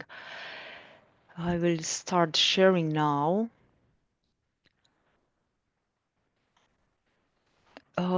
Please let me know if you can see anything. Right now, no. No, not yet. All right, let's try again.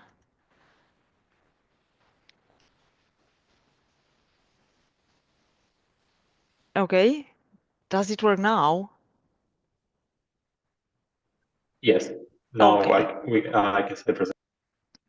All right, very well. So, EURLEX and Corrigenda. I would start by defining a little bit what we are talking about. So, EURLEX is EU's legislative database. In brief, meaning it's a collection of legal acts and other preparatory documents leading to EU legislation. Who issues all these documents? As Mihaela has already hinted, we have the main legislators, which are the European Parliament and the Council, co-legislators, so issuing laws together.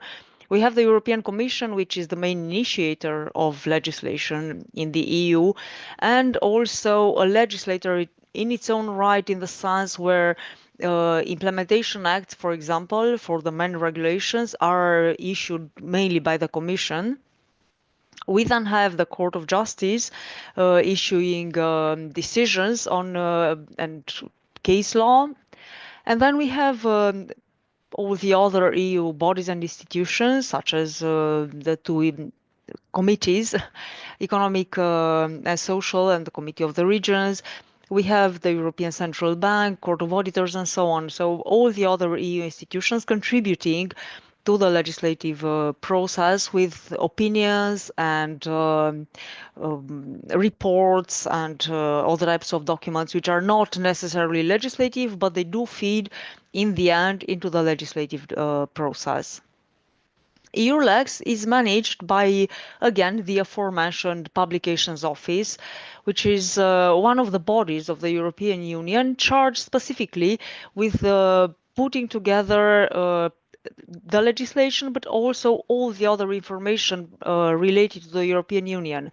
They also print or distribute, disseminate information about all the programs of the European Union, about everything that the European Union is and can offer to the citizens.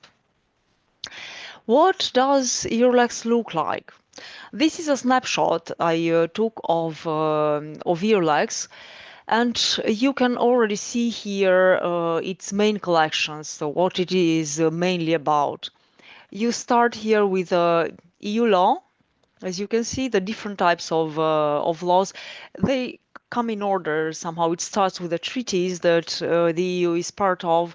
It goes into the legal acts, and then, yeah, you have the consolidated texts. We'll come back to those. International agreements and so on. You then have the EU case law.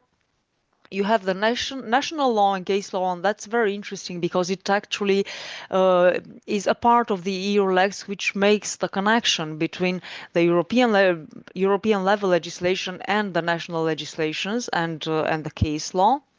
And then you have all sorts of different other types of information that EURLEX often offers access to. On the right-hand side column, you have a shortcut to the main search area. You have the latest issues of the official journal, and then you have several other important information to have directly access to, and we'll go back a little bit to those as well. EURLEX is not only about searches. If you want to have a clear overview of what it can offer you, I suggest you take the EURLEX tour. This is a video that the Publications Office put together, underlined and explaining all the features that EURLEX has.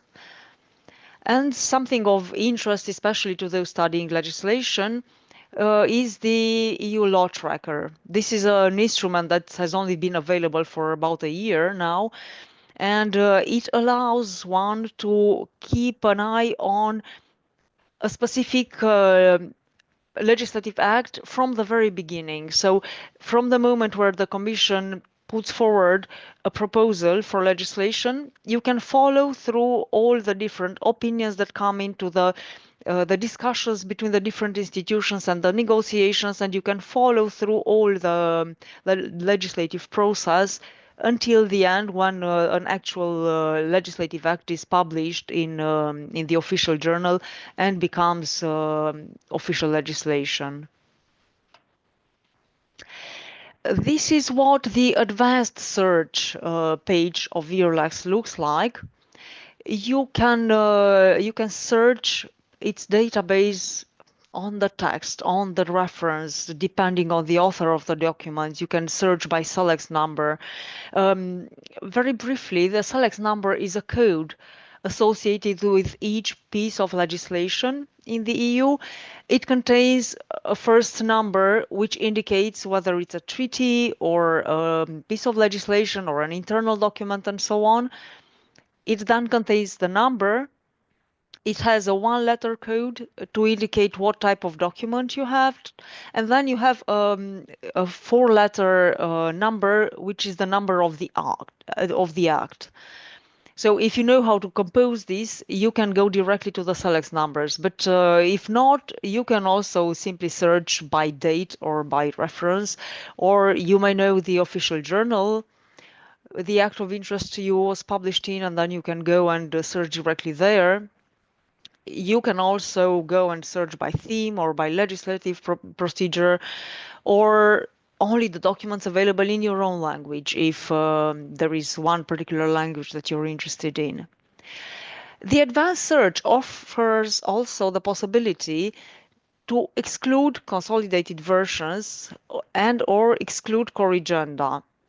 Meaning, if you have a document that was issued many years ago, but has suffered modification meanwhile, and you want to see the original document and what it contained, then you can check these boxes. But of course, if you're interested mainly in legislation that's valid nowadays, then you will only you will want to include all the changes that that particular piece of legislation has suffered.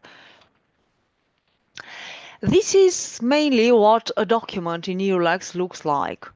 So you have the document information, which can include a permanent link. That means you bookmark that particular legislation if you are working in a specific field and you want to follow the information on that field. Then you can bookmark it. You can create alerts if you want to be kept up to date with what's going on in that particular field. Then on the main part of the page, you have the number, you have the name of the document and the code it has. You have also the dates related to the documents, relationship between documents. So if you need to see a particular piece of legislation in context or in relation to other connected pieces of legislation, you can search it there. You then have the Eurovoc descriptors that Mihaela has also mentioned. These are very important for us. You have, for each piece of legislation, several keywords associated, so the domains to which that particular piece of legislation pertains, and that allows you to search, first of all, but also allows for automatic searches. As you are probably aware, the legal counselors nowadays will probably not waste a lot of time searching themselves manually for each individual piece of legislation, but they can go and search in bulk for a specific domain, for example, or by keywords. And EULEX is a database which allows for such automatic searches too. You then have the languages and formats available. This is very interesting for translators and terminologists because it offers you direct view to several language versions of a piece of legislation. And all these language versions are normally equally valid, equally authentic. So you can really rely on the type of information you have there. It has been researched, it has been translated by the professional services of the institutions. So it's as legislation goes and as translation goes, it's probably as reliable as it gets. For easier search, you can also go to a multilingual display. It allows you to compare in up to 3 languages at a time a particular act. And now to go to the second part of our topic, the corrigenda and consolidated versions. Well, nobody likes to tidy up their room, do we? And yet, you know, untidiness occurs, and untidiness in our world means errors. Sometimes, despite the best of our efforts, errors do occur even in the European legislation, and then we need to tidy up after ourselves. That means we need to correct those acts. I was trying to, you know, illustrate what the problem may be. If you think of a particular European legislative act as a nice put together birthday cake, then all the language versions are all the layers of that birthday cake. If one of them fails, if one of them is not the same size as the others, then we have a problem. And just to illustrate very briefly a case that I was confronted with recently, because I have to say something I should have said from the beginning. I am in charge of correcting the acts for the European Commission. One particular act of legislation translated to Romanian said at some point, instead of less than, at least. So the opposite meaning. Somebody didn't pay attention. Perhaps somebody worked with a machine translation that wasn't properly revised. There is often a lot of pressure. We have to translate really under very tight time constraints sometimes. And yes, a mistake like this, a very silly mistake, occurred. And then we realized when at some point some companies had some benefits they shouldn't have had due to that misinterpretation. Somebody else from another country realized that Romanian companies benefited from some help, from some state aids, and the case came to the Court of Justice. So that's where we at the Commission got wind of the problem, and we had to correct that. So these can, even apparently tiny mistakes like that, can have very serious legal consequences. So we have to make sure always that the quality of our translation are really impeccable, because otherwise it can pose risks, serious legislative risks, and financial risks, and not to mention reputational risks, if things don't work properly. So when a mistake of that magnitude or less occurs, we need to correct that particular legal act. And because DGT is responsible for translating the European Commission legal text, we are also responsible for correcting those acts. We are legally responsible for those acts, and that is why we have to work together, the translation service with the legal service of DGT, to correct any potential mistakes. Now, who can ask for such corrections? Oftentimes, we realize ourselves. We either have to translate a new piece of legislation related to an older one, and we realize that some mistake occurred in the older legislation. Other times, it's the legal service verifying something and comes across a mistake. Yet again, it may happen that the national authorities or even citizens, we even had requests from citizens who were affected by a wrong translation, and they wrote to us asking what's going on, why is the Romanian text different, and what are actually my rights. And then we have to react, obviously, to each of these situations and try as best we can and as quickly as possible to correct those mistakes. Correction is a pretty onerous process. It involves a lot of time and a lot of levels, because it's not just me correcting and then it goes directly into the official journal. It's first of all the Corrigenda sector in DGT. So this is a special service within DGT that deals only with Corrigenda for all the 24 languages. Then it's our secretariat, it's myself, it's the legal service, and this is just DGT. And then it goes further to the publications office. It may go back to the DG, to the requester in charge, if the mistakes originated from them. So as you can see, as always, it is much more difficult to correct something than to do it right from the beginning. This is what a Corrigenda looks like when it's published in the official journal. It will contain in yellow here, you see the reference of that particular official journal. Then you have in red the reference of the correcting document. We have in green here the very precise and detailed description of where the mistake occurred. And then I marked in blue for you the mistake that was corrected. In this particular case, this was a rather big case I worked on a couple of years ago. The problem that occurred was that the terminology in the field of aviation changed since 2014 when the initial regulation was published. So we had to correct the terminology. To imagine the magnitude of the problem, the original document had 355 pages. That's how much explanation we need in a piece of legislation to make sure that our planes are safe and fly correctly and are properly maintained.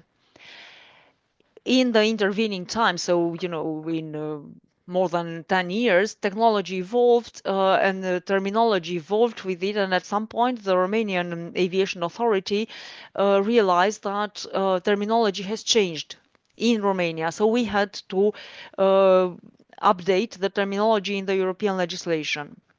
Only that particular piece of legislation with which we started had a lot of upshots later on, meaning that for each particular technological change, there was a new piece of legislation related to the basic regulation, updating some aspect, which led to a correcting file of 14 pieces of legislation.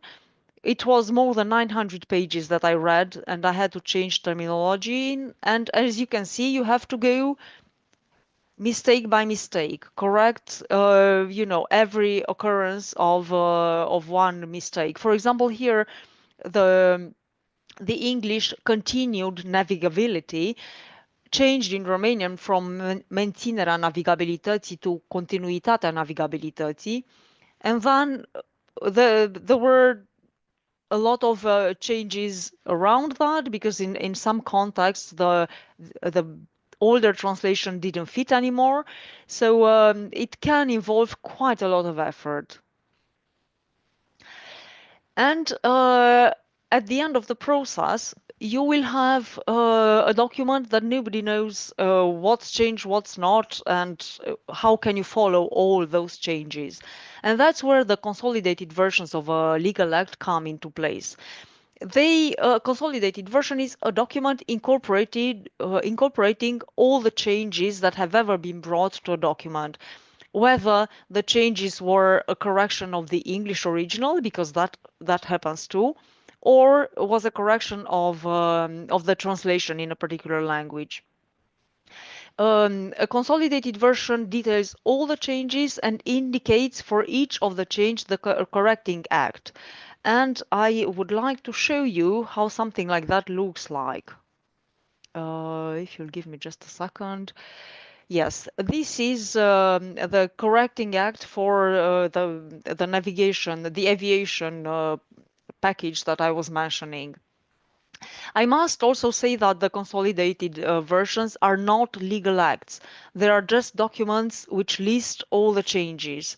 So they are not to be interpreted as legislation. They are just a way of showing what legislative changes happened.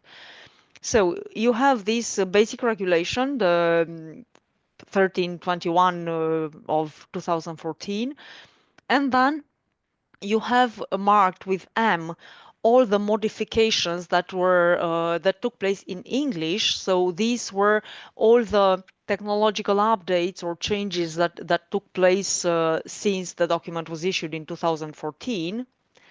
And then these were all the 14 documents that we published that I corrected, and as you can see, most of them were published in 2024, because that's when I had that very big package of corrections. And when you look at how the document looks like, you will see that every time a change was introduced, you have between these you have between these arrows the term that has been changed, and also the reference to the legal act that changed that particular, that introduced that particular change. So if you are interested in seeing what legislation was available, for example, for a case that you may have had 5 years ago, you can go to a consolidated version and follow through each of the changes to see if it was valid or not at the time that you're interested in. Then also here you have direct access to each of the pieces of legislation that introduced changes in English or in Romanian. So these are very interesting instruments, these consolidated versions, and they're interesting for translators and for law professionals alike. And just to go back for a second to the SELEX numbers that I was mentioning, you will note that always the consolidated versions start with a 0. 0 is a code for consolidated versions. It means that a document listed as 0 has all the changes that were introduced to it. Sorry, now I went back to your legs. The 0 version introduces always the latest. I'm sorry, I lost my presentation. Now just give me a second, please. Yep, there we are. These consolidated versions can get quite complex, especially if they are large. I must also say that most of the time I don't have to deal with hundreds of pages of document in one document. Most of the time, the legislation is still of, more decent dimensions. But yeah, sometimes it can be quite hard to follow through, and it's important to have an instrument such as the consolidated version to be able to follow the changes in terminology or other types of changes.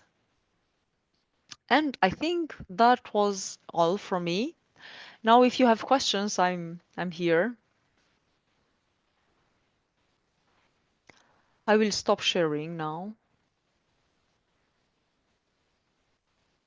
Thank you, Nadia, for your presentation and for being with us today. Nadia is a very good friend and also graduated from our university, and we are happy when we can collaborate through these types of projects.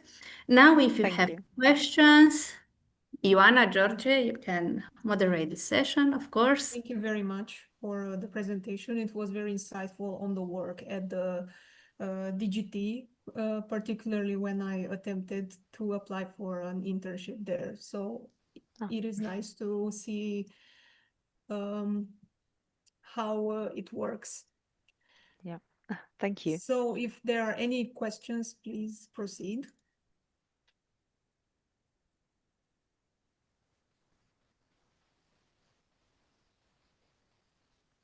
You can write them, of course, the chat, and we can ask them for you.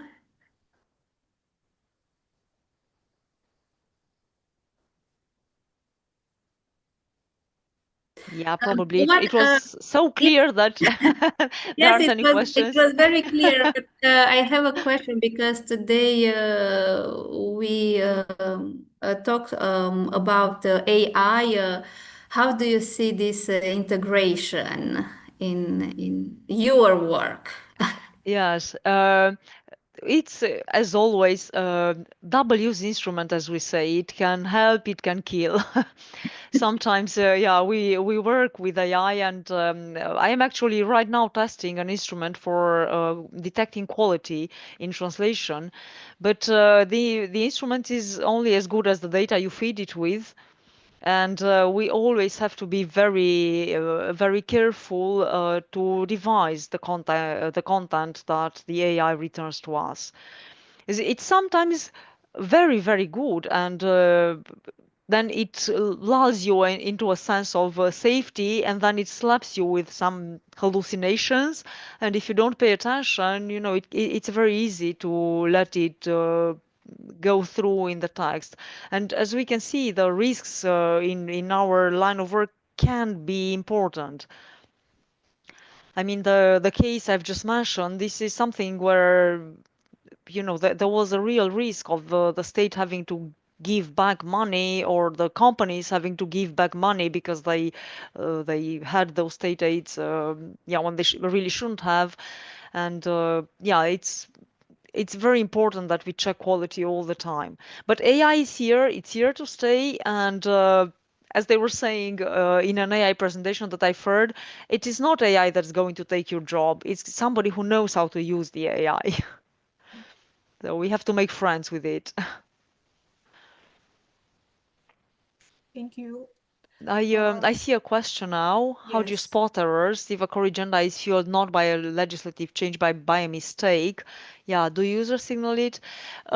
Yes, we have actually a private person signaling errors in one case, and this, the one with no last or least, was actually brought to our attention.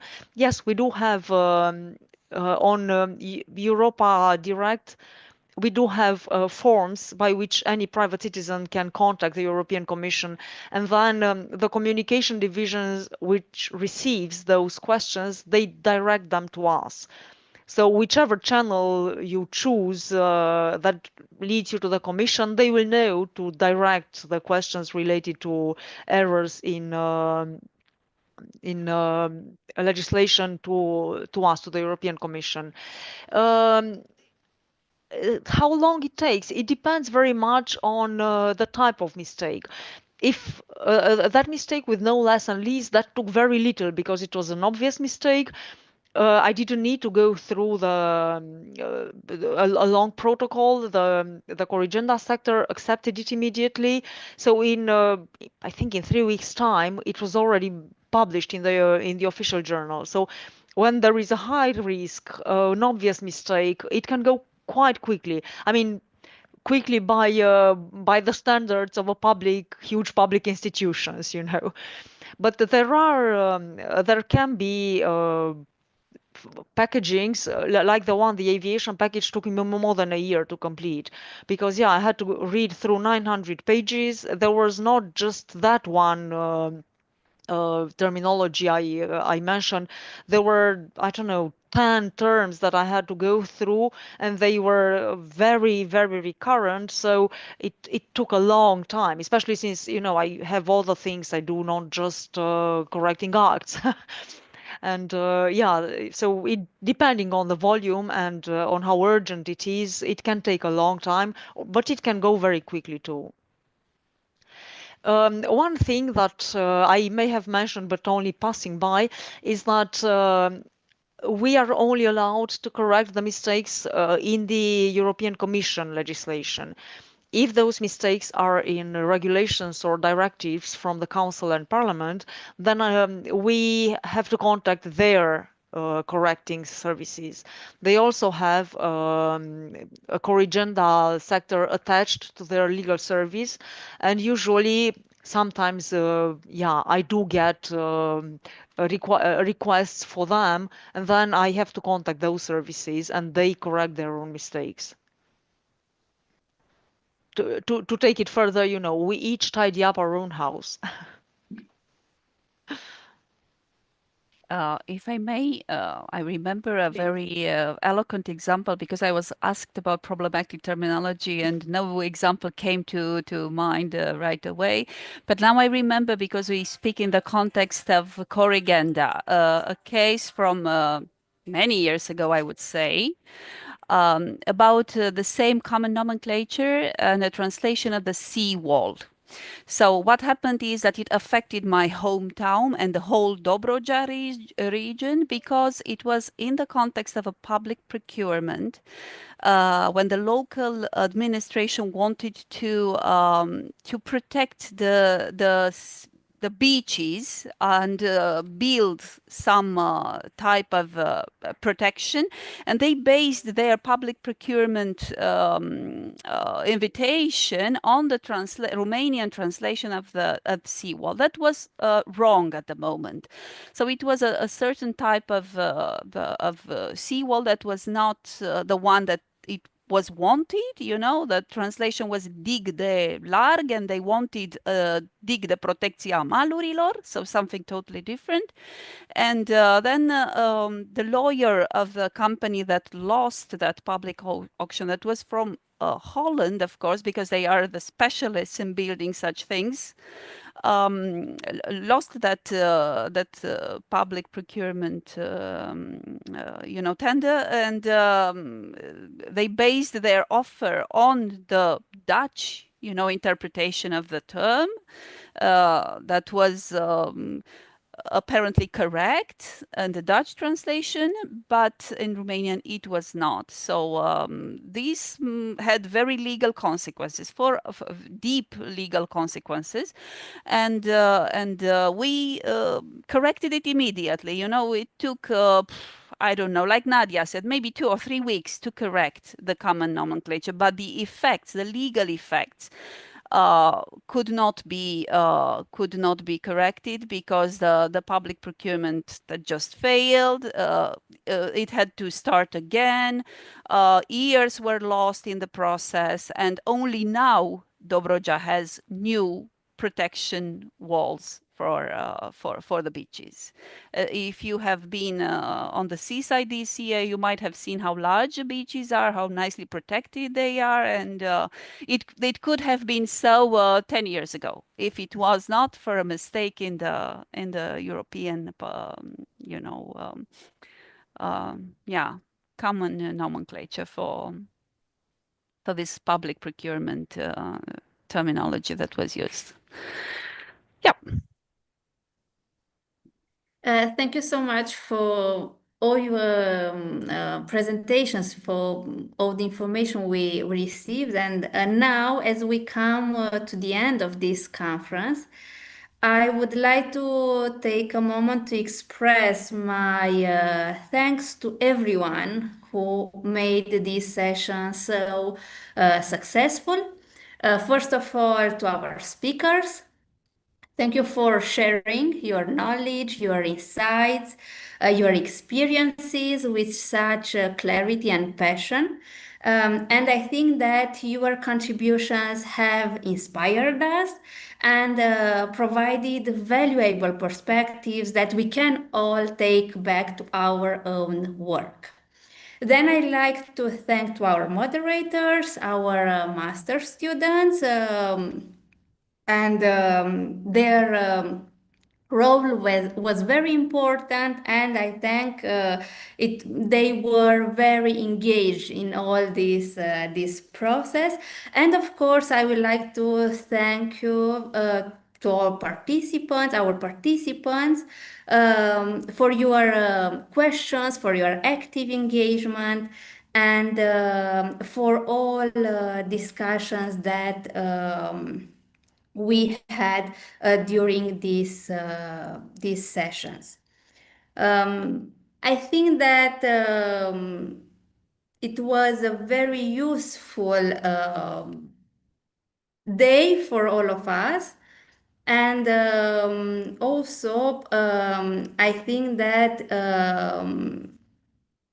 this conference will help us to apply many ideas and to continue to collaborate beyond today. Once again, thank you for all your presence, for your contributions, for your commitment, and have a very nice day, a very nice week. As I mentioned, the conference is recorded on our YouTube channel. You can find it there.